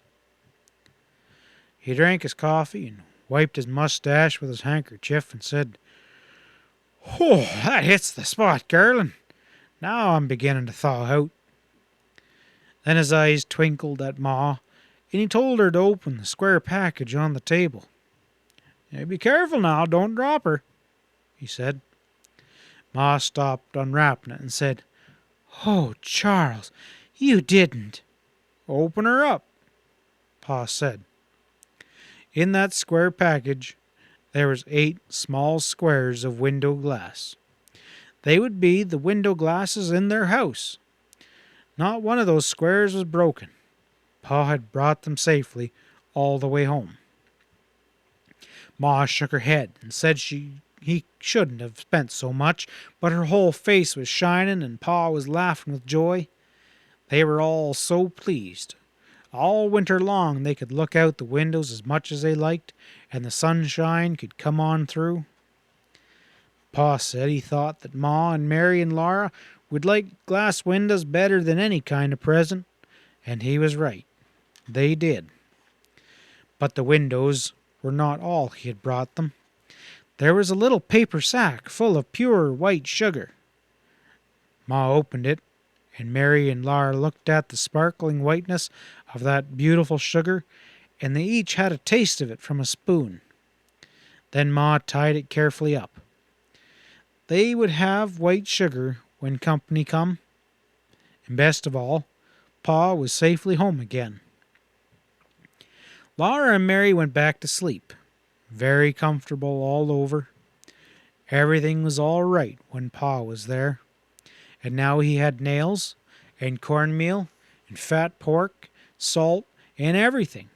He would not have to go to town again for a long, long time. End of chapter 17. Chapter 18. In those 3 days the northerner had blown and screeched across the prairie till it blew itself out. Now the sun was warm, and the wind was mild, but there was a feeling of autumn in the air. Indians came riding on the path that passed so close to the house. They went by as though it were not even there. They were thin and brown and bare, and they rode their little ponies without saddle or bridle. They sat straight up on the naked ponies and did not look left or right, but their black eyes glittered. Laura and Mary backed against the house and looked up at them, and they saw a red-brown skin bright against the blue sky, and scalps wound with colored string and feathers quivering. The Indians' faces were like the red-brown wood that Pa had carved to make a bracket for Ma. "I thought that trail was an old one that they didn't use anymore," Pa said. "I wouldn't have built the house so close to it if I'd known it was a high road." Jack hated Indians, and Ma said she didn't blame him. She said, I declare, Indians are getting so thick around here I can't look up without seeing one. as she spoke, she looked up, and there stood an Indian. He stood in the doorway and looked at them, and they had not heard a sound. Goodness! Ma gasped. Silently, Jack jumped at the Indian, and Pa caught him by the collar just in time. The Indian hadn't moved. He stood as still as if Jack hadn't been there at all. "How?" he said to Pa. Pa held on to Jack and replied, "How?" He dragged Jack back to the bedpost and tied him there, and while he was doing it, the Indian came in and squatted down by the fire. Then Pa squatted down by the Indian, and they sat there, friendly but not saying a word, while Ma finished cooking dinner. Mary and Lara were close together and quiet on their bed in the corner. They couldn't take their eyes from that Indian. He was so still that the beautiful eagle feathers in his scalp didn't stir a hair. Only his bare chest and the leanness under his ribs moved a little with his breathing. He wore a fringed leather leggings, and his moccasins were covered with beads. Ma gave Pa and the Indian their dinners on 2 tin plates, and they ate silently. Then Pa gave the Indian some tobacco for his pipe. They filled their pipes, and they lit the tobacco with coals from the fire, and they silently smoked until the pipes were empty. All this time, nobody had said anything. But now the Indian said something to Pa, and Pa shook his head and said, "No speak." A while longer they all sat silent. Then the Indian rose up, went away without a sound. My goodness gracious, Ma said. Lara and Mary ran to the window. They saw the Indian straight back, riding away on a pony. He held a gun across his knees, its end stuck out from either side of him. Pa said that Indian was no common trash. He guessed by the scalp look that he was an Osage. Unless I missed my guess, that was French that he spoke. I wish I had picked up some of that lingo. Oh, let the Indians keep themselves to themselves, and we will do the same. I don't like having Indians underfoot. Pa told her not to worry. That Indian, he was perfectly friendly, he said, and their camps down amongst the bluffs are peaceful enough. If we treat them well and watch Jack, we shouldn't have any trouble. The very next morning when Pa opened the door to go to the stable, Lara saw Jack standing in the Indian trail. He stood stiff, his back bristled and all of his teeth showed, and before him in the path, the tall Indian sat on his pony. Indian and pony were still as still. Jack was telling them plainly that he would spring if they moved. Only the eagle feathers that stood up from the Indian's hair were waving and spinning in the wind. When the Indian saw Pa, he lifted his gun and pointed it straight at Jack. Lara ran to the door, but Pa was quicker. He stepped between Jack and that gun, and he reached down and grabbed Jack by the collar. He dragged Jack out of the Indian's way, and the Indian rode on along the trail. Pa stood with his feet wide apart, his hands in his pocket, and he watched the Indian ride further and farther away across the prairie. "Well, that was a darn close call," Pa said. "Well, it is his path. It's an Indian trail long before we come along." He drove an iron ring into a log of the house wall, and he chained Jack to it, and after that Jack was always chained. He was chained to the house in the daytime, and at night he was chained to the stable door, because horse thieves were in the country now. They had stolen Mr. Edwards' horses. Jack grew crosser and crosser because he was chained, but it couldn't be helped. He would not admit that the trail was the Indian's trail. He thought it belonged to Pa, and Laura knew that something terrible would happen if Jack hurt an Indian. Winter was coming now. The grasses were a dull color under the dull sun. The winds wailed as if they were looking for something that they couldn't find. Wild animals were wearing their thick winter fur, and Pa set his traps in the creek bottom. Every day he visited them, and every day he went hunting. And now that the nights were freezing cold, he shot deer for meat. He shot wolves and foxes for their furs, and his traps he caught beaver and muskrat and mink. He stretched the skins on the outside of the house and carefully tacked them there to dry. In the evening he worked the dried skins between his hands to make them soft, and he added them to the bundle in the corner. Every day the bundle of furs grew bigger. Laura loved to stroke the thick fur of red foxes. She liked the brown, soft fur of beaver, too, and the shaggy wolf's fur. But best of all, she loved the silky mink. Those were all furs that Pa saved to trade next spring in Independence. Laura and Mary had rabbit skin caps, and Pa's cap was made from muskrat. One day when Pa was hunting, 2 Indians came. They came into the house because Jack was chained. Those Indians were dirty and scowling and mean. They acted as if the house belonged to them. One of them looked through Ma's cupboard and took all the cornbread, and the other took Pa's tobacco pouch. They looked at the pegs where Pa's gun belonged, and then one of them picked up the bundles of furs. Ma held baby Carrie in her arms, and Mary and Laura stood close to her. They looked at that Indian taking Pa's furs. They couldn't do anything to stop him. He carried them as far as the door, and then the other Indian said something to him, and they made harsh sounds at each other in their throats, and then he dropped the furs, and they went away. Ma sat down. She hugged Mary and Laura close to her, and Laura felt Ma's heart beating. Well, Ma said, smiling, I'm thankful that they didn't take the plow and seeds. Laura was surprised. She asked, What plow?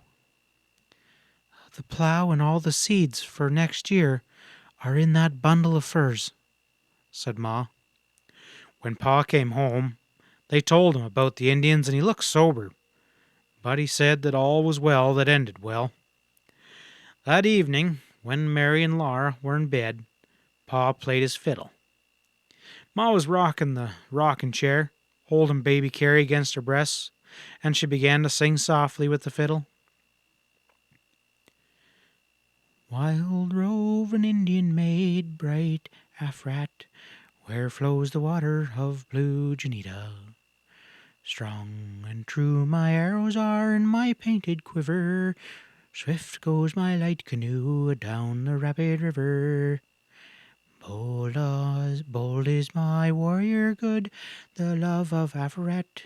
Proud wave his sunny plumes along the Junet.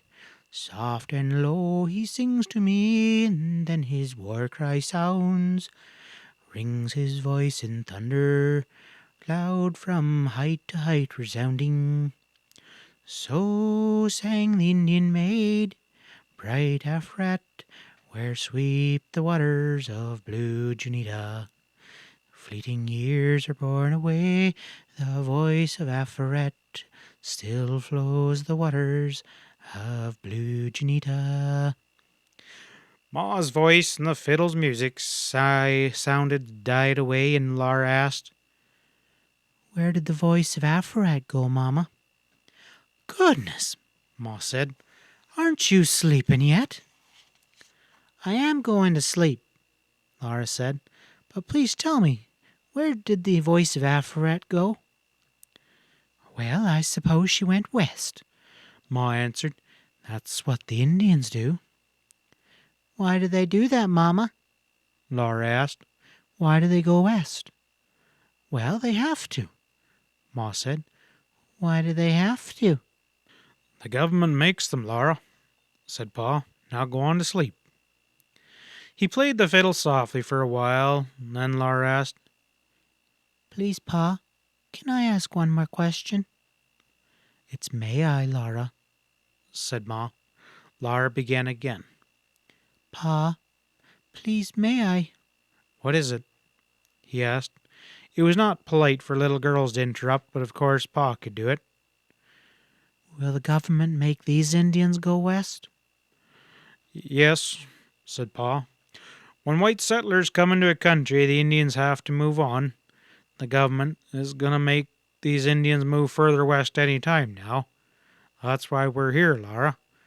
White people are going to settle all this country, and we get the best land because we get here first and take our pick. Do you understand? Yes, Pa, said Laura. But, Pa, I thought this was Indian territory. Won't it make the Indians mad to have to? No more questions, Laura, Pa said firmly. You go on to sleep. End of chapter 18. Chapter 19. The days were short and cold. The wind whistled sharply, but there was no snow. Cold rains were falling. Days after day the rain fell, pattering on the roof and poured from the eaves. Mary and Laura stayed close by the fire, sewing their 9-patch quilt blocks or cutting paper dolls from scraps of wrapping paper, and hearing the wet sound of the rain. Every night was so cold that they expected to see snow next morning, but in the morning they saw only sad, wet grass. They pressed their noses against the squares of glass in the windows that Pa had made, and they were glad that they could see out, but they wished they could see snow. Laura was anxious because Christmas was near, and Santa Claus and his reindeer would not travel without snow. Mary was afraid of that. Even if it did snow, Santa Claus would not find them so far away in the Indian Territory. When they asked Ma about this, she said she didn't know. What day is it? They asked her anxiously. How many more days till Christmas? And they counted off the days on their fingers till there was only one more day left. Rain was still falling that morning. There was not one crack in the gray sky. They felt almost sure there'd be no Christmas. Still, they kept on hoping. Just before noon, the light changed. The clouds broke and drifted apart, shining white and clear in a clear blue sky. The sun shone, the birds sang, and thousands of drops of rain sparkled on the glass. But Ma opened the door to let in the cold air. They heard the creek roaring. They had not thought about the creek. Now they knew that there'd be no Christmas, because Santa Claus couldn't cross that roaring creek. Pa come in, bringing a big fat turkey. If it weighed less than 20 pounds, he said, he'd eat it, feathers and all. He asked Laura, "How's that for a Christmas dinner? Think you could manage to gnaw on one of those drumsticks?" She said yes, that she could, but she was sober. Then Mary asked him if the crick was going down, and he said that it was still rising. Ma said it was too bad. She hated to think of Mr. Edwards eating his bachelor cooking all alone on Christmas Day. Mr. Edwards had been asked to eat Christmas dinner with them, but Pa shook his head and said a man would have to risk his neck trying to cross that crick now. "No," he said, "that crick is too strong. We'll have to make up our minds that Edwards won't be here tomorrow." Of course, that meant that Santa Claus couldn't come either. Laura and Mary tried not to mind too much. They watched Ma dress the wild turkey, and it was a very fat turkey. They were lucky little girls to have a good house to live in and a warm fire to sit by and such a turkey for their Christmas dinner. Ma said so, and it was true. Ma said it was too bad that Santa Claus couldn't come this year, but they were such good girls that he hadn't forgotten them. He'd be sure to come next year. Still, they were not happy.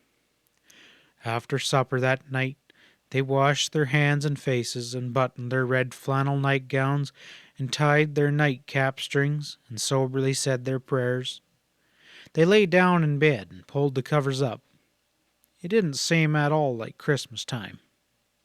Pa and Ma sat still by the fire, and after a while Ma asked why Pa didn't play the fiddle, and he said, "I don't have the heart to, Carolyn." After a longer while, Ma suddenly stood up.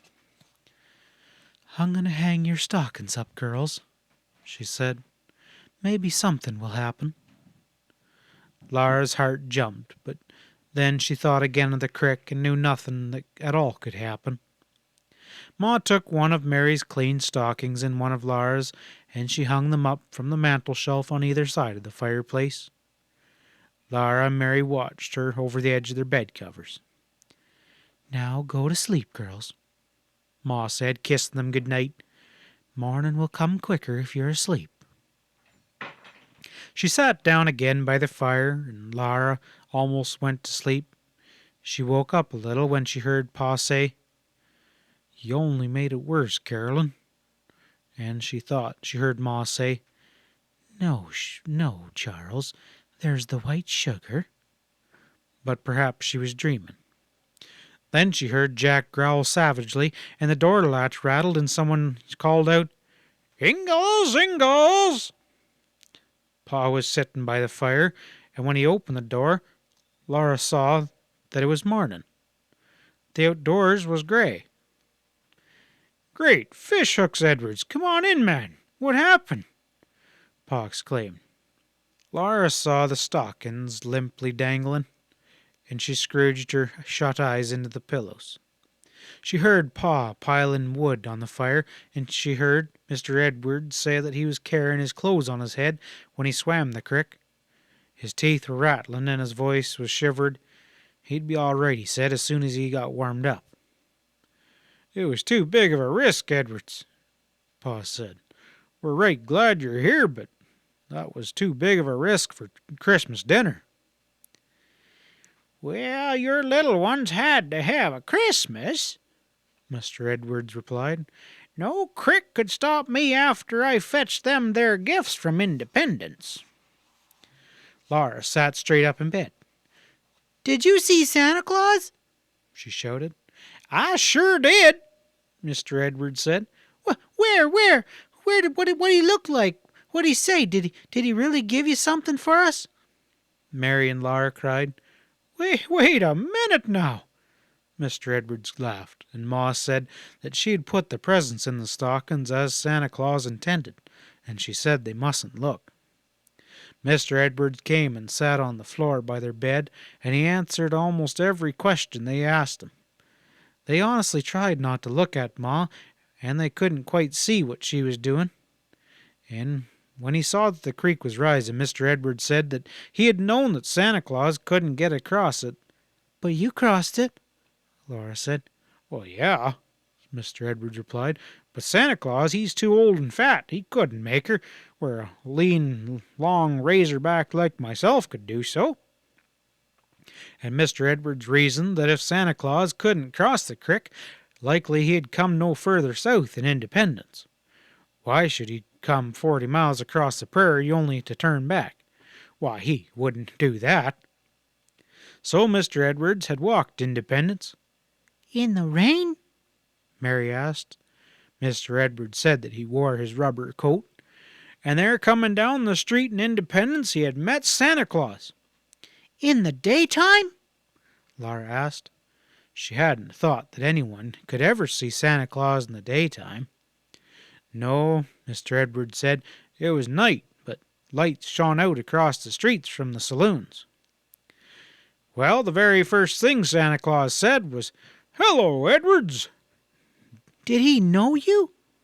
Mary asked, and Laura asked, "How did you know he was really Santa Claus?" Mr. Edwards said that Santa Claus knew everybody, and he had recognized Santa at once by his whiskers. Santa Claus had the longest, thickest, whitest set of whiskers there's west of the Mississippi. So Santa Claus says, "Hello, Edwards. Last time I saw you, you were sleeping on a corn shuck bed in Tennessee." and Mr. Edwards well remembered that little pair of red yarn mittens that Santa Claus had left him there for him that time. Then Santa Claus said, "I understand you're living now down by the river. Have you ever met down yonder two little young girls named Mary and Lara?" "Well," I says, "I surely am acquainted with them," said Mr. Edwards. "Well, it's resting heavy on my mind," said Santa Claus. "They are both very sweet and pretty good little youngsters. I know that they're expecting me, and I surely hate to disappoint two good little girls like them. Yet with the water all the way up like it is, I can't ever make it across that creek. I can figure no way whatsoever to get to their cabin this year, Mr. Edwards." Santa Claus said, "Would you do me the favor to fetch them their gifts this one time?" "Well," I said, "I'll surely do that with pleasure," Mr. Edwards told him. Then Santa Claus and Mr. Edwards stepped across the street to the hitching post where the pack mule was tied. "Didn't he have any reindeer?" Laura asked him. "You know he couldn't," Mary said. "There ain't any snow." "Exactly," said Mr. Edwards. "Santa Claus, he traveled with a pack mule in the Southwest, you know. And Santa Claus, he unclinched the pack and looked through her, and he took out the presents for Mary and Laura." "Oh, what are they? What are they?" Laura cried, but Mary asked, "And then what did he do after that?" "Well, then he shook hands with me, and then he swung up on his big fine bay horse, and Santa Claus rode well for a man of his weight and build, and he tucked his long white whiskers in under his bandana and says, 'So long, Mr. Edwards,' he said, and then he rode away on the Fort Dodge trail, leading his pack mule and a whistling." Laura and Mary were silent an instant, thinking on that. And then Ma said, "You can look now, girls." Something was shining bright in the top of Laura's stocking. She squealed and jumped out of bed, and so did Mary, but Laura beat her to the fireplace, and the shining thing was glittering. It was a brand new tin cup, and Mary had one exactly like it. These two new tin cups were their very own. Now they each had a cup to drink out of. Laura jumped up and down and shouted and laughed, but Mary stood still and looked with shining eyes at her own tin cup. Then they plunged their hands into the stockings again, and they pulled out two long, long sticks of candy. They were peppermint candy, and they were striped white and red. They looked and they looked at that beautiful candy, and Laura licked her stick, just one lick, but Mary wasn't so greedy. She couldn't even take one lick of her stick. Those stockings, they weren't empty yet. Mary and Laura pulled out two small packages. They unwrapped them, and each found a little heart-shaped cake. Over their delicate brown tops were sprinkled white sugar. These sparkling grains lay like tiny drifts of snow. The cakes were too pretty to eat. Mary and Laura just looked at them. But at last Laura turned hers over, and she nibbled a tiny nibble from underneath where it wouldn't show. And the inside of the little cake was white. It had been made of pure white flour and sweetened with white sugar. Laura and Mary never would have looked in their stockings again. The cups and the cakes and the candy were almost too much. They were too happy to speak. Ma asked if they were sure that the stockings were empty. Then they put their hands way down inside them to make sure. And in the very toe of each stocking was a shining, bright, new penny. They had never even thought of such a thing as having a penny. Think of having a whole penny for your very own. Think of having a cup and a cake and a stick of candy and a penny. There never had been such a Christmas. Now, of course, right away, Laura and Mary should have thanked Mr. Edwards for bringing those lovely gifts all the way from Independence, but they had forgotten all about Mr. Edwards. They'd even forgotten Santa Claus. In a minute they would have remembered, but before they did, Ma said gently, "Aren't you going to thank Mr. Edwards?" "Oh, thank you, Mr. Edwards, thank you," they said, and they meant it with all their hearts. Pa shook Mr. Edwards' hand too, and shook it again.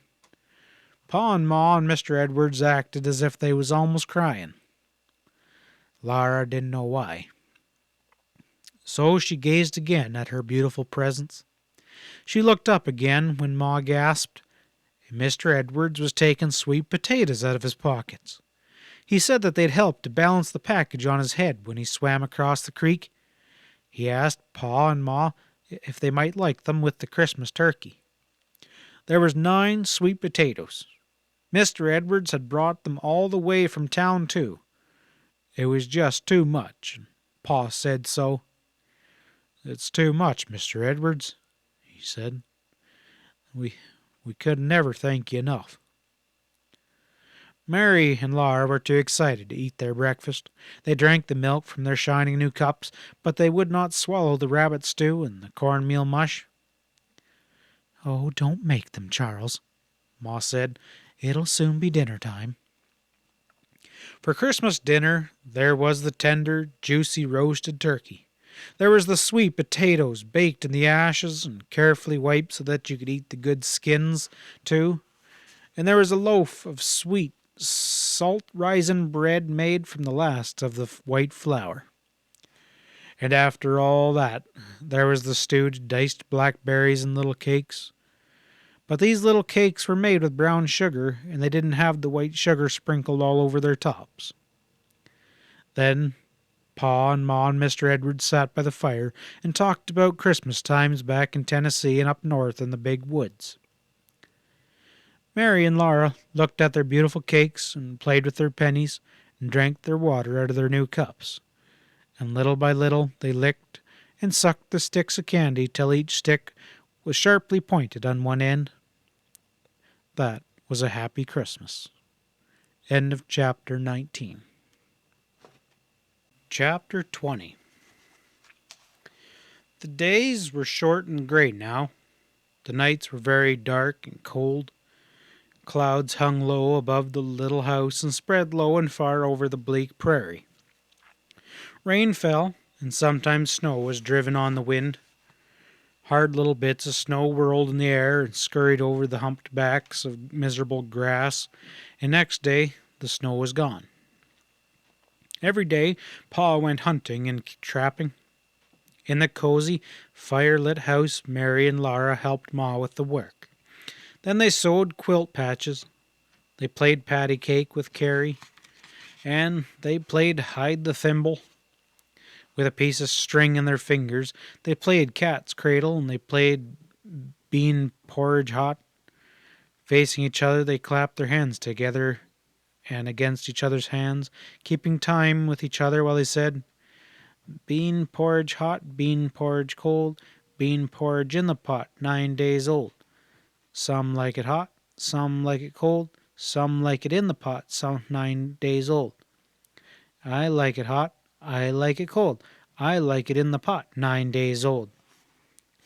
That was true. No supper was so good as thick bean porridge, flavored with small bits of salt pork that Ma dipped into the tin plates when Pa had come home cold and tired from his hunting. Laura liked it hot, and she liked it cold, and it was always good as long as it lasted, but it never really lasted 9 days. They ate it all up before that. All the time, the wind blew, shrieking, howling, wailing, screaming, mournfully sobbing. They were used to hearing the wind. All day they heard it, and at night in their sleep they knew it was blowing. But one night they heard such a terrible scream that they all woke up. Pa jumped out of bed, and Ma said, "Charles, what is it?" "It's a woman screaming," Pa said. He was dressing as fast as he could. Sounded like it came from Scott's. "Oh, what could be wrong?" Ma exclaimed. Pa was putting on his boots. He put his foot in and put his fingers through the strap ears on the top of the long boot leg, and then he gave a mighty pull and he stamped hard on the floor and the boot was on. Maybe Scott's sick, he said, pulling on the other boot. You don't suppose... Ma asked low. No, said Pa. I keep telling you, they won't make any trouble. They're perfectly quiet and peaceful down in those camps amongst the bluffs. Laura began to climb out of bed, but Ma said, Lie down and be still, Laura. So she lay down. Pa put on his warm, bright plaid coat and his fur cap and his muffler. He lit the candle in the lantern and took his gun and hurried outdoors. Before he shut the door behind him, Laura saw the night outside. It was black dark. Not one star was shining. Laura had never seen such solid darkness. Ma, She said, what is it, Laura? What makes it so dark? It's going to storm, Ma answered. She pulled the latch string in and put a stick of wood on the fire, and then she went off to bed. Go to sleep, Mary and Laura, she said. But Ma did not go to sleep, and neither did Mary and Laura. They lay wide awake listening. They couldn't hear anything but the wind. Mary put her head under the quilt and whispered to Laura. I wish Pa would come back. Laura nodded her head on the pillow, but she didn't say anything. She seemed to see Pa striding along the top of the bluff on the path that went towards Mr. Scott's house. Tiny, bright spots of candlelight darted here and there from the holes cut in the tin lantern. The tiny little flickering lights seemed to be lost in the black dark, and after a long time Laura whispered, It must be almost morning. and Mary nodded. All that time they'd been lying and listening to the wind, and Pa had not come back. Then high above the shrieking of the wind they heard again that terrible scream. It seemed quite close to the house. Laura screamed, too, and leapt out of bed, and Mary ducked under the covers. Ma got up and began to dress in a hurry, and she put another stick of wood on the fire and told Laura to go back to bed. But Laura begged so hard that Ma said that she could stay up. Wrap yourself up in a shawl, Ma said. They stood by the fire and listened. They couldn't hear anything but the wind. They could not do anything, but at least they were not laying down in bed, and suddenly fists pounded on the door, and Pa shouted, Let me in, quick, Carolyn. Ma opened the door, and Pa slammed it quickly behind him. He was out of breath. He pushed back his cap and said, Whew, I'm scared yet. What was it, Charles? Said Ma. It was a panther, Pa said. He had hurried so fast as he could to go to Mr. Scott's, and when he got there the house was dark and quiet, and everything seemed all right. Pa went all around the house, listening and looking with the lantern. He could not find any sign of anything wrong, so he felt a bit like a fool to think he had gotten up and dressed in the middle of the night and walked 2 miles, all because he had heard the wind howl. He did not want Mr. and Mrs. Scott to know about it, so he didn't wake them up. And he came home as fast as he could because the wind was bitter, and he was hurrying along the path when he was on the edge of the bluff when all of a sudden he heard that scream right underneath his feet. I tell you, my hair stood up till it lifted up my cap, he told Laura, when I lit out for home like a scared rabbit. Where was the panther, Pa? She asked him. In a treetop, said Pa, in the top of that big cottonwood that grows against the bluffs there. Pa, did it come after you? Laura asked, and he said, I don't know, Laura.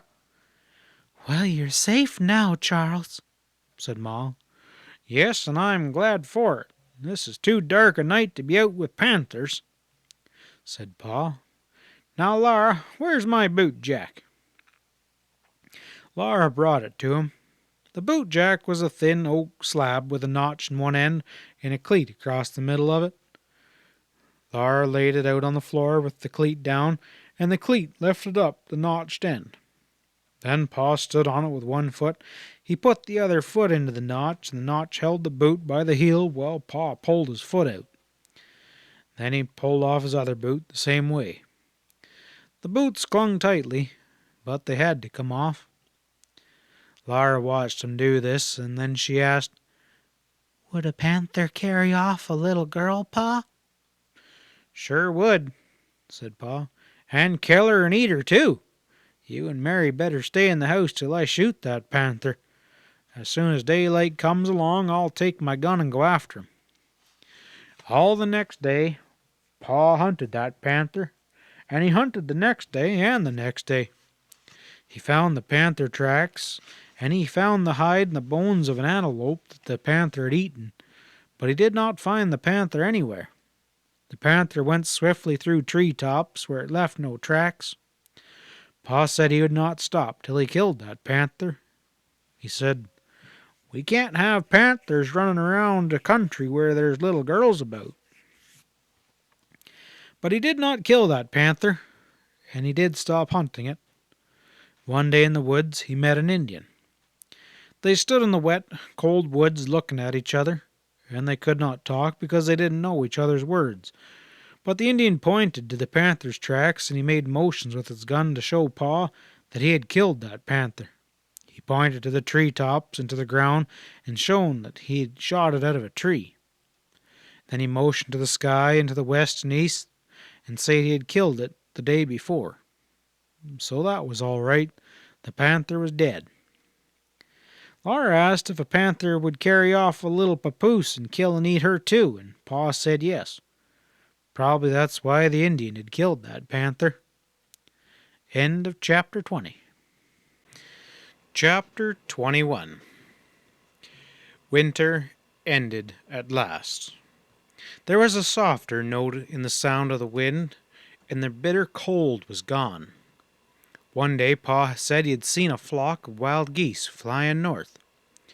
It was time he took his furs to Independence. Ma said, The Indians are so near. "Oh, they're perfectly friendly," said Pa. He often met Indians in the woods when he was hunting. There was nothing to fear from the Indians. No, Ma said, but Laura knew that Ma was afraid of Indians. you must go, Charles, She said, We must have a plow and seeds, and you'll be soon back again. Before dawn next morning, Pa hitched Pet and Patty to the wagon, loaded his furs into it, and then drove away. Laura and Mary counted the long empty days. 1, 2, 3, 4, and still Pa hadn't come home. In the morning of the 5th day, they began earnestly to watch for him. It was a sunny day, and there was still a little chill in the wind, but it smelled like spring. The vast blue sky resounded to the quacks of ducks and the honking of wild geese. The long, black, dotted lines of them were all flying north. Laura and Mary played outdoors in the wild, sweet weather, and poor Jack watched them and sighed. He couldn't run and play any more because he was chained. Laura and Mary tried to comfort him, but he didn't want petting. He wanted to be free again, as he used to be. Pa didn't come that morning. He didn't come that afternoon. Ma said it must be taking him a long time to trade his furs. That afternoon, Laura and Mary were playing hopscotch. They marked the lines with a stick in the muddy yard. Mary really didn't want to hop. She was almost 8 years old, and she didn't think that hopscotch was ladylike. But Laura teased and coaxed and said that if they were staying outdoors, they would be sure to see Pa the minute he come up from the creek bottoms. So Mary was hopping. Suddenly she stopped on one foot and said, What's that? Laura had already heard the queer sound and was listening to it as well, and she said, It's the Indians. Mary's other foot dropped, and she stood frozen still. She was scared. Laura was not exactly scared, but that sound made her feel kind of funny. It was the sound of quite a lot of Indians, chopping with their voices. It was something like the sound of an axe chopping, and something like a dog barking, and it was something like a song, but not like any song that Laura had ever heard.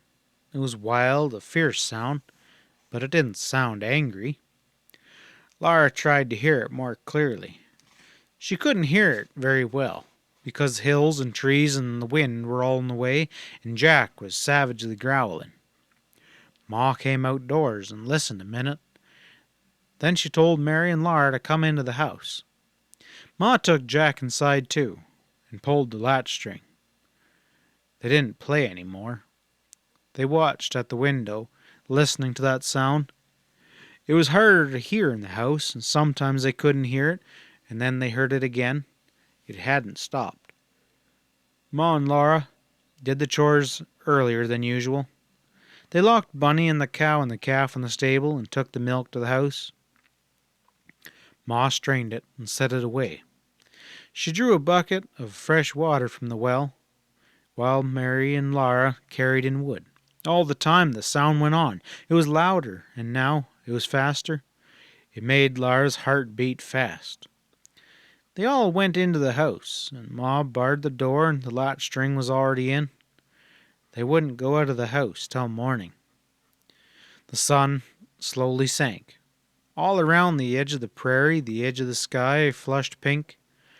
Firelight flickered in the dusky house, and Ma was getting supper, but Laura and Mary silently watched from the window. They saw the colors fade from everything. The land was shadowy, and the sky was clear and pale and gray. All the time the sound came from the creek bottoms, louder and louder, faster and faster, and Laura's heart beat faster and louder too.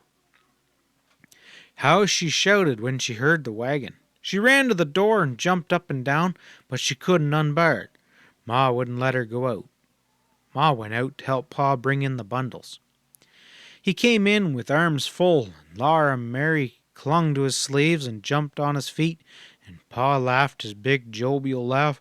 "Hey, hey, now, don't upset me," he laughed. "What do you think I am, a tree to climb up on?"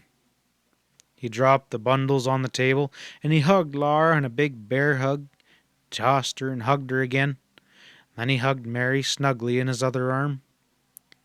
"Listen, Pa," Laura said.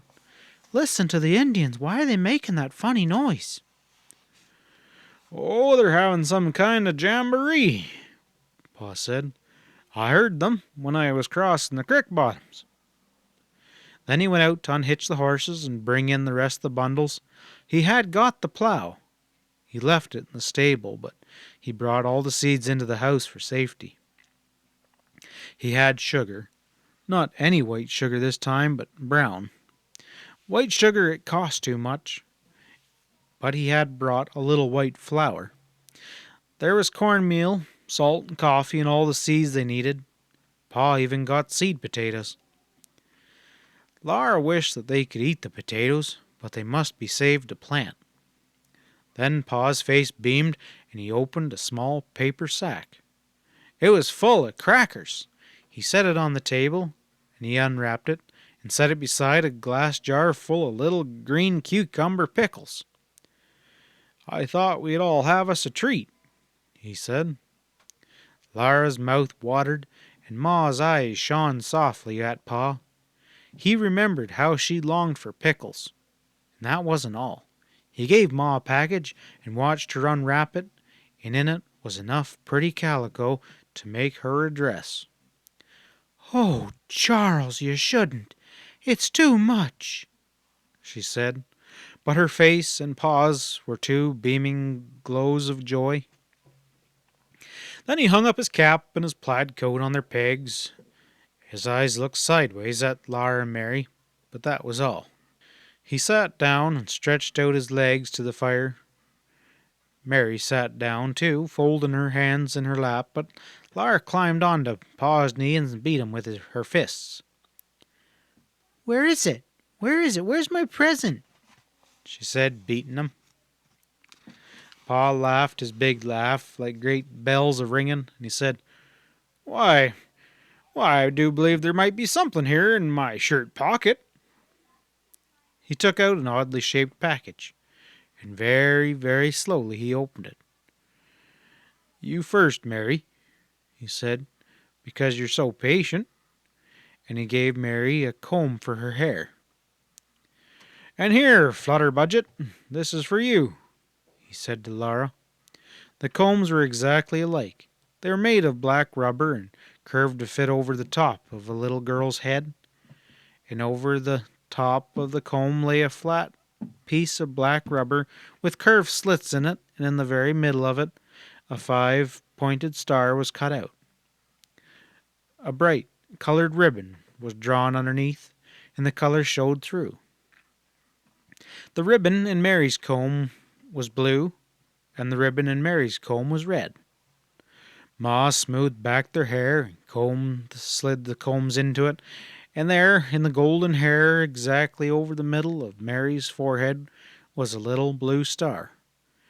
And in Laura's brown hair, over the middle of her forehead, was a little red star. Laura looked at Mary's star, and Mary looked at Laura's, and they laughed with joy. They had never seen something so pretty. Ma said, "But, Charles, you didn't get yourself anything." "Well, I got myself a plow," said Pa. "Warm weather'll be here soon now, and I'll be plowing." That was the happiest supper that they had had in a long time. Pa was safely home again. The fried salt pork was very good after so many months of eating ducks and geese and turkeys and venison, and nothing had ever tasted so good as those crackers and those little green sour pickles. Pa told them all about the seeds.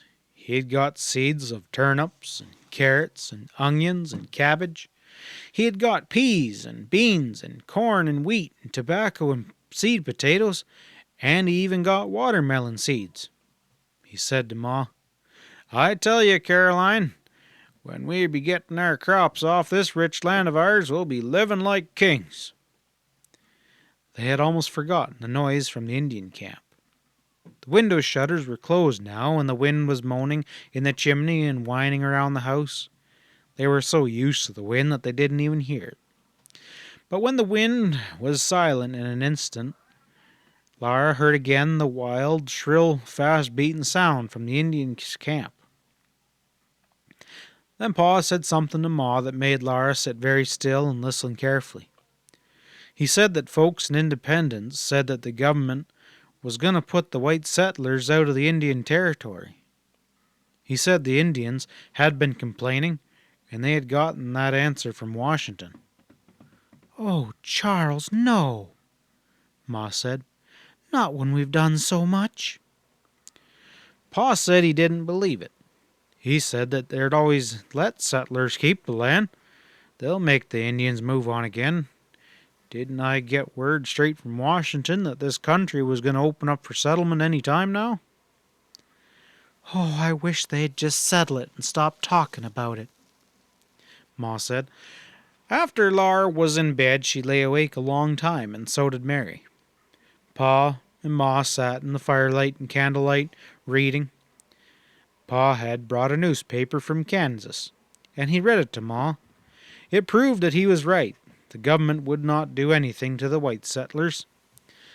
Whenever the sound of the wind died away, Laura could faintly hear the noise of the wild jamboree in the Indian camps, and sometimes, even above the howling of the wind, she thought she could hear those fierce yells of jubilation. Faster and faster they made her heart beat. Hi-ya-ya-ya, hi-ya-ya-ya, hi-ya-ya-ya. End of chapter 21. Chapter 22. Spring had come. The warm wind smelled exciting, and all outdoors was large and bright and sweet. Big white shining clouds floated high up in the clear space. Their shadows floated over the prairie. The shadows were thin and brown, and all the rest of the prairie was the pale, soft colors of dead grasses. Pa was breaking the prairie sod with Pet and Patty hitched to the breaking plow. The sod was a tough, thick mass of grass roots. Pet and Patty slowly pulled with all their might, and the sharp plows slowly turned over a long, unbroken strip of that sod. The dead grass was so tall and thick that it held up the sod. Where Pa had plowed, he didn't have a plowed field. The long strips of grass roots lay on top of grass, and the grass stuck out between them. But Pet and Patty and Pa kept on working. He said the sod potatoes and sod corn would grow this year, and next year the roots and the dead grasses would all be rotten. In 2 or 3 years he would have some nicely plowed fields. Pa liked the land because it was so rich and there wasn't a tree or a stump or a rock in it. Now a great many Indians came riding along the Indian Trail. Indians were everywhere. Their guns echoed in the creek bottoms where they were hunting. No one knew how many Indians were hidden in the prairie, which seemed so level, but it truly wasn't. Often Laura saw an Indian where no one had been an instant before. Indians often came to the house. Some were friendly, some were surly and cross. All of them wanted food and tobacco, and Ma gave them what they wanted. She was afraid not to. When an Indian pointed at something and grunted, Ma gave him that thing. But most of the food was kept hidden and locked up. Jack was cross all the time, even with Laura. He was never let off the chain, and all the time he lay and hated the Indians. Laura and Mary were quite used to seeing them now. Indians didn't surprise them at all, but they always felt safer near Pa or Jack. One day they were helping Ma get dinner. Baby Carrie was playing on the floor in the sunshine, and then suddenly the sunshine was gone. I do believe it's going to storm, Ma said, looking out the window. Laura looked too, and great black clouds were billowing up in the south across the sun. Pet and Patty were coming running from the field, and Pa holding to the heavy plow and bounding in long leaps behind it. "Prairie fire!" he shouted. "Get the tub full of water! Put sacks in it! Hurry!" Ma ran to the well. Laura ran to tug the tub to it. With Pa, he tied Pat to the house. He brought the cow and the calf from the picket line and shut them in the stable. He caught Bunny and tied her fast to the north corner of the house. Ma was pulling up buckets of water as fast as she could. Laura ran to the sacks that Pa had flung out of the stable.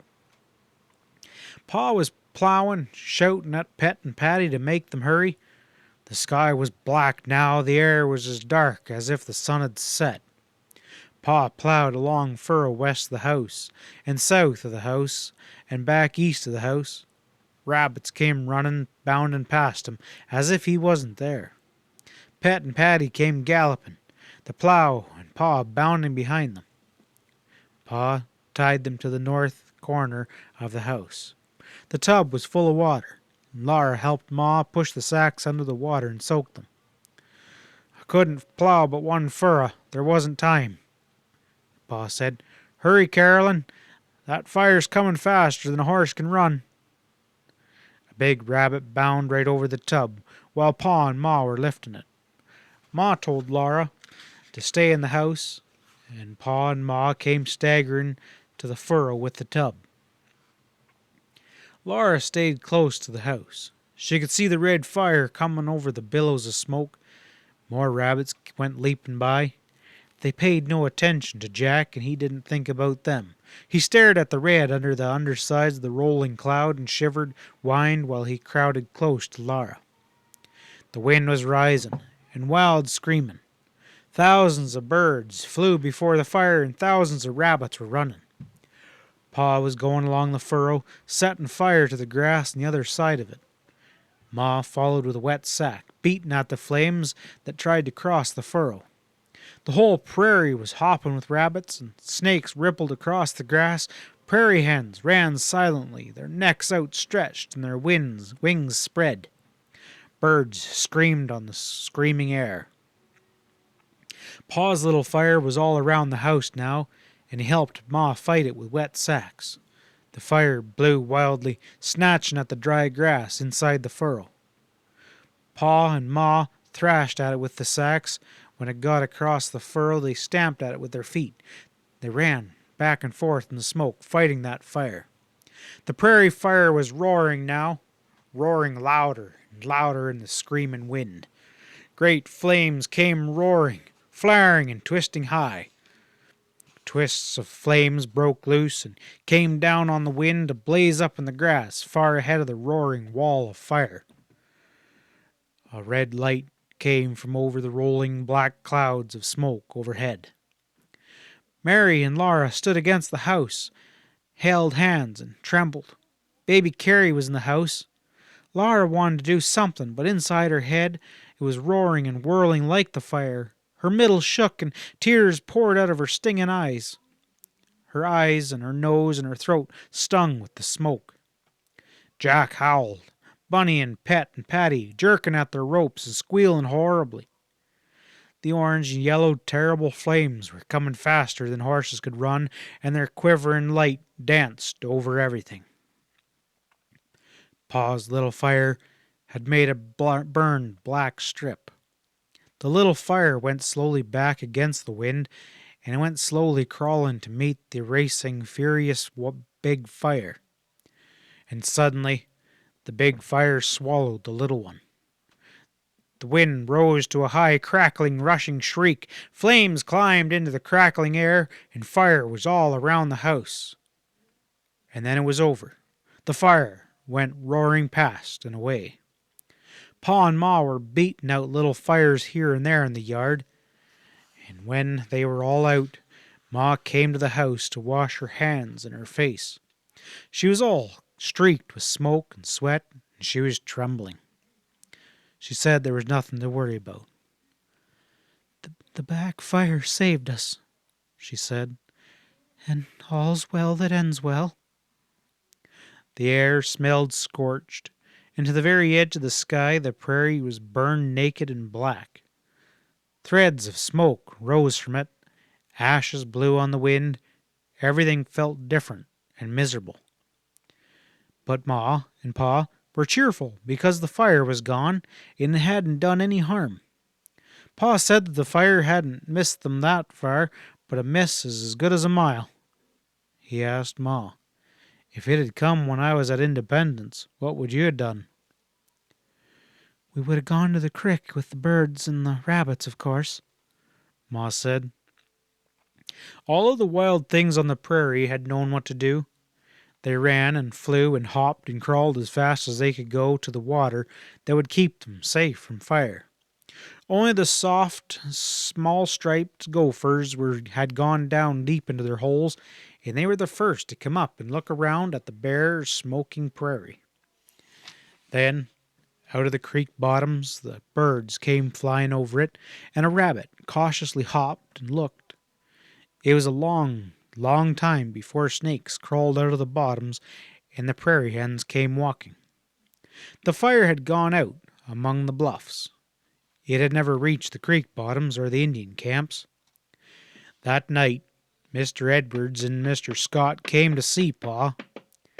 They were worried because they thought that perhaps the Indians had started that fire on purpose to burn out the white settlers. Pa didn't believe it. He said the Indians had always burned the prairie to make green grass to grow more quickly and to travel easier. Their ponies, they couldn't gallop through the thick, tall, dead grass, and now the ground was clear, and he was glad of it because plowing would be that much easier. While they were talking, they could hear drums beating in the Indian camps and shouts, and Laura sat still as a mouse on the doorstep, listening to the talk and to the Indians. The stars hung low and large and quivering over the burned prairie, and the wind gently blew in Laura's hair. Mr. Edwards said that there was too many Indians in those camps, and he didn't like it. Mr. Scott said he didn't know why there was so many of those savages coming together if they didn't mean deviltry. "The only good Indian's a dead one," Mr. Scott said. Pa said he didn't know about that. He figured that Indians would be as peaceable as anybody else if they were left alone. On the other hand, they had moved west so many times that naturally they hated white folk. But an Indian ought to have sense enough to know when he was licked. With soldiers in Fort Gibson and Fort Dodge, Pa didn't believe these Indians would make any trouble. "As to why they're congregating in those camps, Scott, I can tell you that," he said. They're getting ready for their big spring buffalo hunt. He said there was a half a dozen tribes down in those camps. Usually the tribes were fighting each other, but every spring they made peace and all came together for the big hunt. They sworn peace amongst themselves, and they're thinking about hunting the buffalo, so it's not likely that they're going to be starting on the warpath against us. They'll have their talks and some feasts, and then one day they're all going to hit the trail after the buffalo herds. The buffalo will be working their way north pretty soon, following the green grass. By George, I'd like to go on a hunt like that myself. It sure would be a sight to see. Well, maybe you're right about her, Ingalls, Mr. Scott said slowly. Anyway, I'll be glad to tell Miss Scott what you say. She can't seem to get the Minnesota massacres out of her head. End of chapter 22. Chapter 23. Next morning, Pa went whistling to his plowing. He came in at noon black with soot from the burned prairie, but he was pleased. The tall grass didn't bother him any more. But there was a uneasiness about Indians. More and more Indians were in the creek bottoms. Mary and Laura saw the smoke from their fires by day, and at night they heard the savage voices shouting. Pa came early from the field. He did the chores early, and shut Pet and Patty, Bunny and the cow and calf into the stable. They could not stay out in the yard to graze in the cool moonlight. When shadows began to gather on the prairie and the wind was quiet, the noises from the Indian camps grew louder and wilder. Pa brought Jack into the house. The door was shut and the latch string pulled in. No one could go outdoors till morning.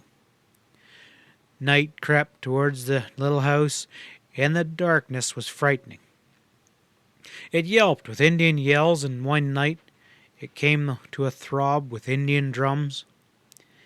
In her sleep, Laura heard all the time the savage yipping and the wild throbbing drums.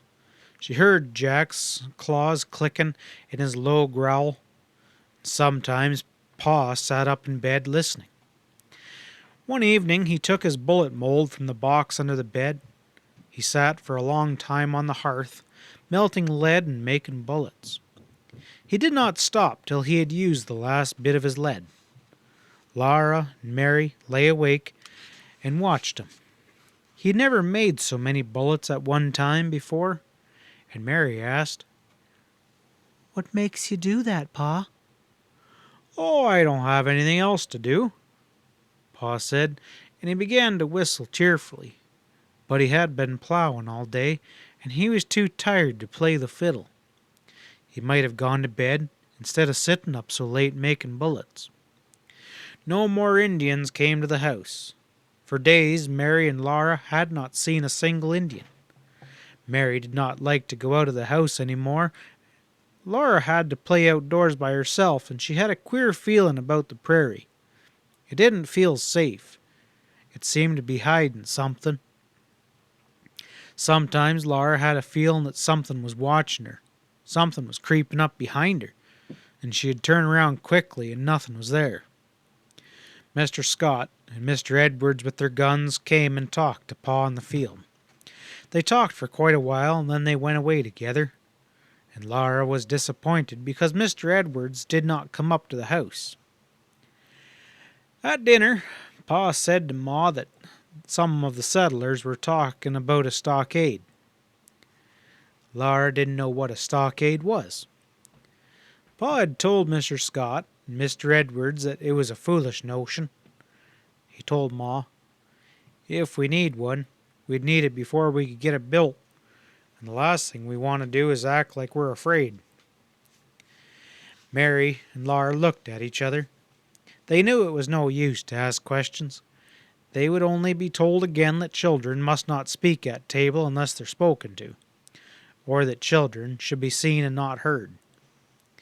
That afternoon, Laura asked Ma what a stockade was. Ma said it was something to make little girls ask questions. That meant that grown-ups would not tell you what it was.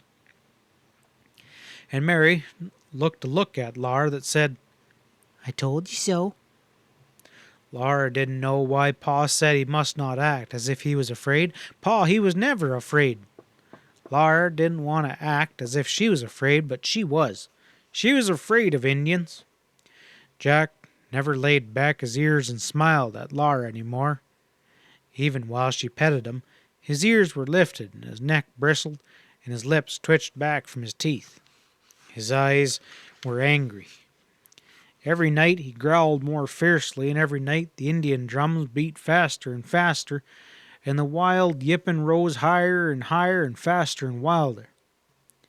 In the middle of the night, Laura sat straight up and screamed. Some terrible sound had made a cold sweat come out all over her. Ma came up to her quickly and said in her gentle way, "Be quiet, Laura. You mustn't frighten Carrie." Laura clung to Ma, and Ma was wearing her dress. The fire was covered with ash, and the house was dark, but Ma had not gone to bed. Moonlight came through the window. The shutter was open, and Pa stood in the dark by the window looking out. He had his gun. Out in the night the drums beat wildly, and the Indians were wildly yelling. And then that terrible sound came again, and Laura felt as if she was falling. She couldn't hold on to anything. There was nothing solid anywhere. It seemed like a long time before she could see or think or speak.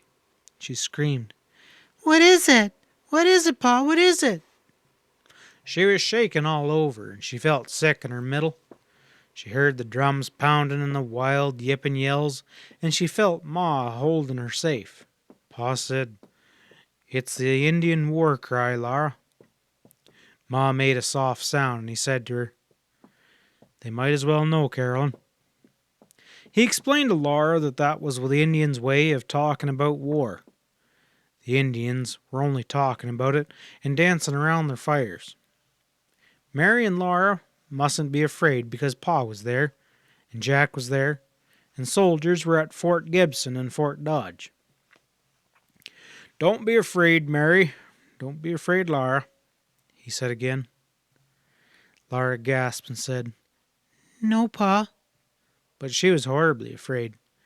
Mary couldn't say anything. She lay shivering under the covers. And then Carrie began to cry, so Ma carried her to the rocking chair and gently rocked her.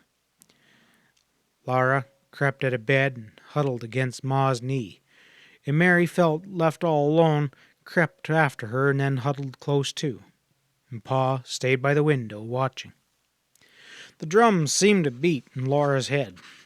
They seemed to be beating deep inside her. The wild, fast, yipping voices were worse than wolves, and something worse was coming. Laura knew it, and then it came.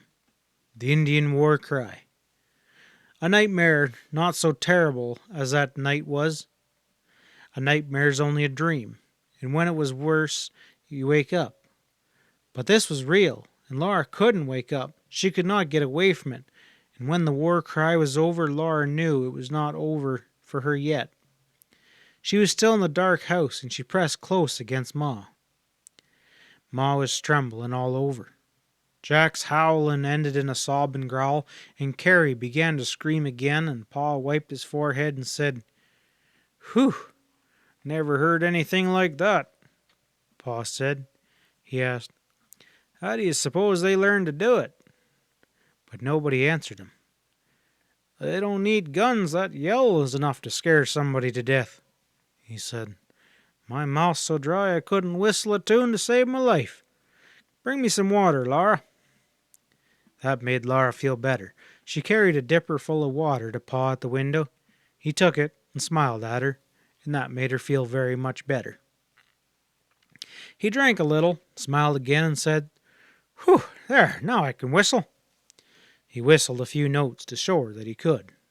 Then he listened, and Laura, too, heard far away the soft pitter-patter, pitter-patter, pitter-patter of a pony galloping, and it came nearer. From one side of the house came the drum throbs and the fast shrilling yapping yells, and from the other side came the lonely sound of the rider galloping. Nearer and nearer it came, and now the hoofs chattered loudly, and suddenly they were going by. The galloping went by, grew fainter, down the creek road. In the moonlight, Laura saw the behind of a little black Indian pony and an Indian on its back, and she saw a huddle of blanket and a naked head, and feathers of clusters above it, and moonlight on a gun barrel, and then it was all gone. Nothing was there but empty prairie. Pa said he was darned if he knew what to make of it. He said that was the Osage who had tried to talk French to him. He asked, "What's he doing out at this hour, riding hell bent for leather?" Nobody answered because nobody knew. The drums thumped and the Indians went on yelling, and the terrible war cry came again and again. Little by little, after a long time, the yells grew fainter and fewer. At last Carrie cried herself to sleep, and Ma set Mary and Laura back to bed. Next day they couldn't go out of the house, and Pa he stayed close by, and there was not one sound from the Indian camps. The whole vast prairie was still. Only the wind blew over the blackened earth where there was no grass to rustle. The wind blew past the house with a rushing sound like running water. That night the noise in the Indian camps was worse than the night before. Again the war cries were more terrible than the most dreadful of nightmare. Laura and Mary huddled close against Ma. Poor little baby Carrie cried, and Pa watched at the window with his gun.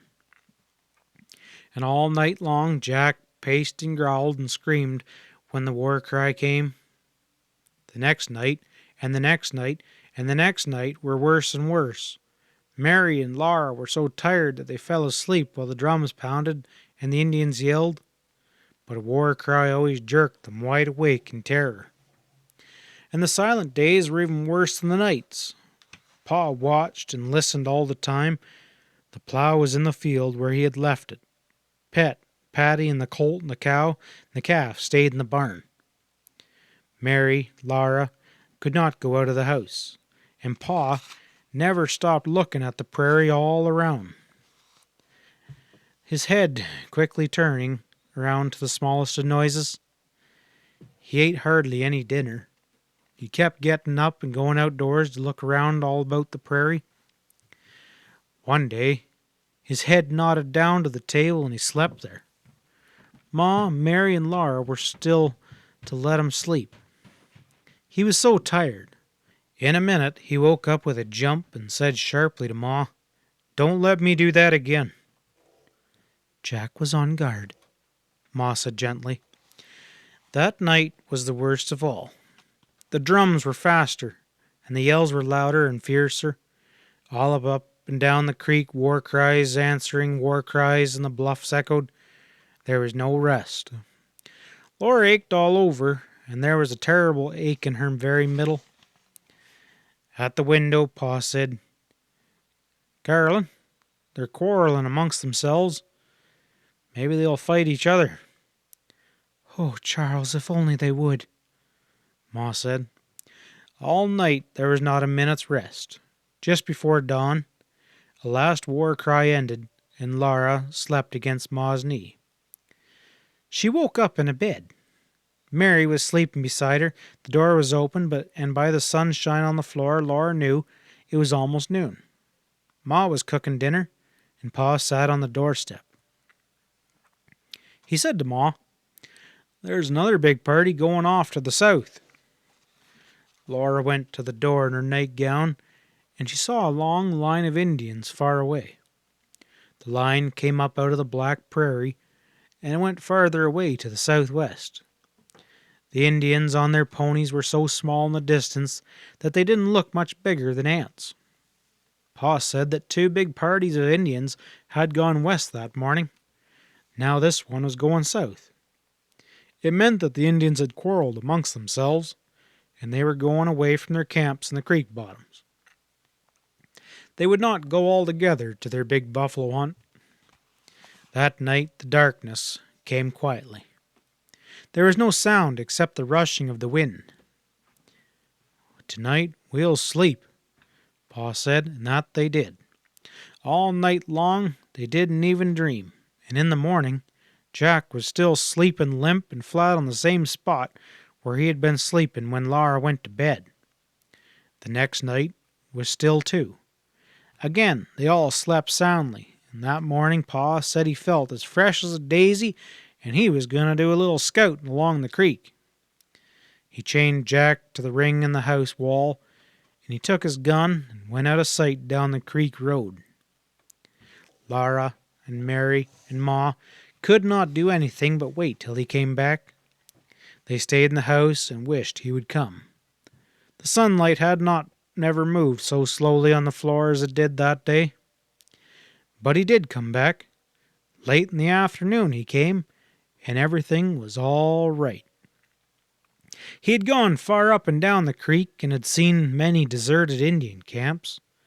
All the Indians had gone away except a tribe called the Osages. In the woods, Pa had met an Osage who could talk to him.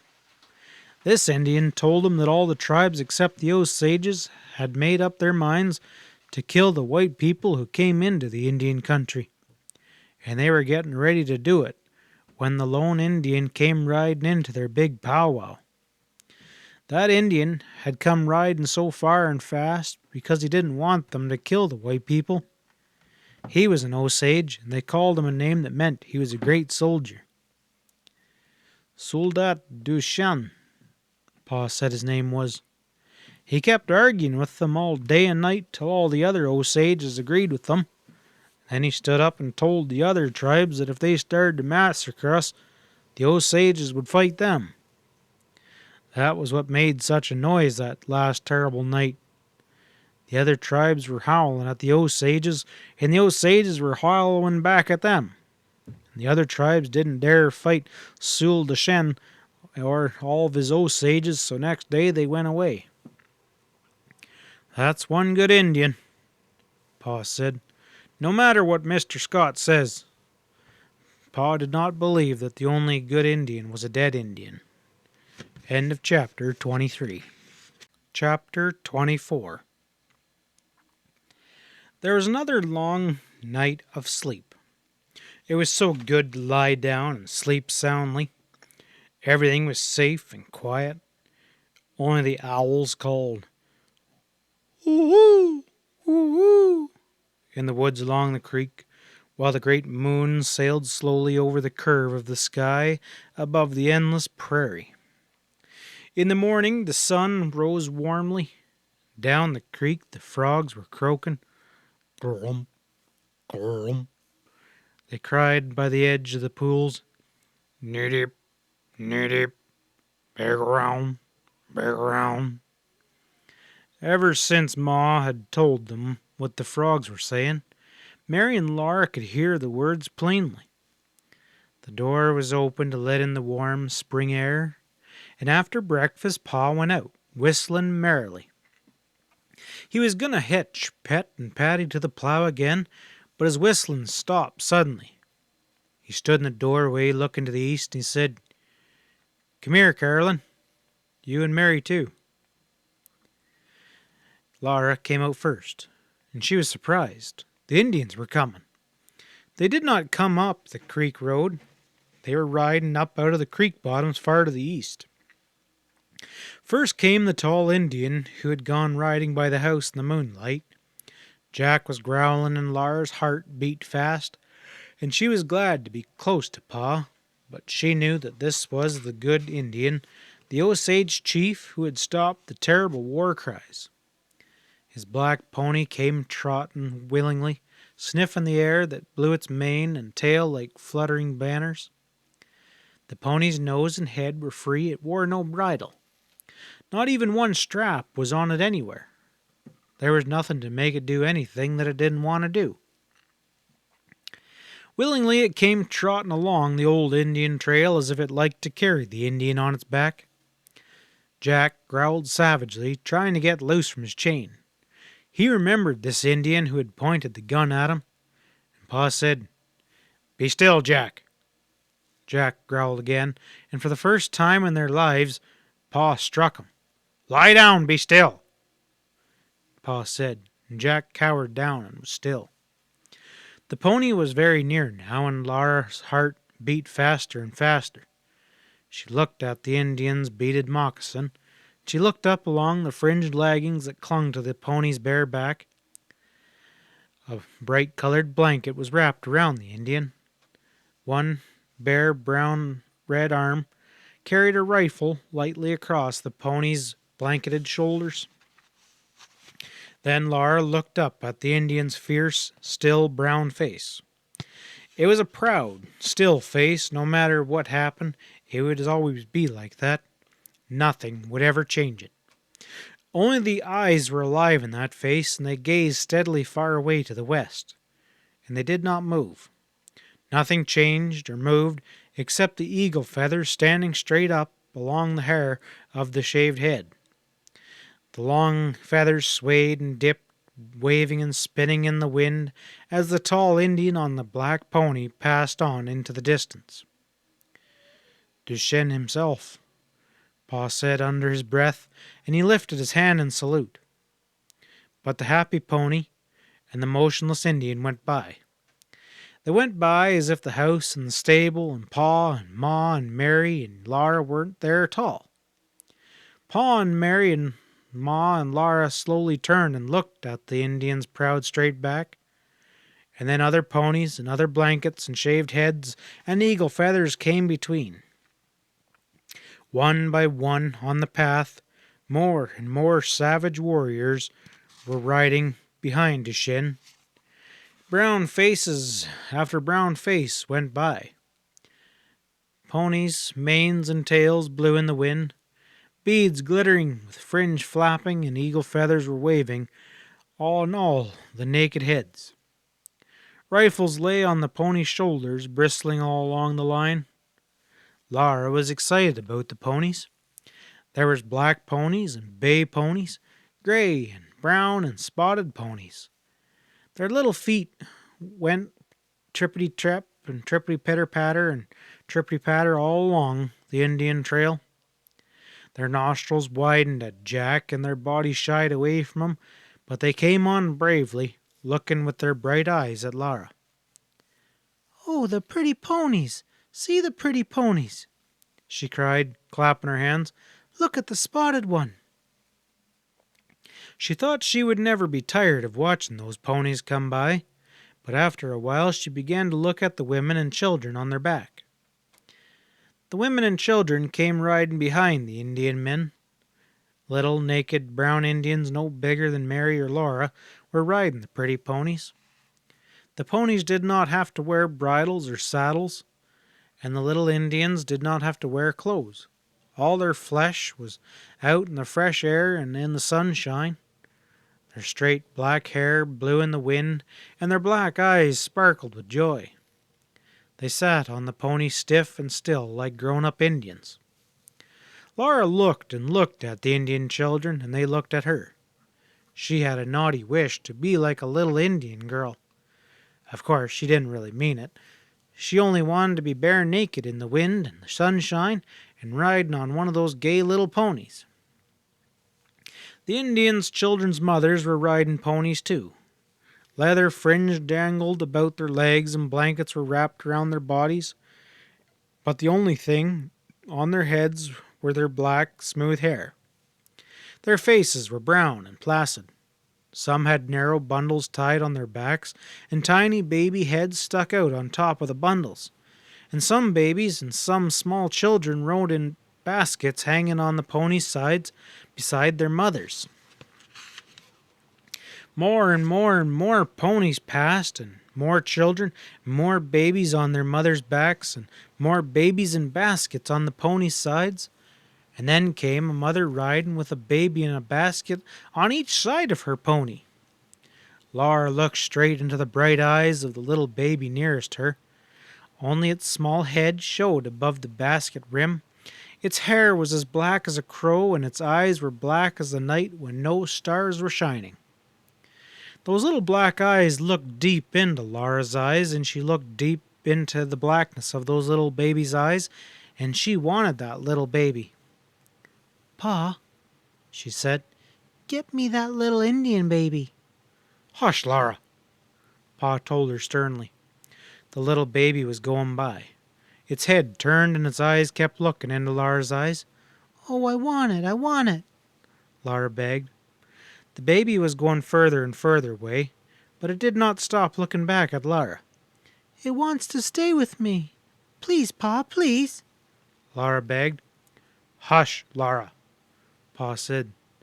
The Indian woman wants to keep her baby, Oh, Pa. Laura pleaded, and then she began to cry. It was shameful to cry, but she couldn't help it. The little Indian baby was gone, and she knew that she would never see it any more. Ma said she'd never heard of such a thing. For shame, Laura, she said, but Laura could not stop crying. Why on earth do you want an Indian baby of all things? Ma asked her.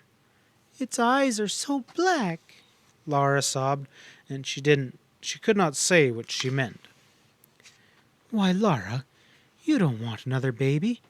We have a baby, our own, baby Carrie. I want the other one, too, Laura sobbed loudly. Well, I declare, Ma exclaimed. Look at the Indians, Laura, said Pa. Look west and then look east and see what you see. Laura could hardly see at first. Her eyes were full of tears and sobs kept jerking out of her throat, but she obeyed Pa as best she could, and in a moment she was still. As far as she could see to the west and as far as she could see to the east, there was Indians. There was no end to that long, long line of Indians. That's an awful lot of Indians, Pa said. More and more Indians came riding by. Baby Carrie grew tired of looking at Indians and played by herself on the floor. But Laura sat on the doorstep, and Pa stood close beside her, and Ma and Mary stood in the doorway. They looked and they looked and they looked at Indians riding by. It was dinner time, and no one thought of dinner. Indian ponies were still going by, carrying bundles of skins and tent poles and dangling baskets and cooking pots.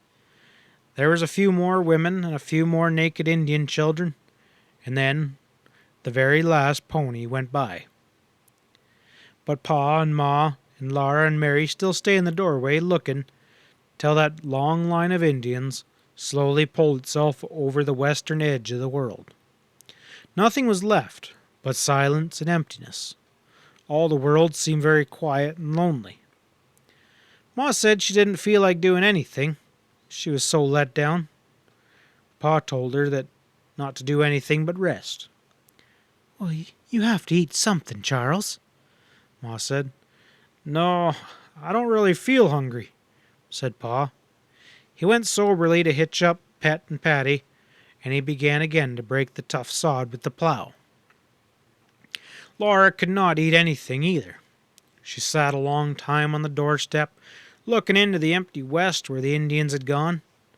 She seemed still to see waving feathers and black eyes and the sound of ponies' feet. End of chapter 24. Chapter 25. After the Indians had gone, a great peace settled on the prairie. And one morning, the whole land was green. Now, when did that grass grow? Ma asked in amazement. I thought the whole country was black, but now there's nothing but green grass as far as the eye can see. The whole sky was filled with lines of wild ducks and wild geese flying north. Crows cawed above the trees along the creek, and the winds whispered in the new grass, bringing scents of earth and of growing things.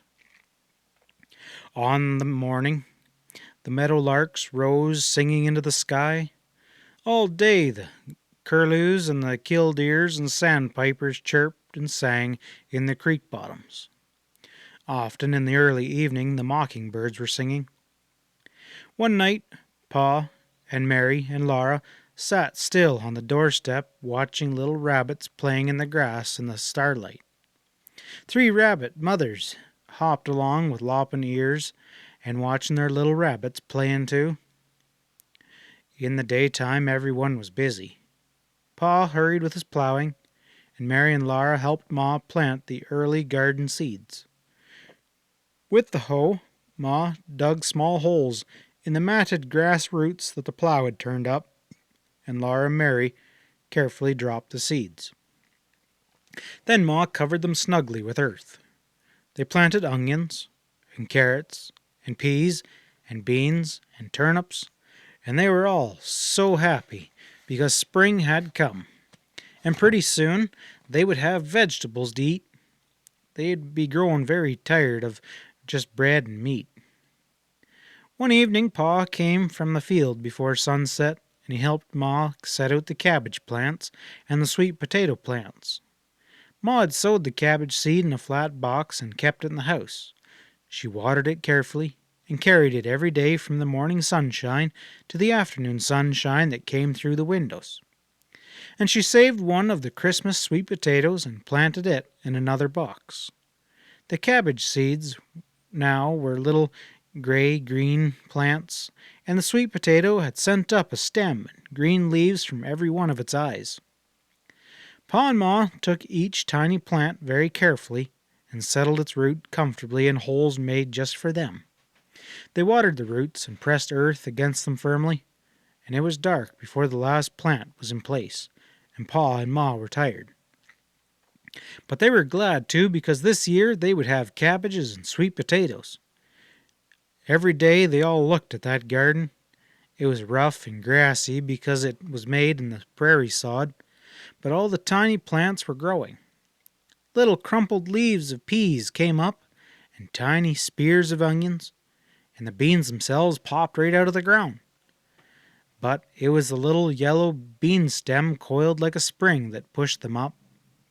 Then the bean was cracked open and dropped by 2 baby bean leaves, and the leaves unfolded flat to the sunshine. Pretty soon they would all begin to live like kings. Every morning Pa went cheerfully whistling to the field. He had planted some early sod potatoes, and some potatoes were saved to plant later. Now he carried a sack of corn fastened to his belt, and as he plowed he threw grains of corn into the furrow beside the plow tip. The plow turned over a strip of sod on top of the seed corn, but the corn would fight its way through that matted of roots, and then it would be a cornfield. There would be green corn for dinner some day, and next winter there would be ripe corn for Pet and Patty to eat. One morning, Mary and Laura were washing the dishes, and Ma was making the beds. She was humming softly to herself, and Laura and Mary were talking about the garden. Laura liked peas best, and Mary liked beans. Suddenly they heard Pa's voice, loud and angry. Ma went quickly to the door, and Laura and Mary peered out on either side of her. Pa was driving Pet and Patty from the field, dragging the plow behind them. Mr. Scott and Mr. Edwards were with Pa, and Mr. Scott was talking earnestly. "No, Scott," Pat answered him. "I'll not stay here to be taken away by the soldiers like an outlaw. If some blasted politicians in Washington hadn't sent out word it'd be all right to settle here, I'd never have been 3 miles over the line into Indian territory. But I'm not going to wait for the soldiers to take us out. We're going now." "What's the matter, Charles? Where are we going?" Ma asked. "Darned if I know, but we're going, and we're leaving here. Scott and Edwards says the government is sending soldiers to take all of us settlers out of Indian territory." His face was very red, and his eyes were like blue fire, and Laura was frightened. She had never seen Pa look like that, and she pressed close against Ma and was still looking at Pa. Mr. Scott started to speak, but Pa stopped him. "Save your breath, Scott. It's no use to say another word. You can stay till the soldiers come if you want to. I'm going now." Mr. Edwards said he was going too. He would not stay to be driven across the line like some ornery yellow hound. "Ride out to Independence with us, Edwards," Pa said. But Mr. Edwards answered that he didn't care much to go north. He would make a boat and go on down the river to some settlement further south. "Better to come on with us and go on down foot through Missouri. It's a risky trip, one man alone in a boat going down the for Grady's among the wild Indian tribes. But Mr. Edwards said he had already seen Missouri, and he had plenty of powder and lead. Then Pa told Mr. Scott to take the cow and calf. "We can't take 'em with us," Pa said. "You've been a good neighbor, Scott, and I'm sorry to leave you, but we're going in the morning." Laura had heard all this, but she could not believe it until she saw Mr. Scott leading away the cow. The gentle cow went meekly away with the rope around her long horns, and the calf frisky and jumping behind.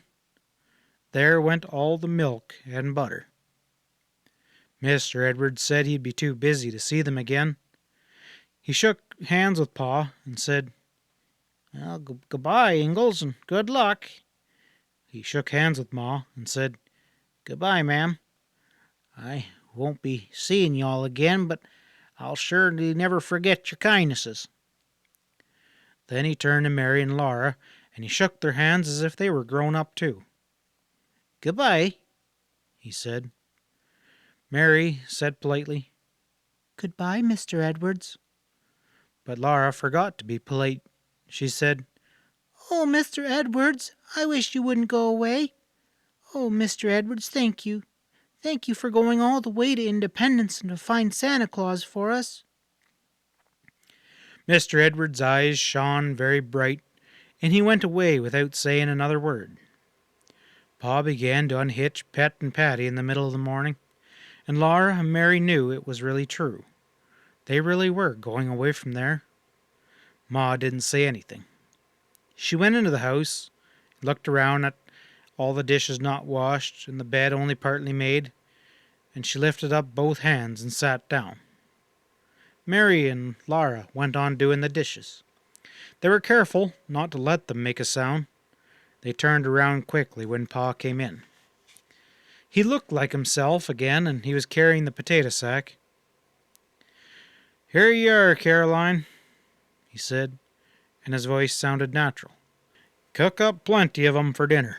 We've been going without potatoes, saving for seed. Well, now we might as well eat 'em up."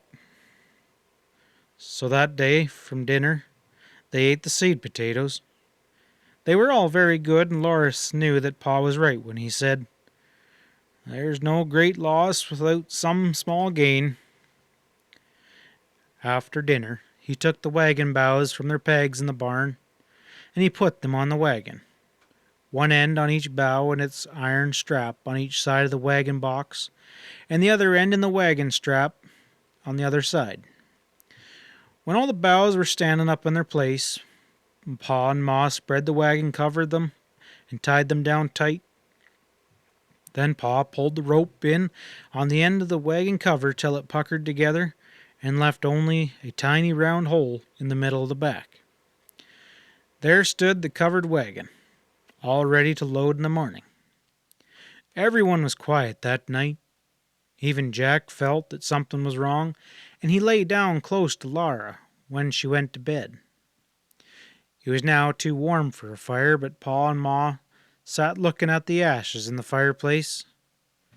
Ma sighed gently and said, "A whole year gone, Charles." But Pa answered cheerfully, "Oh, what's a year amount to? We have all the time that there is." End of chapter 25. Chapter 26. After breakfast next morning, Pa and Ma packed the wagon.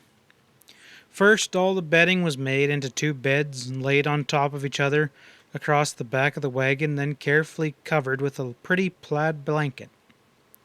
Mary and Laura and baby Carrie would ride there in the daytime. At night, the top bed would be put out in the front of the wagon, and Ma and Pa would sleep in. And Mary and Laura would sleep in the bottom bed where it was. Next, Pa took the small cupboard from the wall, and in it Ma packed the food and the dishes. Pa put the cupboard under the wagon seat, and in front of it he laid a sack of corn for the horses. "It'll make a good rest for our feet, Caroline," he said to Ma. Ma packed all the clothing in 2 carpet bags, and Pa hung them on the wagon bows to the inside of the wagon. Opposite them, he hung his rifle on its straps, and his bullet pouch and powder horn hung beneath it. His fiddle, in its box, he laid on one end of the bed, where it would ride softly. Ma wrapped the black iron spider, the bake oven, and the coffee pot in sacks and put them in the wagon, while Pa tied the rocking chair and the tub outside, and hung the water bucket and the horse bucket underneath. He put the tin lantern carefully in the front corner of the wagon box, where the sack of the corn held it still. Now the wagon was loaded. The only thing they couldn't take was the plow. Well, that couldn't be helped. There was no room for it. When they came to where they were going, Pa could get more furs to trade for another plow. Laura and Mary climbed into the wagon and sat on the bed in the back. Ma put baby Carrie between them. They were all freshly washed and combed, and Pa said that they were clean as a hound's tooth, and Ma told them that they were bright as new pins. Then Pa hitched Pet and Patty to the wagon. Ma climbed to her place on the seat and held the lines, and suddenly Laura wanted to see the house again. She asked Pa to please let her look out, so he loosened the rope in the back of the wagon cover and made a large round hole. Laura and Mary could look out of it, but still the rope held enough canvas to keep baby Carrie from tumbling into the feed box. The snug log house looked just as it always had. It did not seem to know that they were going away. Pa stood a moment in the doorway and looked all around inside. He looked at the bedstead and the fireplace and the glass windows. Then he closed the door carefully, leaving the latch string out. "Better leave it out. Someone might need shelter sometime," he said. He climbed to his place beside Ma, gathered the reins into his own hands, and dropped the Pet and Patty. Jack went under the wagon, and Pet whinnied to Bunny, who came to walk beside her, and then they were off. Just before the creek road went down into the bottoms, Pa stopped the mustangs, and they all looked back. As far as they could see, to the east and the south and to the west, nothing was moving on all the vastness of the high prairie. Only the green grass was rippling in the wind, and white clouds drifted in the high, clear sky. "It sure is a great country, Caroline," Pa said. "But there will be wild Indians and wolves here for many a long day." The little log house and the little stable sat lonely in the stillness.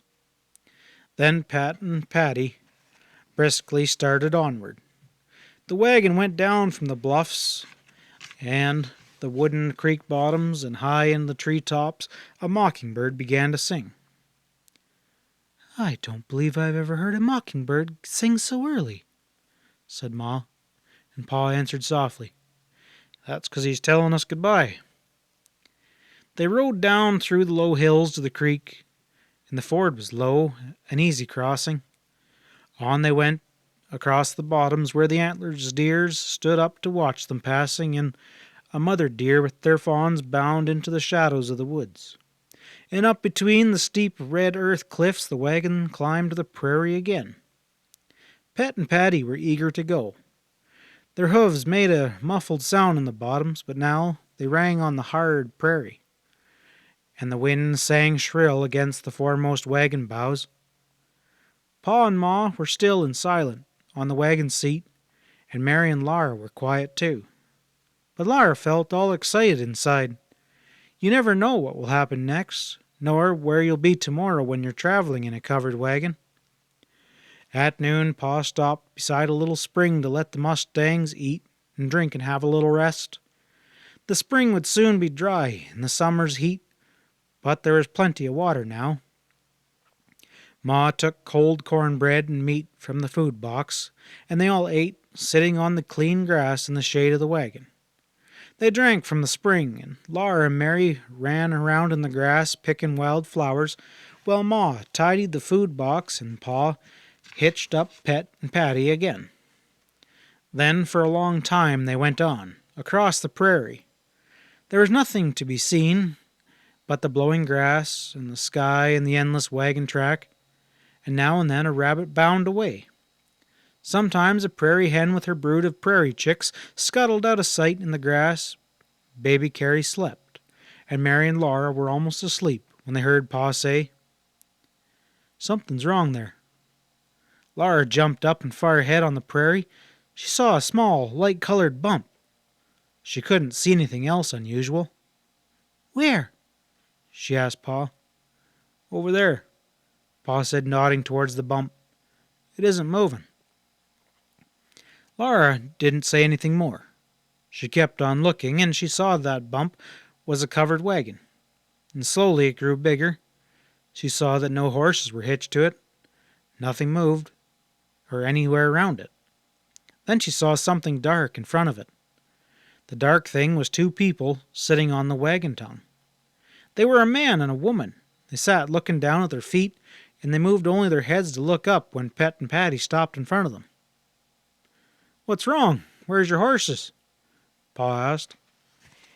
"I don't know," the man said.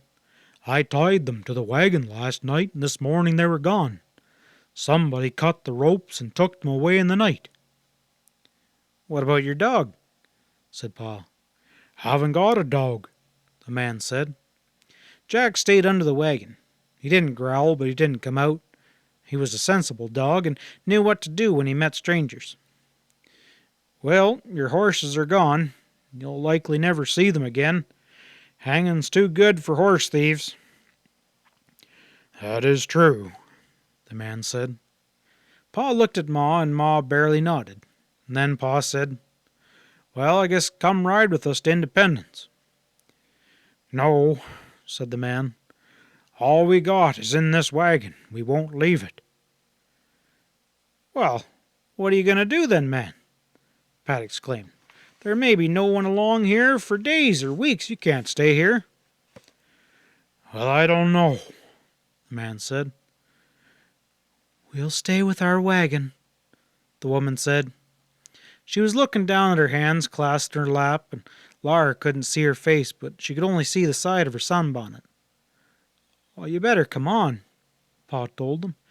"You can come back for your wagon." "No," the woman said. They wouldn't leave the wagon. Everything they owned in the world was in it. So at last Pa drove on, leaving them sitting on the prairie tongue, all alone on the prairie. Pa muttered to himself, "Tenderfeet, everything they own and no dog to watch it. Don't keep watch himself and ties his horse with ropes." Pa snorted, "Bunch of tenderfoot. Shouldn't be allowed to leave west of the Mississippi." "But Charles, whatever will become of them?" Ma asked him. "Well, there's soldiers in Independence. I'll tell the captain, and maybe he'll send out some men to bring them in. They can hold out that long, but it's darn lucky for them that we came along. If we hadn't, there's no telling when they would have been found." Laura watched that lonely wagon until it was only a small lump on the prairie, and then it was a speck, and then it was gone. All the rest of the day Pa drove on, and they didn't see anyone else.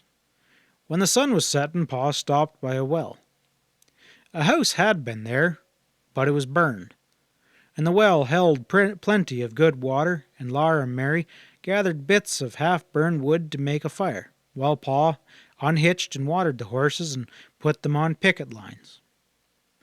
Then Pa took the seat down from the wagon, lifted out the food box.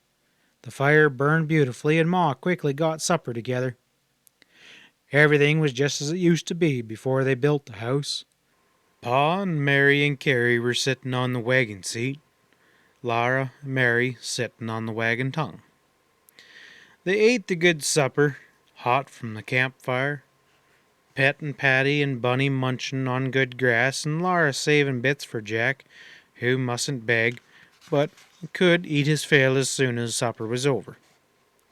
Then the sun went down, far away in the west, and it was time to make the camp ready for night. Pa chained Pet and Patty to the feed box at the end of the wagon. He chained Bunny to the side. Then he fed them all their supper of corn. Then he sat by the fire and smoked his pipe while Ma tucked Mary and Laura into bed and laid baby Carrie beside them. She sat down beside Pa at the fire, and Pa took down his fiddle out of its box and began to play. "Oh, Susanna, don't you cry for me," the fiddle wailed, and Pa began to sing. "I went to California with a washpan on my knee, and every time I thought of home I wished it wasn't me." "Do you know, Caroline," Pa stopped singing to say, "I've been thinking what fun the rabbits will be having eating that garden we planted." "Don't, Charles," Ma said. "Oh, never mind, Caroline," Pa told her. "We'll make us a better garden. Anyway, we're taking more out of Indian Territory than we took in." "I don't know what," Ma said, and Pa answered, "Why, there's the mule." Then Ma laughed, and Pa and the fiddle sang again. "In Dixieland I'll take my stand and live and die in Dixie, away, away, away, way down south in Dixie." They sang with a lilt and a swinging that almost lifted Laura out of bed. She must lie still and not wake Carrie. Mary was sleeping too, but Laura had not been wider awake. She heard Jack making his bed under the wagon. He was turning round, trampling down the grass, and then he curled into that round nest with a flop and a sigh of satisfaction. Pet and Patty were munching the last of their corn, and their chains rattled. Bunny lay down beside the wagon. They were all there together, safe and comfortable for the night, under the wide starlit sky. Once more the covered wagon was home. The fiddle began to play a marching tune, and Pa's clear voice was singing like a deep-toned bell. "Oh, we'll rally round the flag, boys, we'll rally once again, shout the battle cry of freedom." Laura felt she must shout too, but softly Ma looked in through the round hole in the wagon cover. "Charles," Ma said, "Laura's wide awake. She can't go to sleep on such music as that." Pa didn't answer, but the voice of the fiddle changed, and softly and slurringly it began a long, swinging rhythm that seemed to rock Laura gently. She felt her eyelids closing, and she began to drift over the endless waves of prairie grasses, and Pa's voice went with her singing, "Row away, row over the waves so blue, like a feather we'll sail in our gum tree canoe. Row the boat lightly, love, o'er the sea. Daily and nightly I'll wander with thee." End of chapter 26. End of Little House on the Prairie. Read by Mr. Stuff and Such.